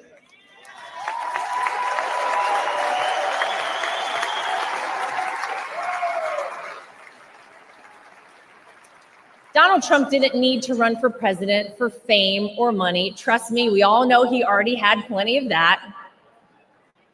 I'll tell you why he did it and why he continues on even in the face of the unthinkable, because he loves this country.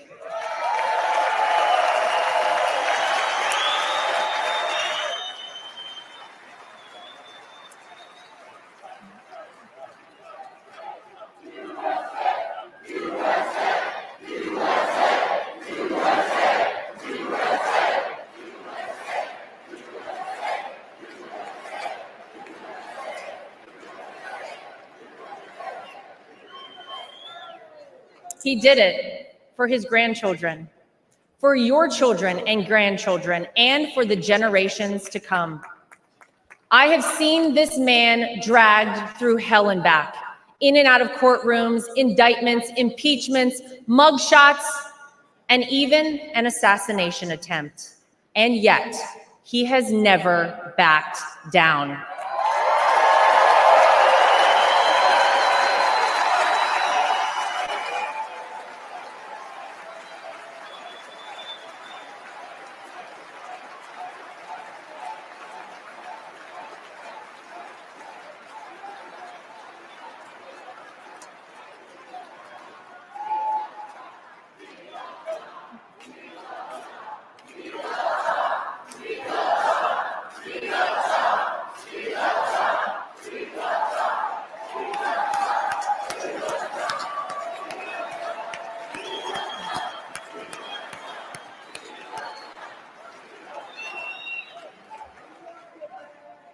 I'll never forget watching my two children run up to him with their drawings and hugs for Grandpa, just moments before he took the elevator down in Trump Tower to address the media the day after his wrongful conviction. Despite everything else he had going on, he had no other focus in the entire world, just a man relishing time with his grandchildren. It's a side of Donald Trump that not enough people get to see. Maybe you got to see a side of Donald Trump on Saturday that you were not sure existed until you saw it with your own eyes.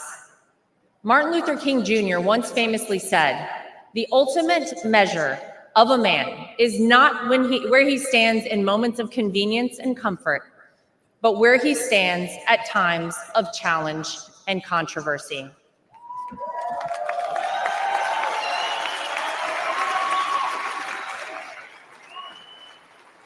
There's no doubt that Saturday was one of the most frightening moments of my father-in-law's life.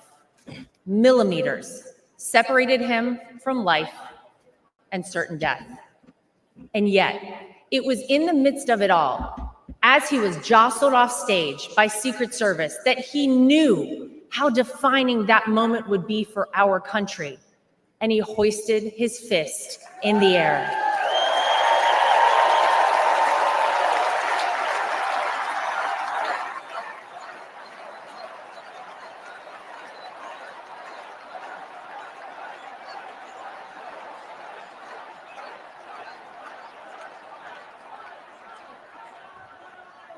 It was not just for the audience at the rally, not just for his supporters tuning in, but for all of America. And as a signal to the world that no matter what, America will always prevail.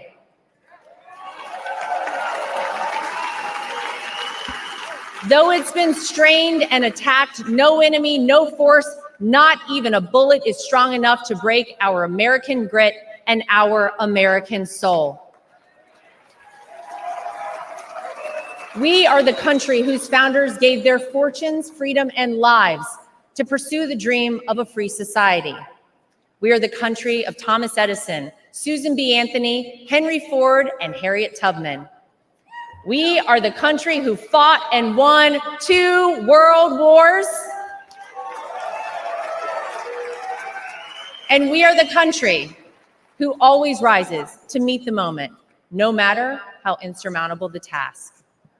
And in that split second on Saturday, Donald Trump reminded us all of that very history and who we are at our core as a nation. That is the Donald Trump that I know.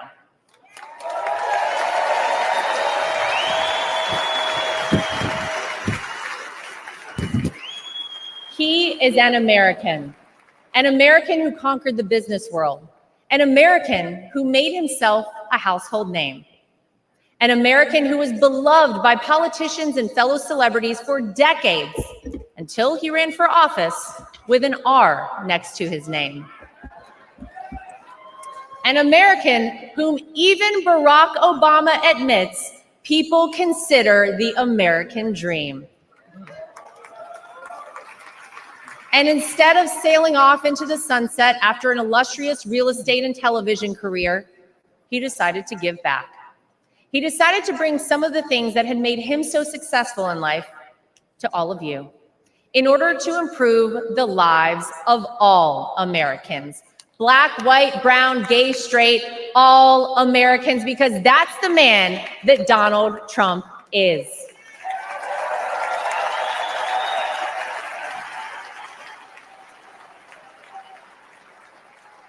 I can tell you that my personal experience with Donald Trump has shown me his heart. There wasn't a second that he made this small town girl who was way out of her element in New York City feel anything but welcomed and part of the family. And if not for the support and encouragement of my father-in-law, I wouldn't be where I am today. It's been said by many that Donald Trump sees things in people that they don't even recognize in themselves. In 2016, when he asked me to help him win my home state of North Carolina, I'll be honest, I was terrified. I had no idea how I would make it happen, but he knew I would, and I did. When I was given an opportunity to join a television network as a commentator, it was the push and support of my father-in-law that gave me the confidence to take that job. Always the first one to call or text me after a TV hit and tell me, "Great job, keep going." Not bad, right? Or even a few months ago, when he called and asked me to be the co-chair of our party.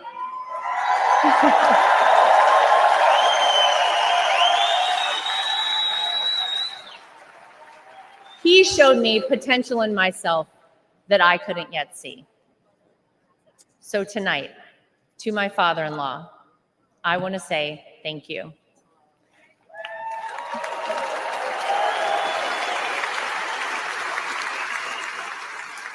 Thank you for your resilience. Thank you for continuing on. Thank you for raising wonderful kids. Thank you for being an amazing grandfather. Thank you for never giving up on me. And thank you for never giving up on our country.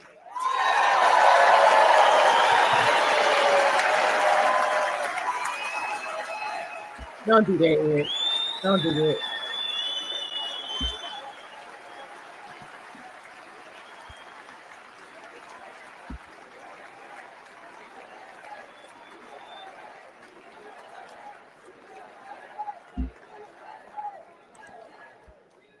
Tonight, I come to you, not as the co-chair of the RNC, not as the daughter-in-law of the candidate.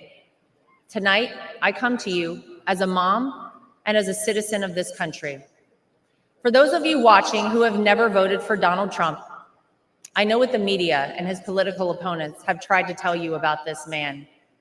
Believe me, I have seen and heard it all, but I have also seen the truth.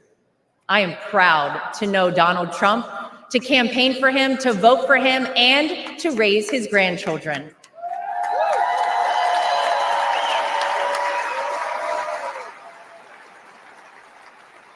He will do what is necessary to protect you, protect your family, and protect this country. Because Donald Trump wants us all to be successful, to be safe, to be happy, to be strong, and to be great again.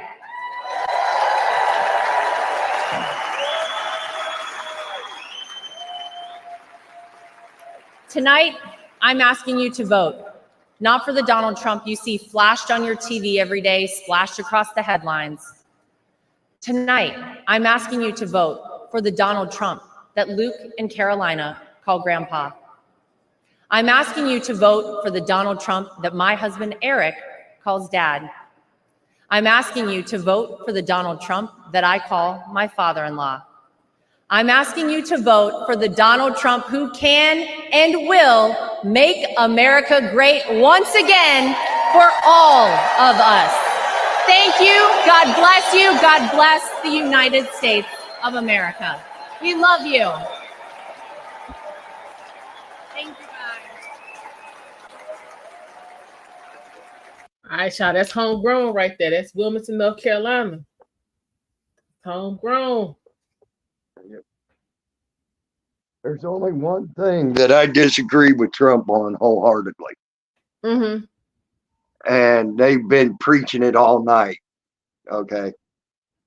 I do believe we do need a police force. Do not think I do not believe that. Mm-hmm. Okay, we need it without a doubt. But we need reform in the police force. Senior pastor of the New Beginnings Church in Chicago and founder of Project Hood, an organization committed to fighting violence. Don't hate, Eric. Don't hate. That was North Carolina State University right there. We thorough around here. Oh, okay. We thorough. Don't hate, Eric. I don't think he's saying defund the police. If you wanted to end on a boring note tonight. Oh, wait, we got to get some prayer. No emotion or a benediction or a powerless benediction. Then you probably shouldn't have invited a black pastor from the south side of Chicago.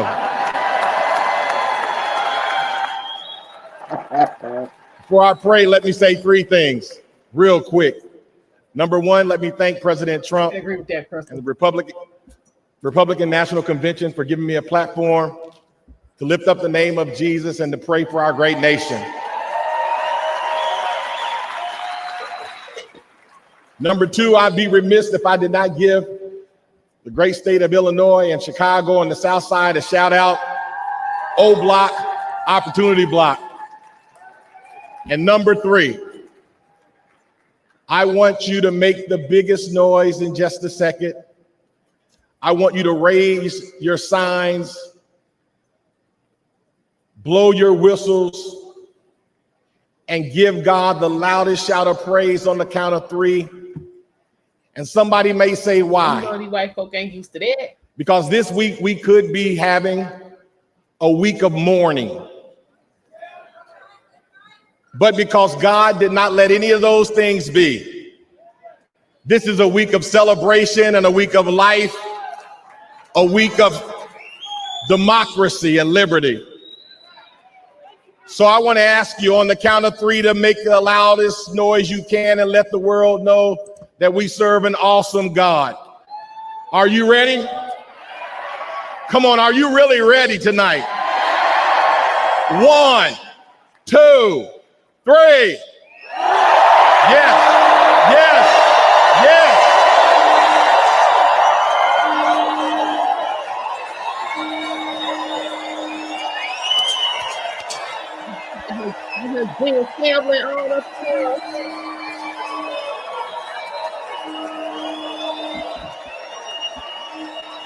Are you ready to call on God tonight?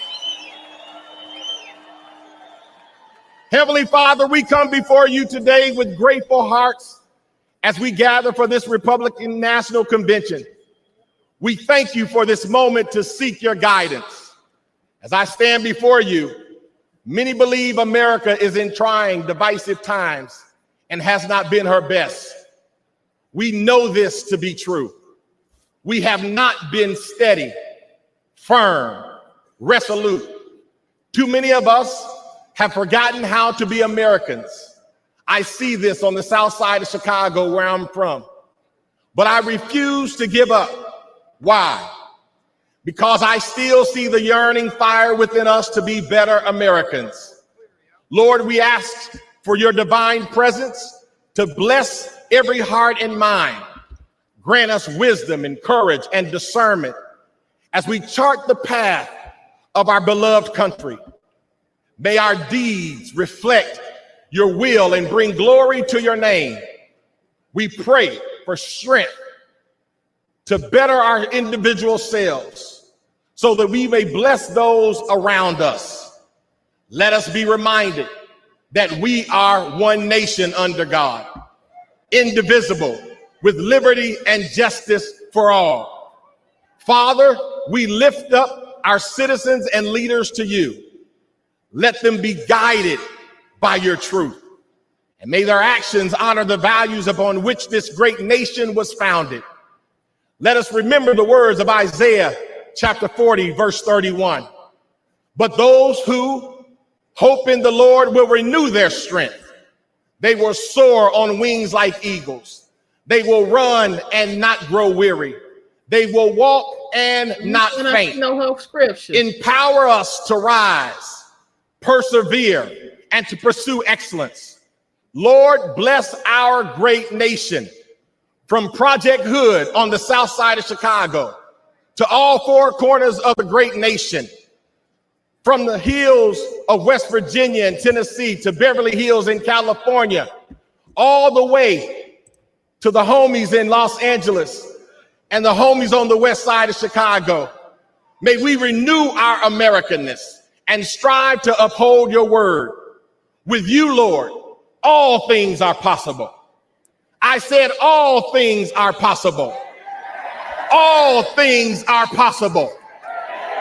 In your mighty and matchless name, Jesus, we pray. Let everybody say amen.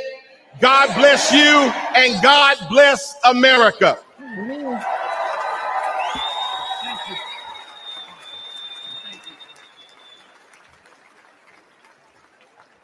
Delegates and alternates, ladies and gentlemen, Senator Vance, President Trump, what a night.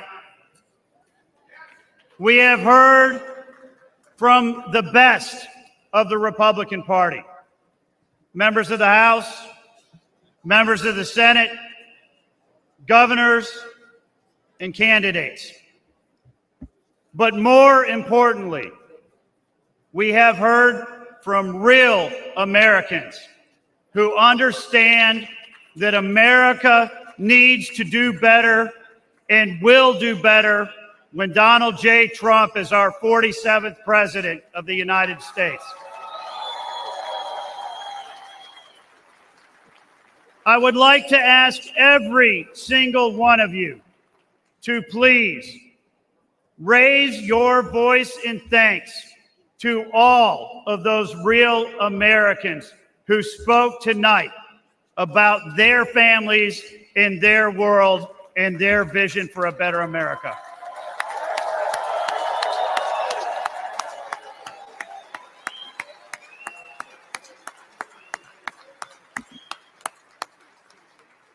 At this time, the chair recognizes the delegate from the state of Indiana for the purpose of offering a motion. Mr. Chairman, my name is Victor Smith from the great state of Indiana.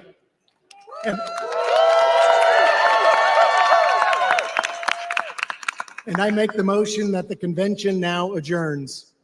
The question now occurs on the motion to adjourn. All those in favor signify by saying aye. Aye. All those opposed signify by saying no. In the opinion of the chair, the ayes have it, and the motion is adopted. Accordingly, this convention stands adjourned until 5:30 p.m. tomorrow.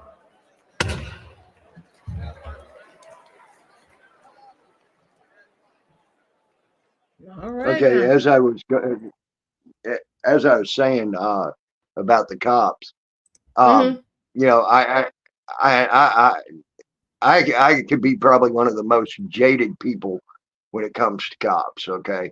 Because of things that's happened to me from the time I was 6 years old till the time I was just 3 years ago. Okay. But that's a whole long story, and I don't think we got enough time tonight to get into that. Just know I am a jaded person, but I do believe we need a police force. I think it needs to be. I think it needs to be reformed. When you sit there and you have to have more time in school to be a hairdresser than you do to be a police officer, there's something wrong with that. when you have people claiming they are constitutionalists, and they can't even tell you the whole, even the general meaning of the First I Amendment. watched you running down the hallway with her. I did. You saw me going after them, and I spoke to them, and What's Sorry about that? that. Go ahead. I apologize. All right, it's all right. But they can't even give you the general consensus of all the First Amendment, or the general consensus of the Second Amendment, or whatever. They don't even know that. Some police officers don't even know that there's the third. Dang it. There's an amendment that says that troops cannot forcefully occupy someone's house. Okay, things like that. When you take an oath that says you're going to uphold the Constitution against foreign and domestic enemies, then you should know that. You should know the Constitution, at least its basic meanings for each individual I get amendment. that. So I think, honestly, police officers should go through some schooling. And, I've seen a lot of police officers that they're there to uphold the law. Okay. A lot of people think that the cops think they're above the law. No, it's the cops don't know the law. Okay. And they can't even tell you the proper sentencing of a law half of the time. Okay. Well, I'll say even further than that. I'd say 65% of the time. So that's what I think needs to happen with police officers. They need to go to get schooling. They need to have things like that before they should be able to become a police officer. And that's one thing Donald Trump does not believe in. Okay. And he believes that everything's fine and it should just run the way it's going for a police officer. And he said that out of his mouth. So that's the only thing I can honestly say I have a difference in opinion with Donald Trump and what he says he stands for. Okay.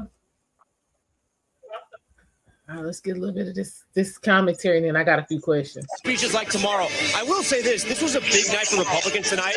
They had a lot of all-star speakers, as I mentioned. It might be hard to match the energy in this room tomorrow, but we're going to have to wait and see. They have a slate of speakers. They spent months programming this event. They, of course, had that event on Saturday that nobody planned for. That has given a different element, a different feel to this entire convention. But it's still going to be a big night, and we're going to be here covering every single moment of it. Guys, I'm going to send it back up to you guys in the studio. Tom, thank you much. As you make your way out of there, we will catch up with you very soon. And Kristen, as we wrap up here, looking ahead to tomorrow, a notable generational shift on the way for the Republican Party here. Hallie, I think it's one of the big headlines of this convention. The fact that Donald Trump has made this generational choice. Someone who is younger than him, and the optics of it are so stark, particularly when you have these two candidates who are the oldest in U.S. history. It is Donald Trump's way, again, of appealing to younger voters and of saying, I'm ready to pass the torch when the time comes. A peek there at Laura Trump, at Eric Trump, backstage at the Republican National Convention here in Milwaukee. We have been bringing you that live coverage. We will continue to do so over the course of the next couple of days with some key moments ahead. On behalf of all of us here at NBC News, Tom Yamas on the floor, Kristen Welker here with us on set.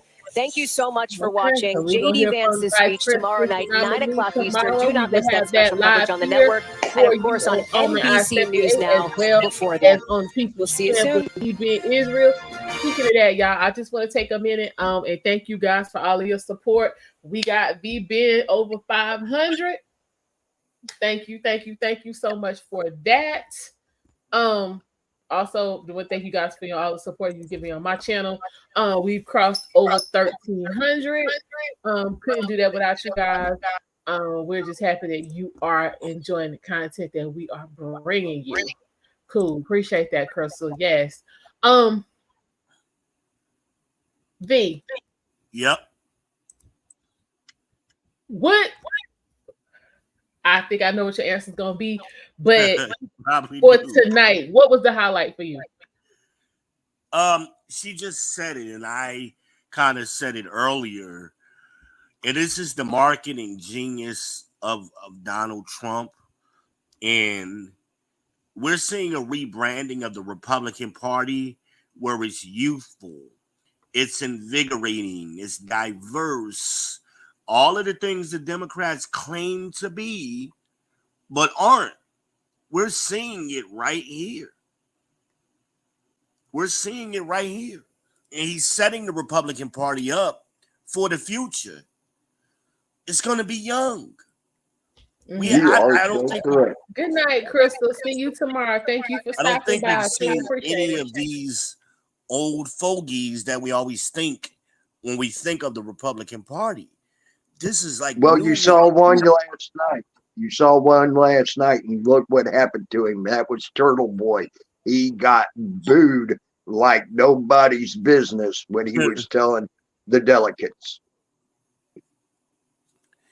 Yeah, and I thank y'all. I'm very humbled right now myself because my goal wasn't to get myself over 500. I was really wanting to push Almondeyez this past month. So for both of us to hit goals at the same time is really amazing. I mean, we do a lot of hard work. A lot of people don't realize, we spend hours and hours studying information, researching and planning and helping other people. We moderate for a lot of people, and nobody ever pushes us. So to really now, to really hit that turning point where we're generating this much traffic consistently. I was pushing you over on TikTok today, both of you. Oh, thank you. Definitely I'm appreciate floored, that. man. I'm floored. Because I'm sorry, you all are great people. You put out a great message, and I like how you do it too.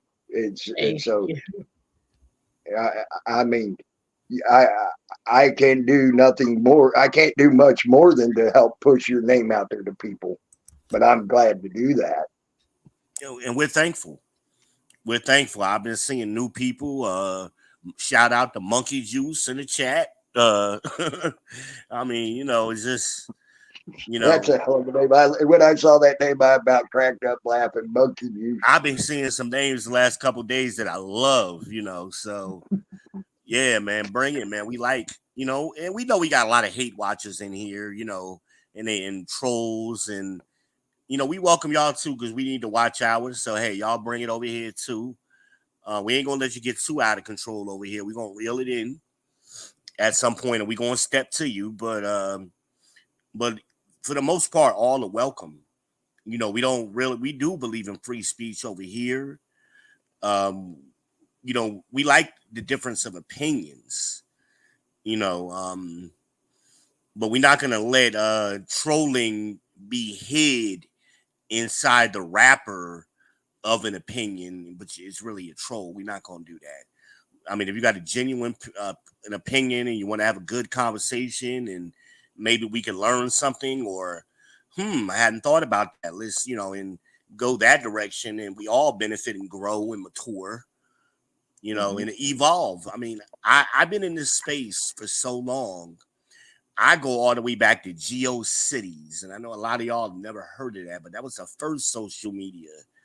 And I've seen the growth and I've seen the non-growth where people just get stuck and stagnant and there's no evolution of thought. It's like the same thing you think today, you thought last year, in the year before. Yeah. When are you going to grow? You didn't learn nothing today? Nothing this year? I mean, it's amazing. But Donald Trump, like I said, this definitely has his influence, and his TV influence is definitely obvious. And he's sitting back. He is letting it happen, which is beautiful. He ain't saying nothing. He letting everybody else talk for him. So you can't even attack these people. The little old lady from New York, the Democrats can't attack her. You know how to found it, right? Oh, please tell me her name. Her name is Madeline Brame. Yes. Madeline what? Brame. Brame. Mm-hmm. Okay. Mm-hmm. She was phenomenal. To me, she was the most powerful speaker tonight. Yeah, we're gonna take a look back. It was a couple of good ones. Everybody was good, but she was like, she's my number one. But I do want to go back and watch her story is that lady you just said, her story is true. And it's true. And you can get the paperwork on it. You can FOIA request the paperwork, and her story is nothing but true, and there is no lie. And that woman, I believe that I know what it would have done to me. It would have destroyed me to have that happen to me. So I could just imagine what had happened to her. And then she decided to make something out of it and have a voice for it. And I'm proud of her. Yeah, see you tomorrow. I'm sorry. Some folks were saying good night. Yeah, well, we're gonna take a look at her again because it was a couple things. But I need to go back and watch Vivek again because can I answer your question? For him when you're saying they was interviewing the what's the name over top of him. So I need to go back and see what he had to say. Can I answer your question to me the most? What stuck out to me the most was the personalization. They were making Donald Trump look human. Mm-hmm. Yeah, very not just human, but superhuman. Relatable. Story. Yeah, they were making him relatable, is what I'm saying. See, he was already had that personality that was above a lot of people. Okay, mm-hmm. But what I mean by personal, I mean like the story, like the guy was in Hug's reach. Every story was very close up, like and customized to the individual. They all have moments that they shared like that. I was like, wow, man, this is powerful. And freaking the governor from Arkansas. I'm sorry, that woman. I love her. She was my number two. Person. She was the first person to ever kick the CCP out of her state. Okay, 1, 2. That freaking personalization moment. When she's talking about her son.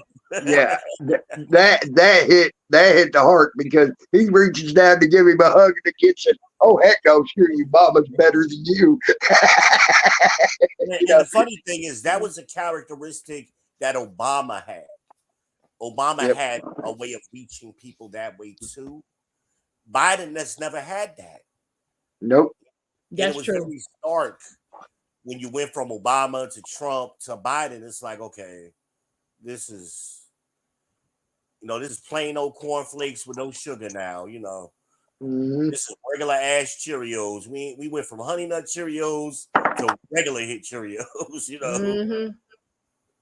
No, we went from Honey Nut Cheerios to freaking oatmeal without sugar or milk or regular plain ass oatmeal, no raisins, none. Nothing. Yeah, oatmeal made with water. That's it. Cream, no nah, butter, you get oatmeal made with the pasteurized milk. Like, and you gotta admit, you gotta admit that the governor from Arkansas. I took my son to bring your kid to work day, much like Jill Biden brings her husband to bring my husband to work day. You got to admit that was the best thing ever. It was like, wow. But I liked her when she was the press secretary. I really liked her when she was the press secretary. I agree. Very, back what did y'all think of Nikki Haley?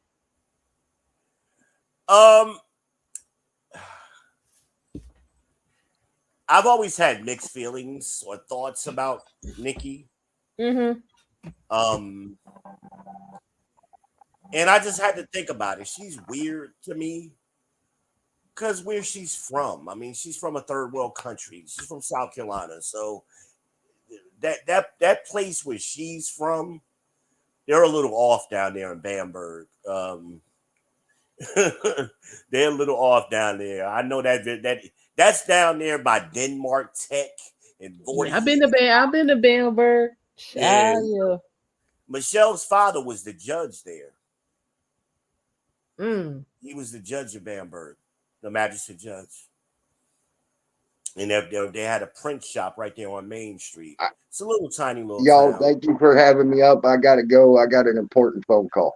Y'all try to have a good night. Thank you for stopping by. See you tomorrow. See you tomorrow night. We'll be back. So yeah, I mean, I don't know, but I think she did a good job with kind of following with Amber Rose's thing. Mm-hmm. You know, we don't have to agree on everything. But I agree most things with Trump, which is what I've been saying for us to do as a people. Stop focusing on the 2 or 3 things you disagree on. And that's what always comes out. You ask somebody thoughts on something. Well, the one thing I don't agree with, why do I need to even hear that? Tell me about the 7 things we do agree on and how we can make those better. Mm-hmm. And that's kind of what she said. So we'll see. Time will tell with her. We'll see. Okay. I mean, she was on my list of potential running mates for him. Mm-hmm. I just didn't know if we, you know, I kind of wanted somebody from the Midwest. Mm-hmm. That's what I well, really that's what wanted. you got. And I got it. You know, it wasn't what in the you got. package I wanted it, but I got it. You know, so. Yep. But I think the Democrats got to get their shit together. I don't know what they got planned for August, but these couple of nights have been flawless. And it got better next tonight. week. Y'all better come on. It got better tonight. Yeah. So I'm itching to see what they got in store tomorrow. I mean, yeah. Well, we know like we're gonna hear from. We know we're gonna hear from Vance. I'm gonna check this site to see if it actually has posted a list of who's gonna speak for tomorrow, because that's how I found Miss Lady from the night. Hold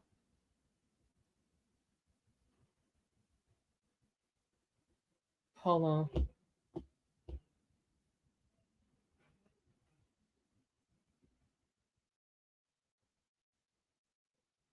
So you should have mentioned it.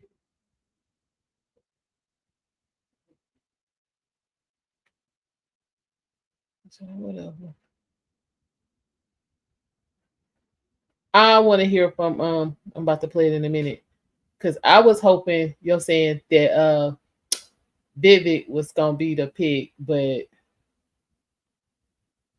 he a little too radical for them. Might be the future. So since we didn't get to hear all of what he had to say, let's see what's going on. What Eric says over for the Democrats. Brandon said, I can't trust Nikki. She too invested in war industries.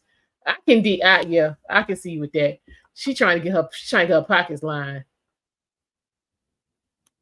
Then again, you on mute. You on mute.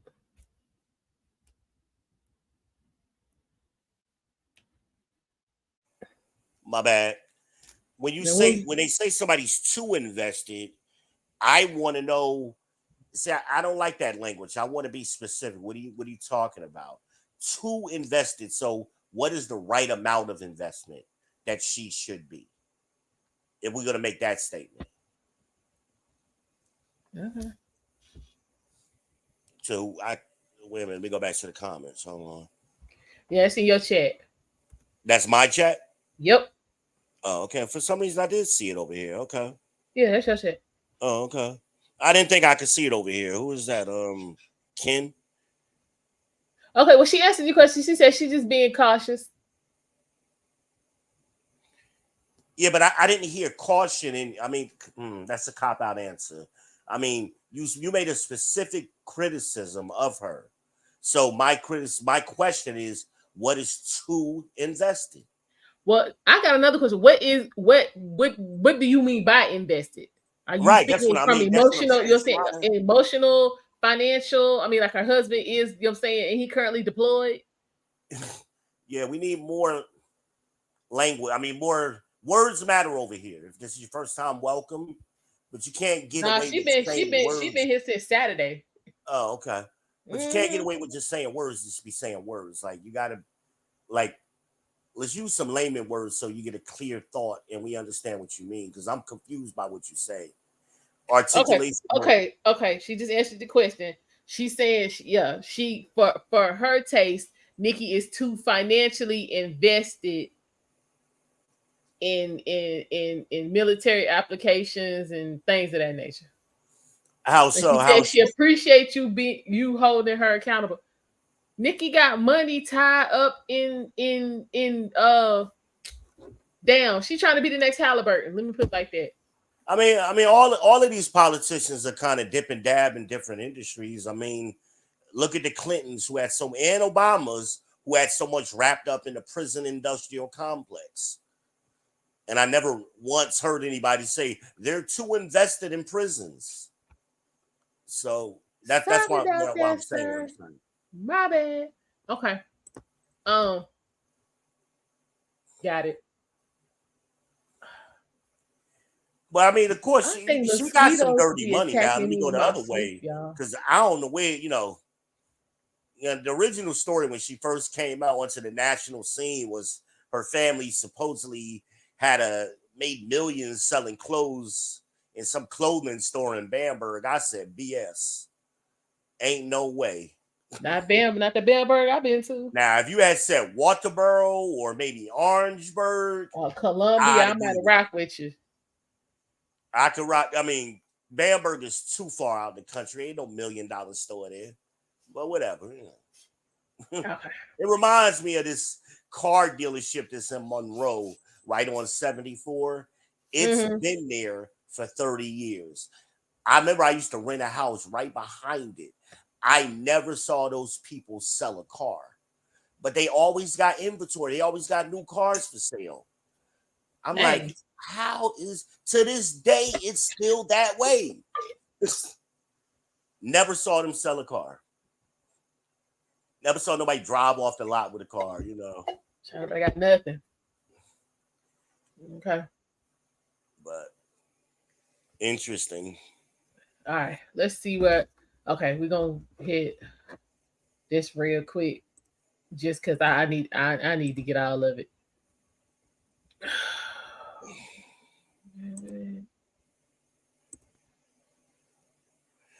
You had a couple of questions. You only asked one so far. Yeah, I know. Oh.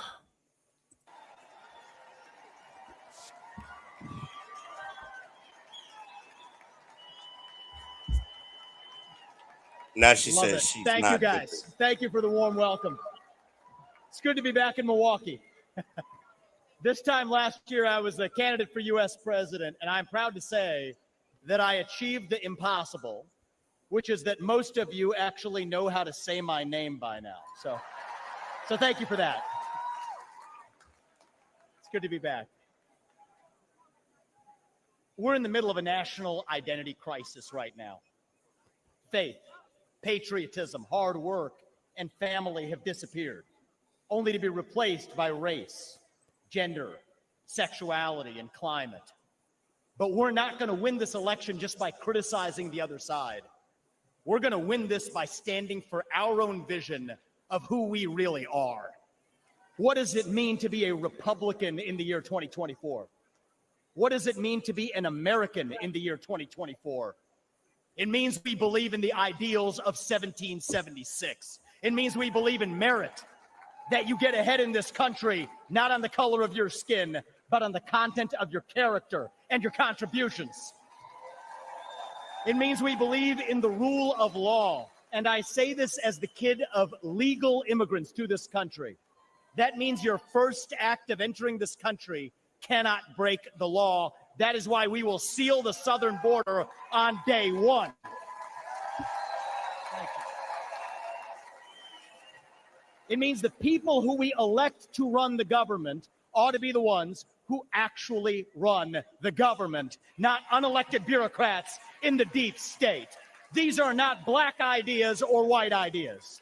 They are not even Democrat ideas or Republican ideas. They are American ideas that we fought a revolution to secure. And the man who will revive these ideals in the United States of America is your next president, the 47th president of the United States, Donald J. Trump.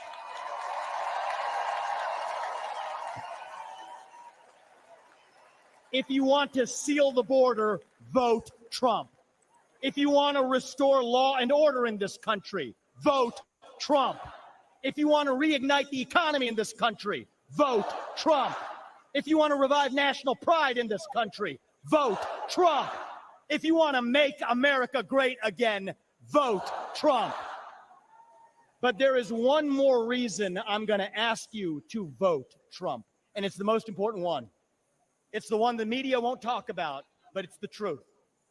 Donald Trump is the president who will actually unite this country, not through empty words, but through action. Because you know what?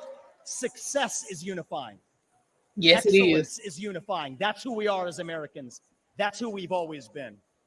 To those of you watching this at home tonight, I'd like to deliver a message that the media doesn't want you to hear from the Republican Party. Our message to Black Americans is this. The media has tried to convince you for decades that Republicans don't care about your communities, but we do. We want for you what we want for every American. Safe neighborhoods, clean streets, good jobs, a better life for your children, and a justice system that treats everyone equally, regardless of your skin color and regardless of your political beliefs. Hold on. What you think about that, V? I love it. I'm glad they're, and I said this before, that the Democrats always try to shy away from the racial issues. Oh, don't say race. Don't say black. Don't say, no, they're dealing with it head on. We're going to speak to y'all head on. We're going to act like y'all exist for a change. And I think that's wonderful. That's wonderful. Yeah. And again, like I pointed out last night, they got all of these young Black men. They're not putting forward all of these DEI or cash money, Fannie G. Willis types. They bring in masculinity. They bring in masculinity tenfold. They even brought a Black male pastor. Where the hell they found his ass at? You just said the South Side of Chicago. That's what I'm saying. They must have found the last one. They was like, yeah, they was over there doing their intel. Hey, Dynasty, appreciate you stopping by. Yeah, so okay, we got about a couple more minutes, and I got another question about him.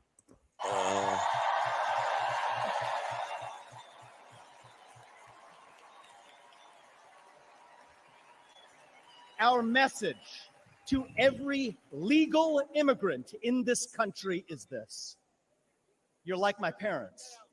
You deserve the opportunity to secure a better life for your children in America. But our message to illegal immigrants is also this: we will return you to your country of origin, not because you're all bad people, but because you broke the law. And the United States of America was founded on the rule of law.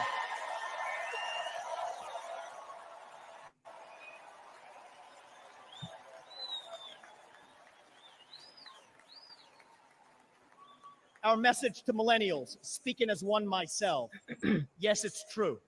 Our government sold us a false bill of goods with the Iraq War and the 2008 financial crisis, loading up our national debt that falls on our generation's shoulders, telling us that if we took out college loans, we'd somehow get a head start on the American dream, when it hasn't worked out that way. But we can't just be cynical about our country, because the United States of America is still the last best hope that we have, and we deserve a better class of politician, one who actually tells us the truth, even if it comes with some mean tweets from time to time.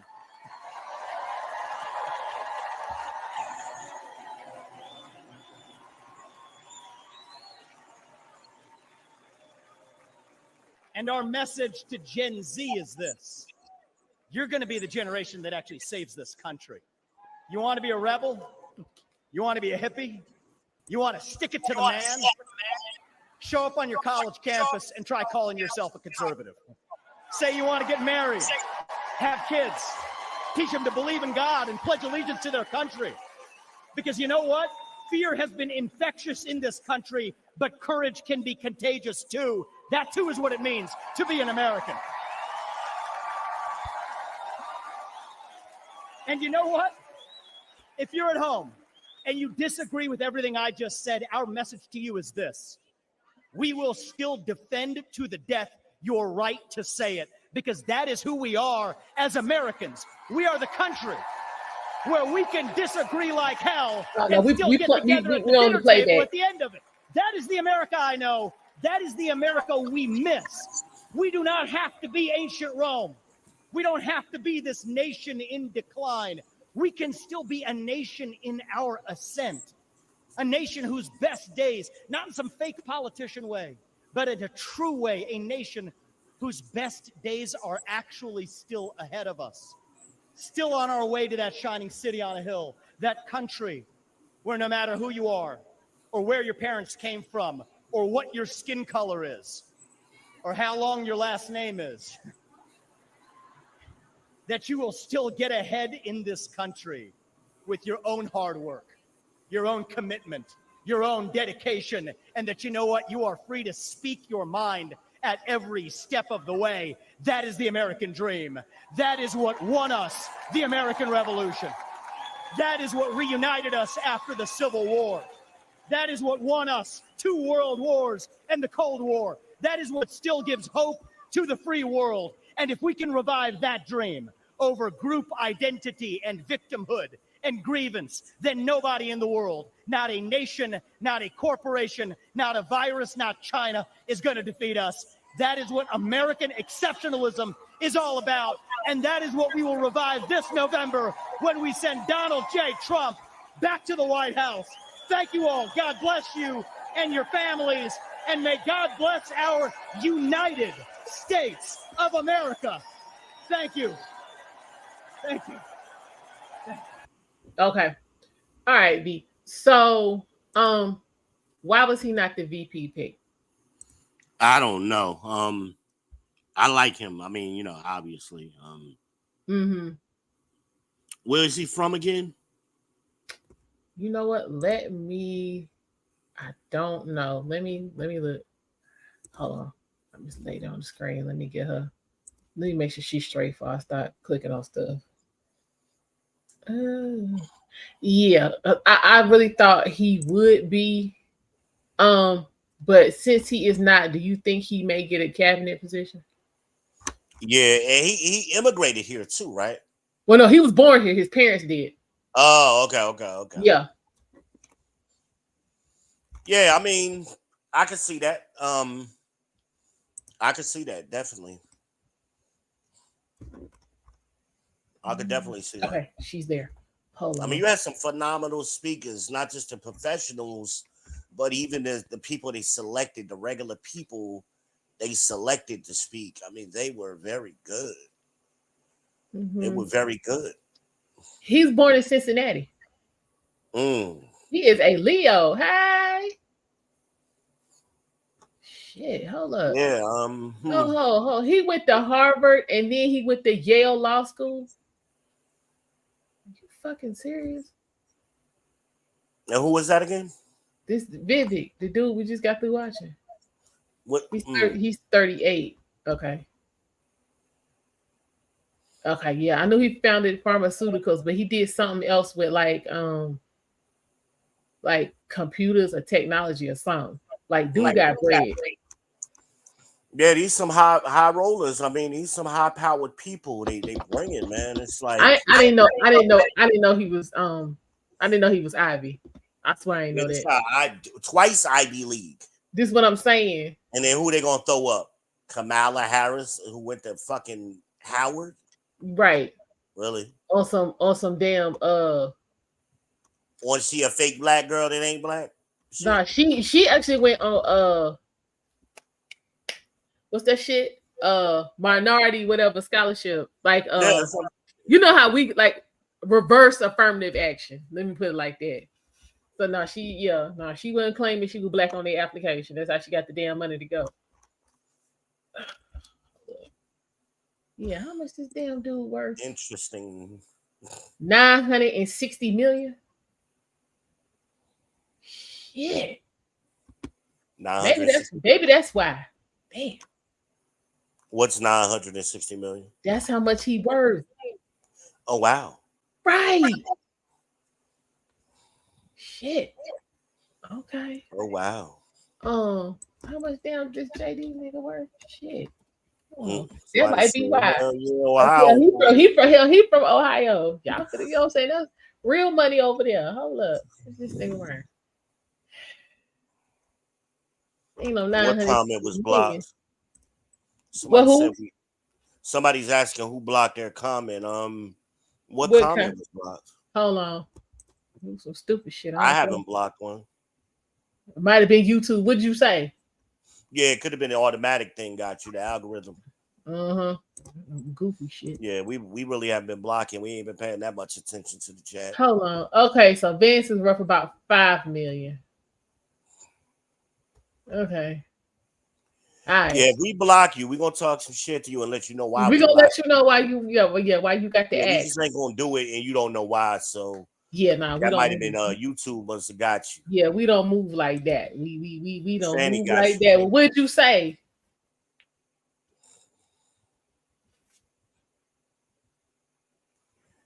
Well, I mean, it ain't necessarily games. They have the algorithm that they don't allow certain stuff they're looking for. They tell us what you said.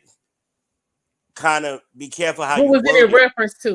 We put it like that. Certain words will trigger the algorithm. Maybe we can give you another way of saying it.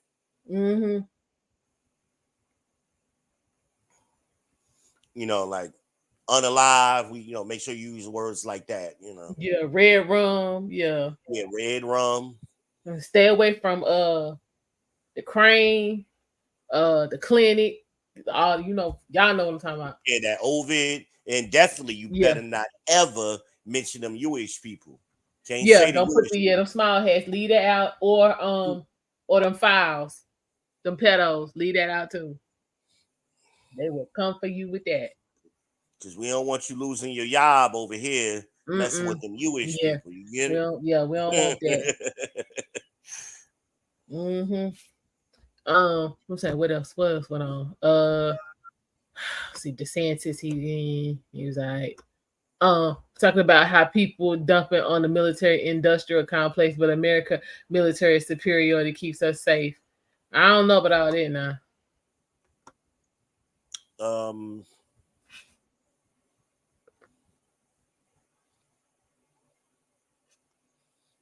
don't know about all that. Let me see. Yeah, I could see how that YouTube would have censored that. You gotta be careful when you get into that kind of topic and how depending on how you word certain things. Yeah, I'm not even going to address that topic, but yeah, just be careful. Yeah, because we have crossed over the midnight hour. We're gonna be wrapping this up shortly. We after dark. Be up in here with y'all all night because we're gonna be doing this all week, and we already been on a couple of times earlier today. Now, anybody got bars right now? I tell you right now. You know what? Who is this damn Dixon Cider? I mean, if you don't want to watch it, turn this shit off. Let me know in the chat right now if y'all want me to run it. Do a little open mic session. Y'all got some things on y'all chest y'all want to talk about. I'll create a panel. Otherwise, we will. We'll just let it end till tomorrow night. But if y'all got some more, y'all got energy, y'all want to talk, I'll run it. I'll let it run. We get ready to watch Miss Lady from Miss Brame. But she was the the most powerful. Yeah, bring her back. She was the most powerful. And then we'll talk about Laura's daughter-in-law. Y'all ain't got no bars, and you don't have to be on camera. I mean, I'm not a stickler on that, y'all. Yeah, long as your mic sounds right. Once we verify you real and we real, you'll see our face before this is over with. I promise. I actually got to go out in the streets tomorrow. I work from home, so I don't be dressed on the regular. I got to go out in the streets tomorrow. So you will no, I haven't yet, Derek. I mean Eric. Not yet. But yeah, we're gonna check this out real quick. Because this was definitely the most powerful. What does Eric Jordan talk about Nancy's Pepsi? Good evening, everyone. My son, Sergeant I know I was being Hassan funny. Korea, an Afghanistan War retired veteran. He received enemy fire from the Taliban, only to be murdered with a knife on the streets of New York City. The 4 assailants responsible for his death initially were facing justice, but that changed when District Attorney Alvin Bragg was elected.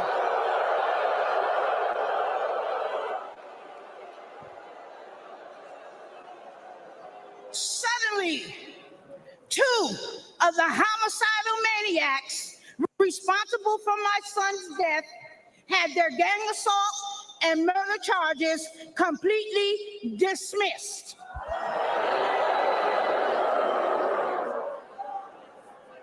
One of them received 14 months time served. Alvin Bragg charged her with assault with a shoe. And another one was sentenced to 7 years. I later learned that Alvin Bragg often dismisses and reduces dangerous criminals. He wants to clear the jails and return violent felons onto our streets every day. The injustice was devastating for me and my family.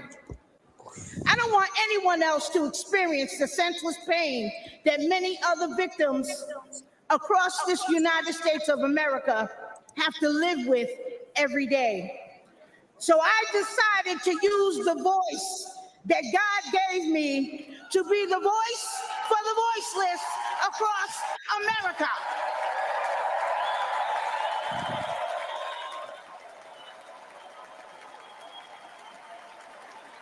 We need justice for victims, and we need accountability for prosecutors who fail in their duty. Soft on crime prosecutors like Alvin Bragg in New York, Kim Foxx in Chicago, and George Gascon in Los Angeles have turned our great country and cities into war zones. Poor and neglected communities like mine are suffering. And who else in here is sick and tired of being sick and tired?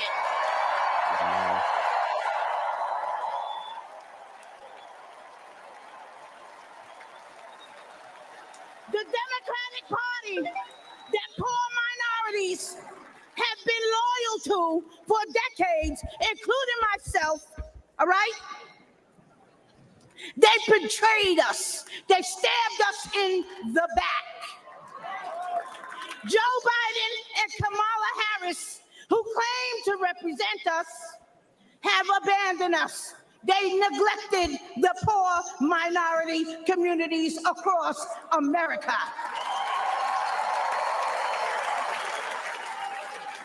But mine eyes have been opened.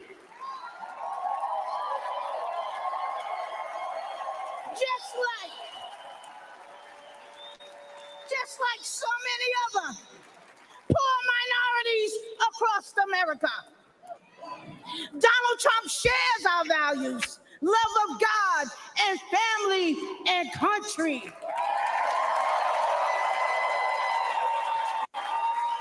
He's been a victim of the same corrupt system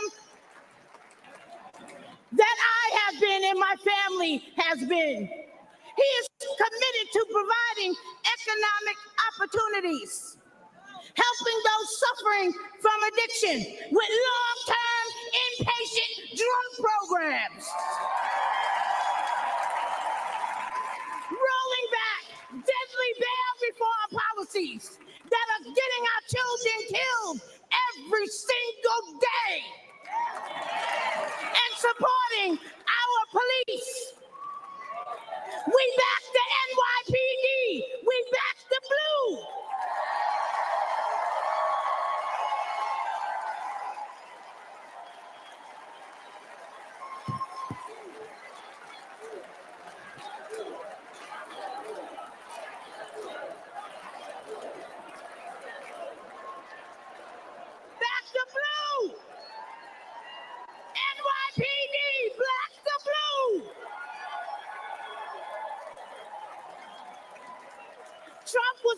when he said, they're after us.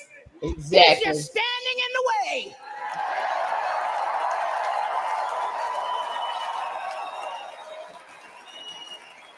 And guess what? He always will.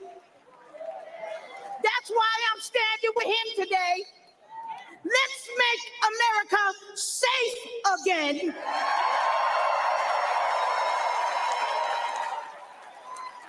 And re-elect our Donald J.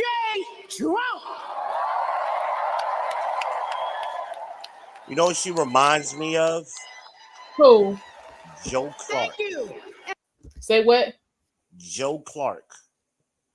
Yeah, somebody her butt make you want to get up and do, you know what I'm saying? Make you want to get up and participate. Very powerful voice, you know. And even her phraseology just reminds me of Joe Clark's phraseology. Shout out to Joe Clark, y'all. Passaic High School up there in Jersey.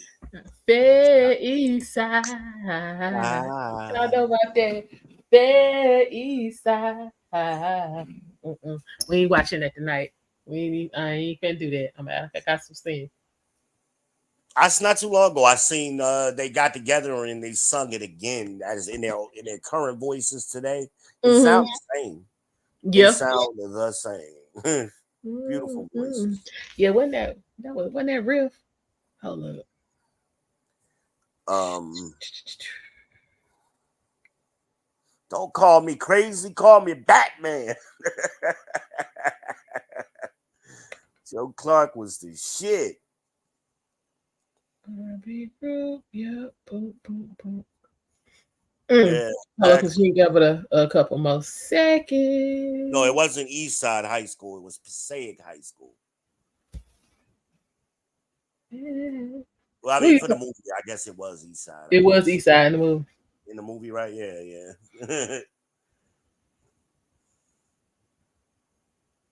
The Passaic Ghosts, or whatever they used to be. Yeah.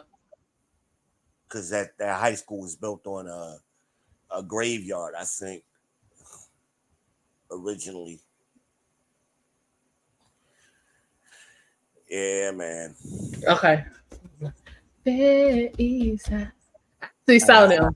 I actually saw them. That group perform. I'm gonna leave that alone. What's up, y'all? Y'all ain't telling me. Y'all got bars. Y'all want to talk? Well, let's do it. Say yes or no. Let me know one way or the other. Don't just leave me hanging.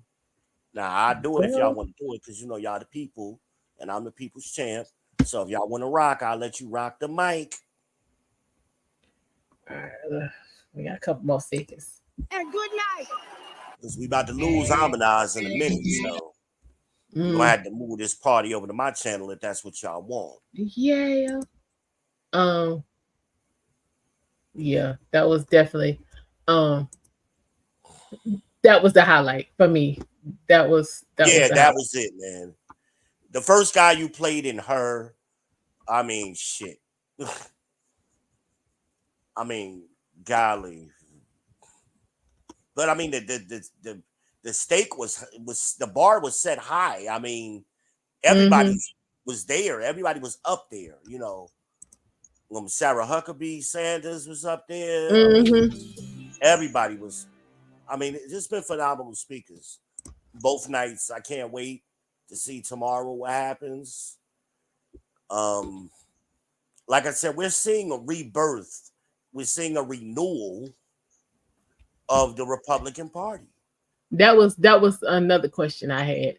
So since we're and we've been talking about that, we're seeing in the who's the crybaby that was on earlier talking about this ain't the same Republican Party that it was, saying back with Reagan and Daddy Bush.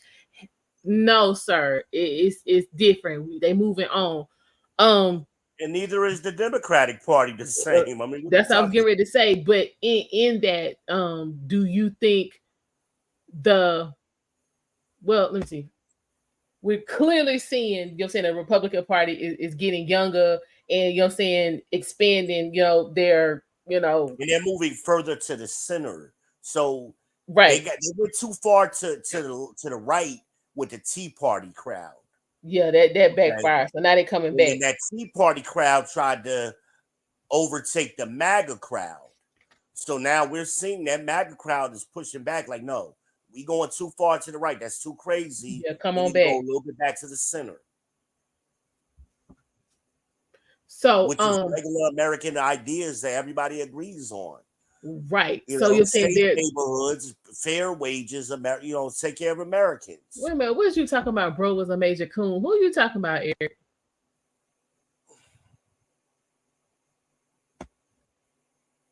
So do you think at any point the Democrats are gonna do the same, you know, invite, you know what I'm saying, new ideas? Because I mean they kind of got a mix. They got their same one-trick ponies, they got a few young people, but they sound like the one-trick ponies. Are they really going they're gonna follow the same game plan they've been following decade after decade. And with their do you think that's gonna be that's what's gonna finally, you know what I'm saying, stomp out the Democratic Party? I mean, there may be a change for them in the future. It's How not gonna far be in the future? I mean, it just depends. I mean, we really don't know. At least 10 years. Okay. Because you figure if Donald Trump gets in, he got 4 years right there. Mm-hmm. And then you got to think if the Republicans turn the country around, that's a layup for them to get another term from Vance or whoever, you know. Mm-hmm. So, I mean, they could be 10, 15 years out of office. Easy. Okay. But the problem with the Democrats is they doubled down on these DEI hires. And we have to start being honest about the problems. And what do all of these black women have in common that they put in the office? They all fucking up. Wrong. They shame and so guilt need to be right. That's their language. None of them think they're wrong. Fannie was on Today. Still trying to play the victim. Tiffany Haynard plays the victim. Wait a minute, y'all. Christina Peterson still trying to play the victim. You want to be the superhero and the victim in your own story. It don't work that way. And America is getting tired of it. It's like, okay, grow up, admit you're wrong, and let's move forward. They can't do that. And these people, not just in top positions, they're in key positions throughout the Democratic Party, throughout the Black Church, throughout the NAACP, throughout the Democratic, the lower level Democratic, on the local levels. These people are all over the place. And they all have that mentality. You can't tell them nothing. And but they're gonna age out. Because they up there and a lot of them are older than me. They like those old Gen Xers and baby boomers. That they all in that age group. A lot of them are in that age group. They're gonna buy a dog and die alone. They're gonna be sitting up there like Earl with a damn hugging his special needs animal or whatever. Child, don't be like Earl. Yeah, don't do that to yourself. Black men, don't do it. Don't do it to yourself. Unclick that comment. I'm trying to read it. I can't read it when it's highlighted. What comment? The last one you clicked on. What do you think about that khaki-clad group that only gathers on federal holidays?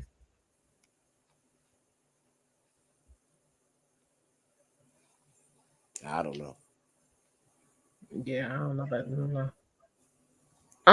Okay, so we ain't looking for them to do nothing. We kind of talked about this last night. But as far as because we are black centric channels, in case y'all ain't figured that out. As far as we black and we bliggity black. We black. I'm black, y'all, and I'm black, y'all, and I'm blacker than black because I'm black, y'all. We straighten it 100 times a day to make our teeth white. Lord. Shout out to Paul Mooney. Rest in peace. As you keep mentioning, you're talking about, you know what I'm saying, how the Republican Party is, you know what I'm saying, putting black men front and center. Obviously, somebody been watching my channel. I've been saying for years, if they want to win some elections and really stick it to the Democrats, that's what they need to do. And I really ramped that up after the Ice Cube got smacked in his face when he tried to reach out to the black women. I said it then. This is a perfect opportunity for the Republicans to start addressing black male issues. Okay. So obviously somebody heard me. Patriot Front as a Black Centric channel. I was curious what you think about them. So do you think that this is, as you know what I'm saying, in future elections, do you think that this is going to be something that they're going to, you know what I'm saying, that is going to become a staple in their approach? Yeah, because especially if it, you know what I'm saying, proves to be successful this go around, especially with black men. Yes. So the biggest group of voters are non-voting swing voters. Those voters that traditionally swung Democratic, but they haven't been voting. Who is that group of people? Black men. So you look at these close elections in these close states, they were only won by very small margins, like 10, 20,000. So if you find a way, especially going forward, to galvanize black men and get them involved, like I've been saying they need to be, yeah, it's definitely a plan for the future. But this election is going to be the blueprint. Somebody's going to look at those numbers, some egghead like Ezra Klein or whatever that guy that does the numbers all the time. And but I mean, they have think tanks to study this shit, you know. Somebody's going to look at these numbers like, hey, black men really came out for us here in these areas. In these areas we didn't even think we would be able to start flipping. We flipping some of these areas now. Because see, Democrats bet their money on black women. That was what I was getting ready to ask you about that. So black women will ride for us. But now that the men are starting to go over to the Republican Party, now you're seeing a lot of black women following the men. That's what I was getting ready. That's what I was about to ask. Hey, maybe we need to pay attention to what our men are doing. I'm starting to see that. And now, what I've seen is the black women who have, you know what I'm saying, at least been willing to listen, you know what I'm saying, the black Democrat women who've at least been able, you know what I'm saying, been willing to listen to, you know what I'm saying, what's being said over in the Republican Party are not your hyena baby mamas, you know what I'm saying, they're sitting on YouTube all day. These women tend to be, you know what I'm saying, married, working, you know, have children. Like they real black people. They not niggas.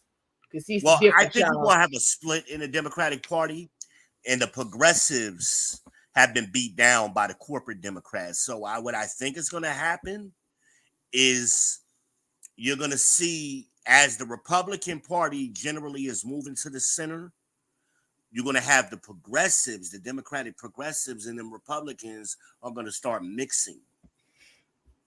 You're going to start seeing that.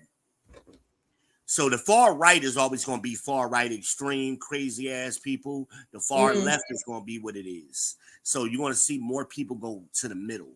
We're going to get more back to where most Americans really are. Because when you look at the polls on the issues, no matter what their political affiliations, majority of Americans agree on the same shit. It ain't that much difference between Bernie and Trump. In other words, when you look at the issues, you know, and that's what I was saying. I said to somebody last night or the other night, we got to stop focusing on every single issue and focus on the issues that matter to us most, and let's get some agreement there. But we always let the 2 or 3 things we don't agree on divide us, and we don't do nothing with these 7 issues we already agree on. Well, you know what? I think people start with what they don't like and what they don't agree with because they have no intentions of trying to come to any type of solution. And that's the problem.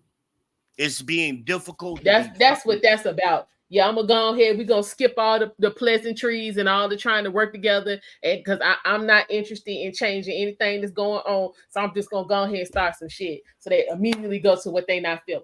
Well, trauma gets comfortable to people. They get comfortable in that space. Ain't that the truth? Fixing things requires work. It requires black folks are lazy. I'm sorry, they lazy. Who's late? Black people. Oh, and I mean, let me take that back. I'm sorry, because again, you got black people and you got niggas. Niggas are lazy. Niggas lazy. About the ninjas. Yeah, they lazy. What's this comment here? He said they got a ban going to the clinic, the rainbow, and the cheating.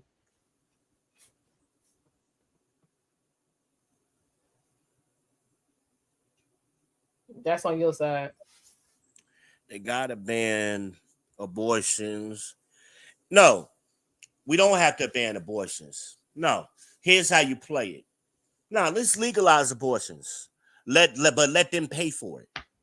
The way they paying for BBLs and Botox and all that other shit. But some of them are paying for it. So, say what? It's a good number that are paying for it. I mean, I think most of these girls who getting 2 and 3 and 4 of them, they ain't paying for them. Well, I mean, they getting the money for some dude, but I mean, hell, the dude don't give it to him, then hell, that's on the dude. Quit paying for it.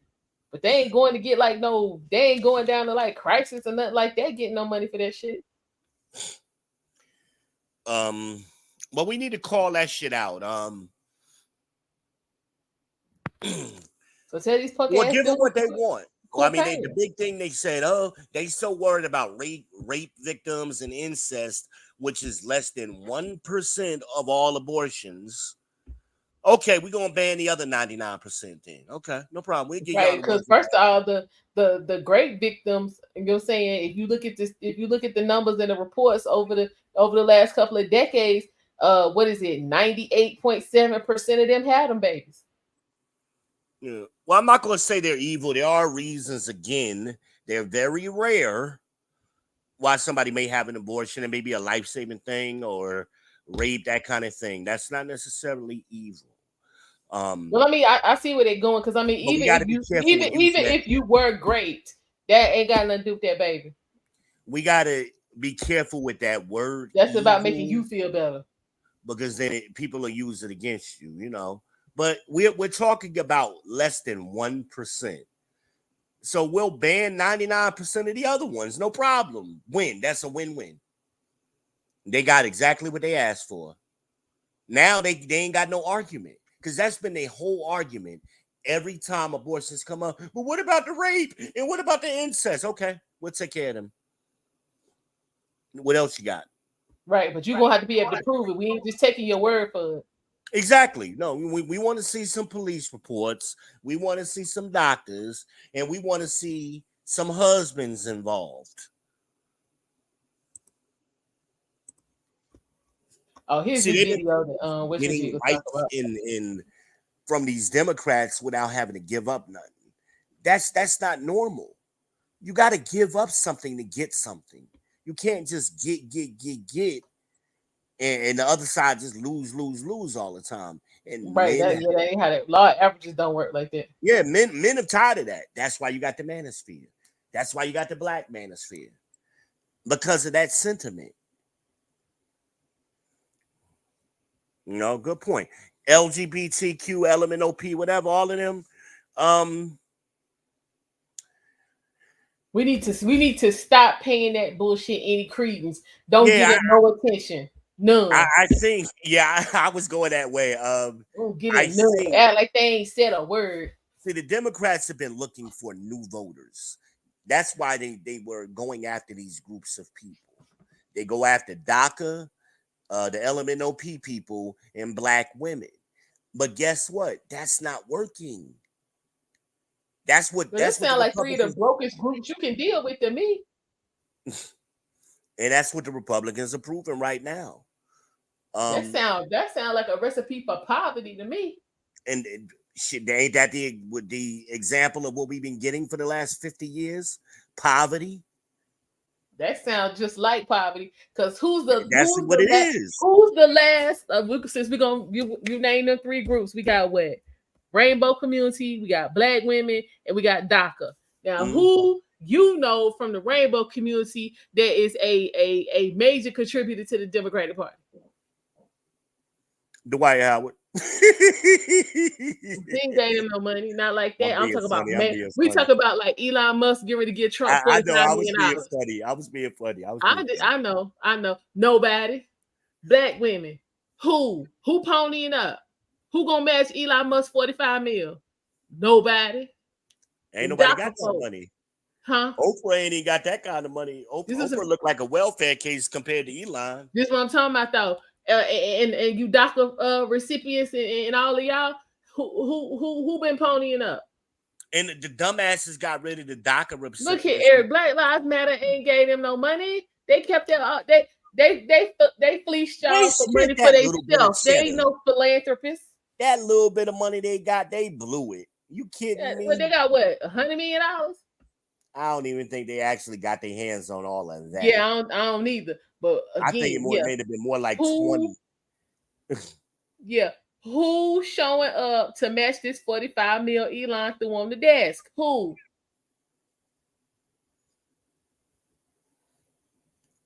Nobody. See, that's what we got to do. See, every time we say something, you got something negative to say. Get that shit out of your system. How did that help the conversation? Who gives a fuck if he's weird? It's a lot of weird people. But if he got the money, that which is what we're talking about, that's what's important. Stay focused. Don't be like the little tink in class that got to crack jokes while the teacher talking all the time. Wow. Don't be that person. That's weird.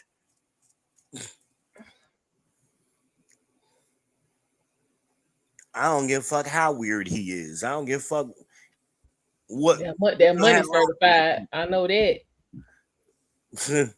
That money straight up certified. Who cares? Oh my God. Let me stop before I get angry. Yeah, just leave it alone. I think sometimes y'all say things without thinking and you ain't got to trust Elon. He ain't really, I mean. Yeah, so you say it for me. You go ahead and say it. I was about to say that. You say it. What he doing? You don't know him. You don't know none of these damn people. But these people be on. Okay, I'm a hush. Yeah, like, come on now. You don't want. I'm just saying, average everyday person. Because I mean, I've heard this kind of stuff before too, especially with these people. You know what I'm saying? People, you know what I'm saying? Panels I be going on or whatever. You'll say you're laughing at me. Huh? Talking with Eric. He laughing at me. I don't like yeah, so y'all say I can't I don't trust Elon. I don't trust, you know what I'm saying, Vivek and all of that, but you'll ride with the nigga on the panel that you ain't never seen a day in your life because he gave you $20. Like, come on. Y'all need to quit playing. When ain't nothing none of them doing affecting you one way or the other. I mean, unless you got a Tesla, Elon, what he doing ain't affecting you. And hell, all I need him to do is get them solid state batteries developed so I can get me a Tesla. Yeah, I'm trying to tell you. That's all I need. Let him perfect that technology. Yeah, I just don't need that thing. You know what I'm saying? I'm turning the wheel to the left and the damn thing start going backwards. I don't need no type of problem. What's the theme for tomorrow? Let me look real quick. But yeah, child boo. Yeah, see. Yeah,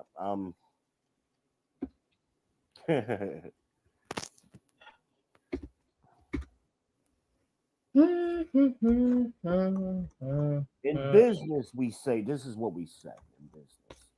Anytime you bring a problem in business, you should also bring forth a solution. So just throwing random problems out into the ether is a complete waste of your existence. You're not doing nothing. Day 4, right? And I say that to everybody because maybe this is a teaching moment real quick, but I always taught people that in business, you come to me with a problem, come to me with your solution. Anybody could sit back and just nitpick everything and nothing ever gets moved forward.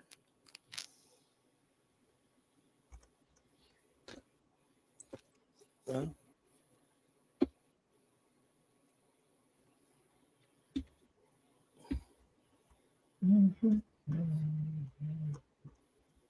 Well, we should go back over here.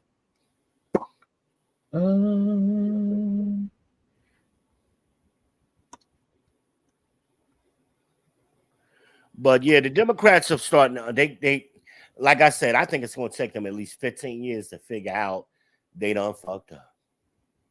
That don't even make no sense. Want them and trying to tell them they don't listen. They keep doubling down.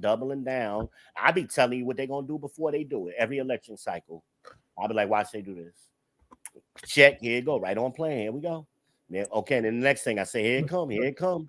Okay. And then, I mean, it's like clockwork. I mean, and they're out of touch when you look at these Democrats who are running the party and in key positions. They're so out of touch with reality. Because they all exist in little bubbles. They all exist pretty much in the same bubble. You know, here we go. That black church bubble in DC, that black Democratic Party in DC, you know, and they all imitate each other. But outside of that bubble, they don't experience the real world.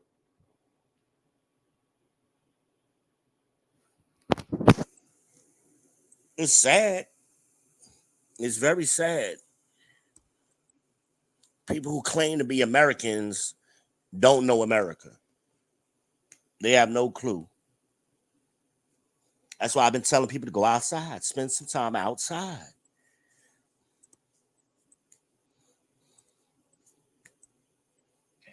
Everybody got quiet. They ain't gonna say it yet. Oh wait, I was on another base. Yeah. Oh, that's what Eric wanted me to show this real quick. Hold on. Yeah, that clip. He said it's not too long. Yeah. I meant that comment earlier. Yeah, it's real short. Oh crap. We have responsibility, Terry. We did not have any accountability for what was going on there, and we should have. This is ridiculous. You're going to ask me in the middle of the thing when they've already breached the inaugural stuff that should we call the Capitol Police? I mean, the National Guard? Why weren't the National Guard there to begin with? They thought that they had sufficient resources. No, that is not a question of how they have, but they don't know. They clearly didn't know, and I take responsibility for not having them just prepare for more. She just saying she knew it was going to pop off. They just wasn't as Tonight, breaking prepared. news from Milwaukee. Yeah. No. Well, like Eric said, That's not saying it's our fault. They always say it's a threat to democracy. Well, what they're speaking about, because words matter, they're talking about their version of democracy, their world. Like I just said, they don't exist in the same level or plane of existence where we exist. She got $100,000 refrigerator with expensive ice cream that she likes to eat in special order, okay? Nancy Pelosi ain't living like the rest of us. She got $100,000 refrigerator in her kitchen.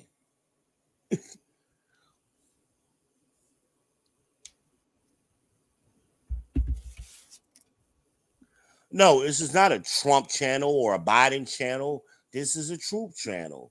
So we're going to look at the Democratic convention and we're going to give it the same critique. But if somebody performed well, can you not just watch a football game and say, hey, this team played better than the other team tonight without being a fan of that team? Or is that too complicated?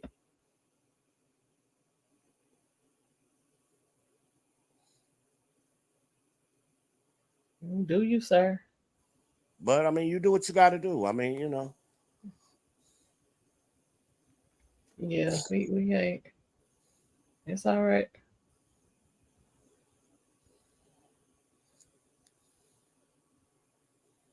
I mean, obviously, you've been here for a few days and you haven't listened to what we've been saying, and you're just coming to this conclusion.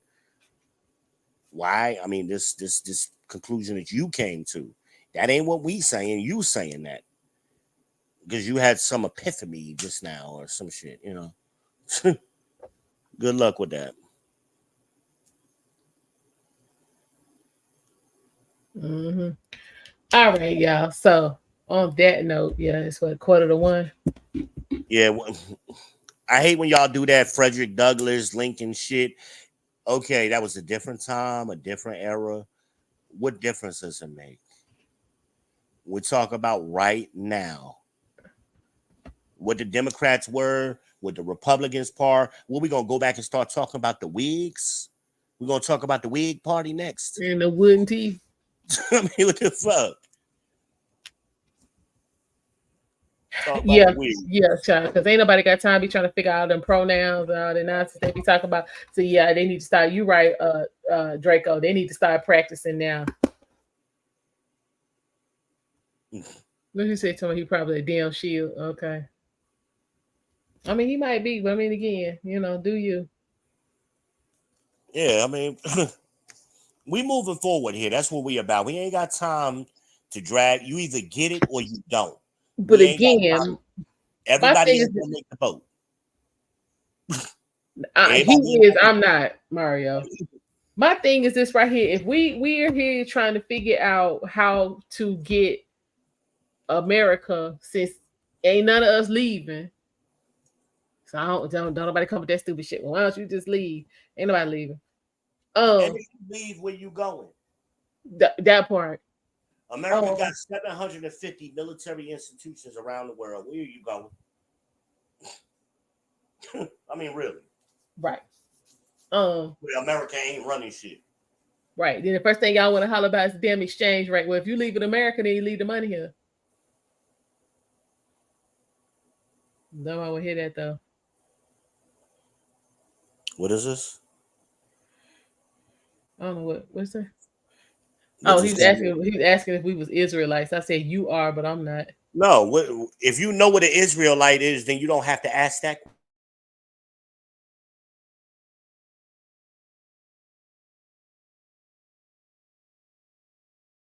Nationality or our nationality? Why? We over here talking about American politics, and you want to know our native nationality?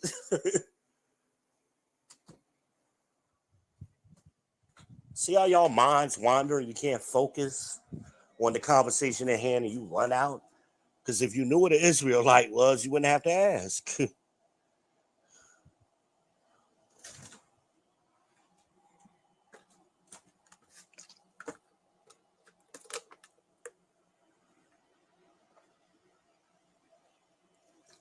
Oh yeah, that water tastes good right there.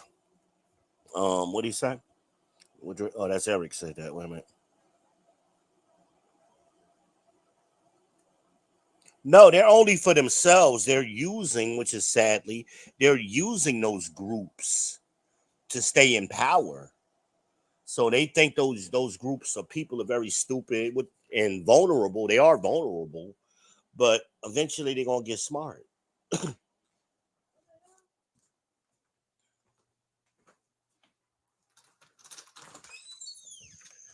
Eventually, those people are gonna get smart.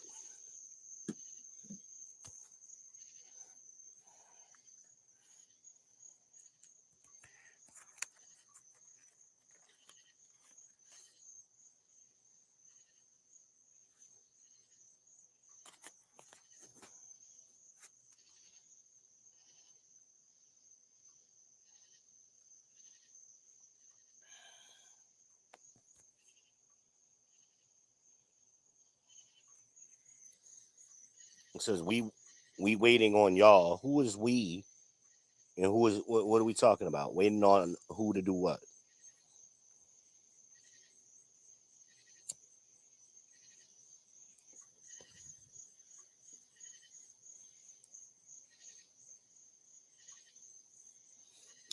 And where the hell is Derek Gaines at?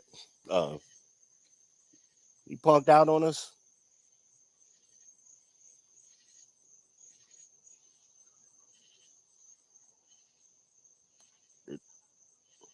Did Derek Gaines punk out on us? Am I still talking to the chat?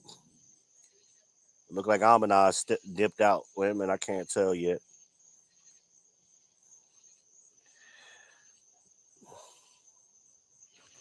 No, I'm trying to tell you the internet just went out.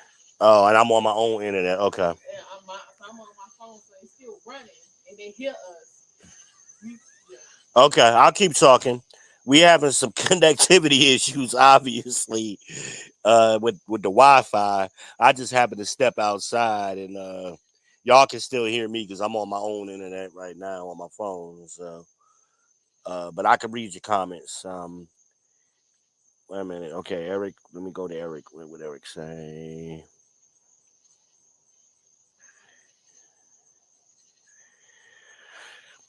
Yeah, they for those people right now, but that's about to change. AI is about to reset everything. AI is going to reset the game.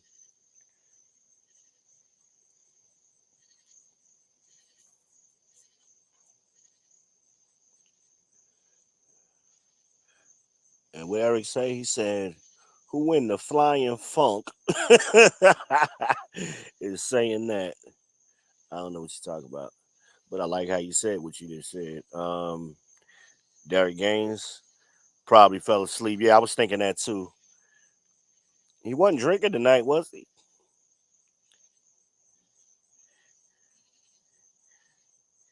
Oh, wait a minute. There you go. Derek the Legend Gaines has returned.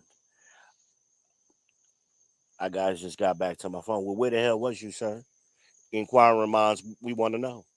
We want all the tea. Where was you?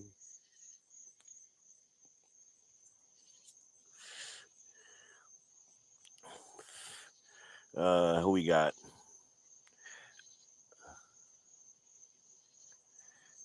Okay, let's see. Wait a minute. We got Bailey Joe. I think this is somebody new, or at least first time I'm seeing it. I'm white, but I see y'all as brothers and sisters in the fight. I don't see very well, and I get frustrated. And I appreciate your comment, but being that you're white, you may not know this. So let me give you this. This is not to be mean to you. White people have a tendency to declare shit. Y'all all started. I'm not white, but I see everybody. I don't see color, and I got a black friend. You could leave all that shit out and just say what you got to say. We've heard it a million times before. Totally unnecessary. See, over here, you're gonna get black people talking to you straight. You're not gonna get black people to give you that bullshit and bless you and amen and all. You ain't getting that over here. We're gonna give it to you straight. And we got a lot of white people to come in and share things with us, and they're our friends and people who've been over here for years. But they're our friends because we talk straight. We don't bullshit you. Don't bullshit me with that talk. I got a neighbor who come over here to borrow a cigarette from me, give me that same speech every fucking time he borrows a cigarette. I'm like, Stan, stop. Take the fucking cigarette and take your ass over back over here. He got to give me his whole life story just to borrow a cigarette.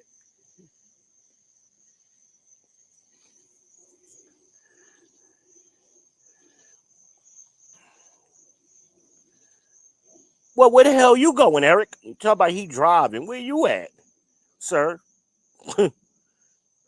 You and Derek, I need to have a talk with y'all, find out what the hell is going on tonight. Y'all out riding and y'all got fucking missions and shit y'all doing. What is going on? Ain't nobody talk to me about none of this. I feel left.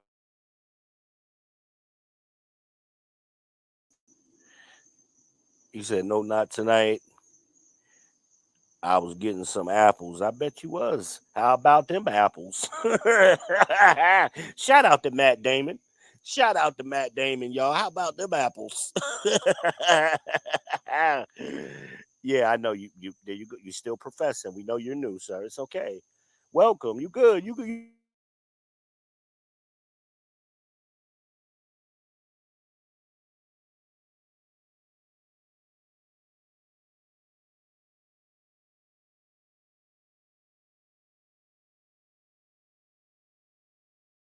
But you in good hands. Just be comfortable. Talk natural. Don't explain your whole life story. Derek Gaines, you've been hiding. So he said he went to get some fucking apples, whatever kind of code language that is. Him and Almondeyez got code language. I really don't know what it means, so I'm gonna mind my business.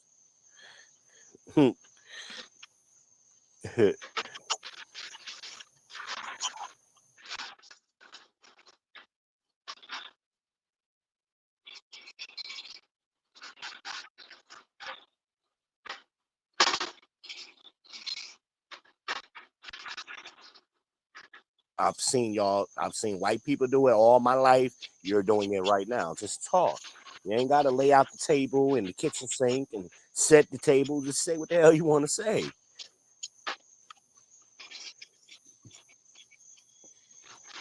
But you are doing it.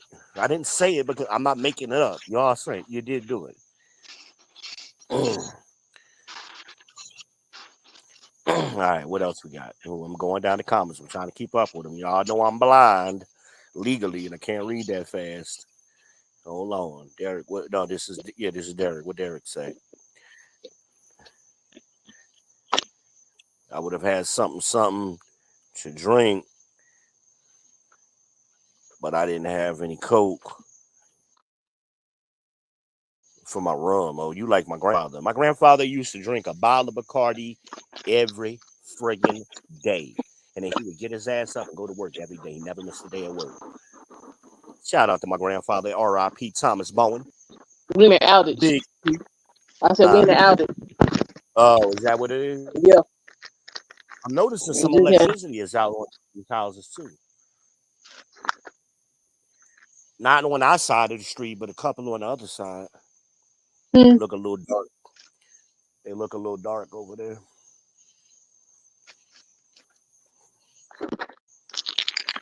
What else we got? Derek said, what now? I was backstage. I waited for a because you wanted to see if we was talking shit about you. You got dogs. Oh, okay. That's how we do. We was talking shit. With your apples.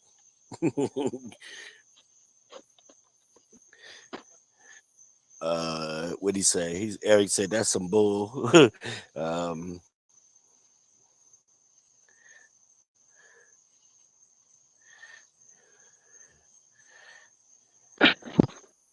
Yeah, exactly. See, Eric is agreeing with me about the black friend shit, you know. And we just don't need that kind of talk. Just move on. I don't know if South Carolina don't say that. Uh-huh. Okay, you talking about he on his way to Illinois from South Carolina. Who? Eric. Derek is in South Carolina? Eric was in South. Yeah, he was in South Carolina. What part of South Carolina he was in?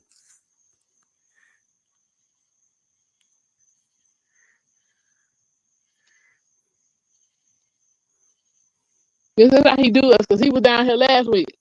And he don't come through? Damn.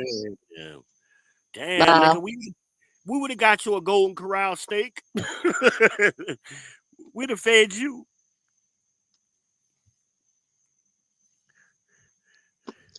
Come on, he in Kentucky. Well, all you gotta do is come on back over 40 and come on down 77, man. Come on now, man. Come on now, dog. Come on here in Greenville. Man, that's like an hour and a half from here. Yeah, you ain't that far. We sure ain't. Man, we go turn up, man. We still got enough time to turn up with you somewhere at the Waffle House. For real. Don't say that because them hash browns sound good.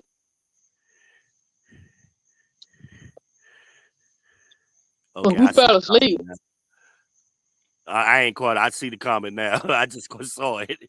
I was like, how you know all this information? I see the comment now. I'm slow.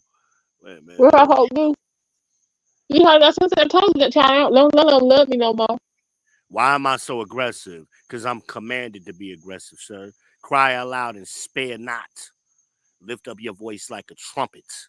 Thus saith the Lord. Who said you was aggressive? Nah, Bailey, Joe, we having a conversation. Oh, wait a minute, 'cause I ain't even on anymore. Yeah, I think that's a valid question. Yeah, I'm aggressive because I don't do the bullshit. I give you raw. I give you the real. I don't sugarcoat it. Cry loud and spare not. That's why. That's your answer. I'm commanded to be that way.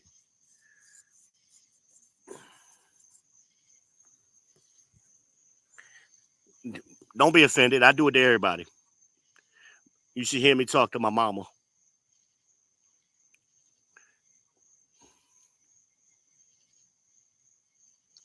That sounds bad. For conclusion, I identified a pattern that I've experienced over 48 years of my life. It's a pattern. And that's why Eric seconded what I said. Every white person got a black friend and all of that. We get tired of hearing that shit. You know, it's unnecessary. We can just have conversation. We ain't got to have declarations. We can just have a conversation. Drago said, I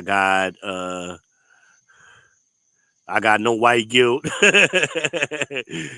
Good, you shouldn't.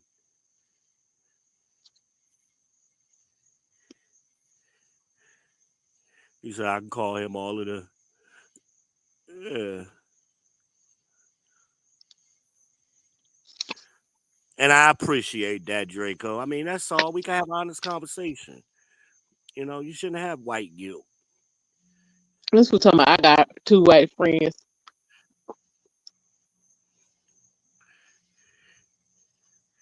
What Derek said. Wait a minute. He said,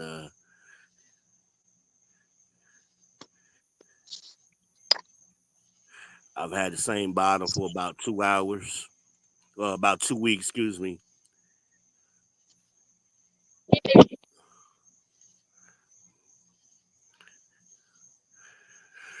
Look, I'm a punk when it comes to drinking, sir. So I'll have a bottle for 2 years. I probably got a bottle of Hennessy in the kitchen I forgot about. I don't know. Be honest with you. The last time we was down to Frugal McDougal, I bought a bottle. So I don't remember if I drunk it or gave it away. I don't remember. I might have took it to my daughter's house and drank it up there with them. I don't remember. I'm like that. A bottle lasts me forever. I'm a Hennessy guy when I drink, though. Now, you and my mama get along. She like rum like her father, so she'll drink that rum and Coke with you, that Bacardi and Coke.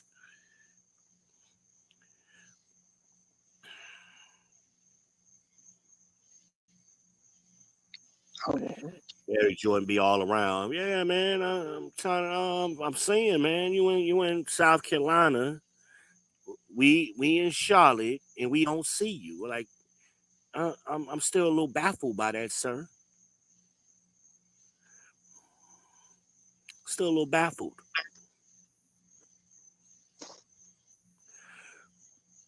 Well, if he going to Chicago, what did you go up 77?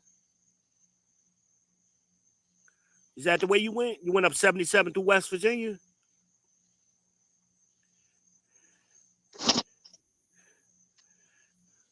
Yeah, Jordan fell asleep. You're driving. How the fuck you fell asleep? You better pull your monkey ass up.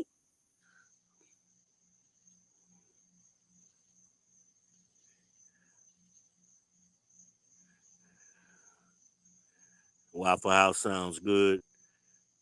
You don't know about no Waffle House. Y'all don't even got sweet tea up there in Ohio.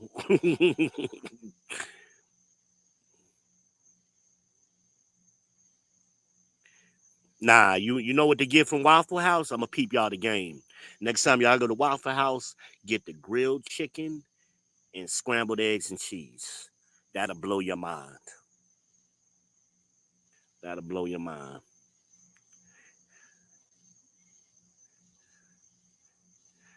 I'm skimming the comments. I'm not going to read long-ass comments. It's just unnecessary. Like, that's why I'm not necessarily reading the whole comments. I'm legally blind, first of all, so it aggravates me when y'all type super long stuff. So I'll read it if it's absolutely necessary, but it's really just the same sentiment. And then you type it in all caps now. Like, let's not do that.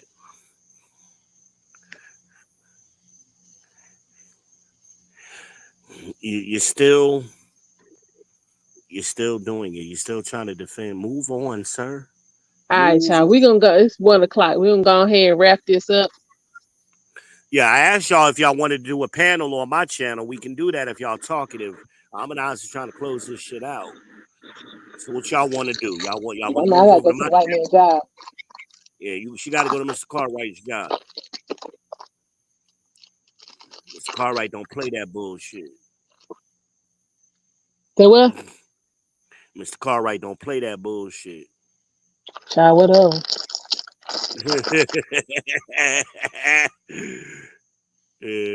Yeah. So let me know, y'all. What y'all want to do? Y'all want me to start a stream up? Is that what y'all want? Matter of fact, I'm gonna do it. Fuck it. And if y'all come, y'all come. Okay, give me a second. Yeah, I'll be listening. Just when I create it, just go ahead and drop the link for me. Do so I what? don't have the link To what? to StreamYard. You gonna have to create a link. Yeah, I'm about to create it, but I'm asking you if you could just copy and paste it over here for them once I create it. Is that something I'm finna turn this off, so ain't gonna be nothing for me. okay. Oh, you talking what? Send me the link and I'll put it in the chat. All Is right. that what you Hold on. asking? Let me do that real quick. Just give me a couple minutes. I'll do it right now. All right, y'all. We'll see y'all tomorrow. I appreciate everybody stopping by for all your support, your subscriptions, your comments. I will see y'all tomorrow. Y'all take care.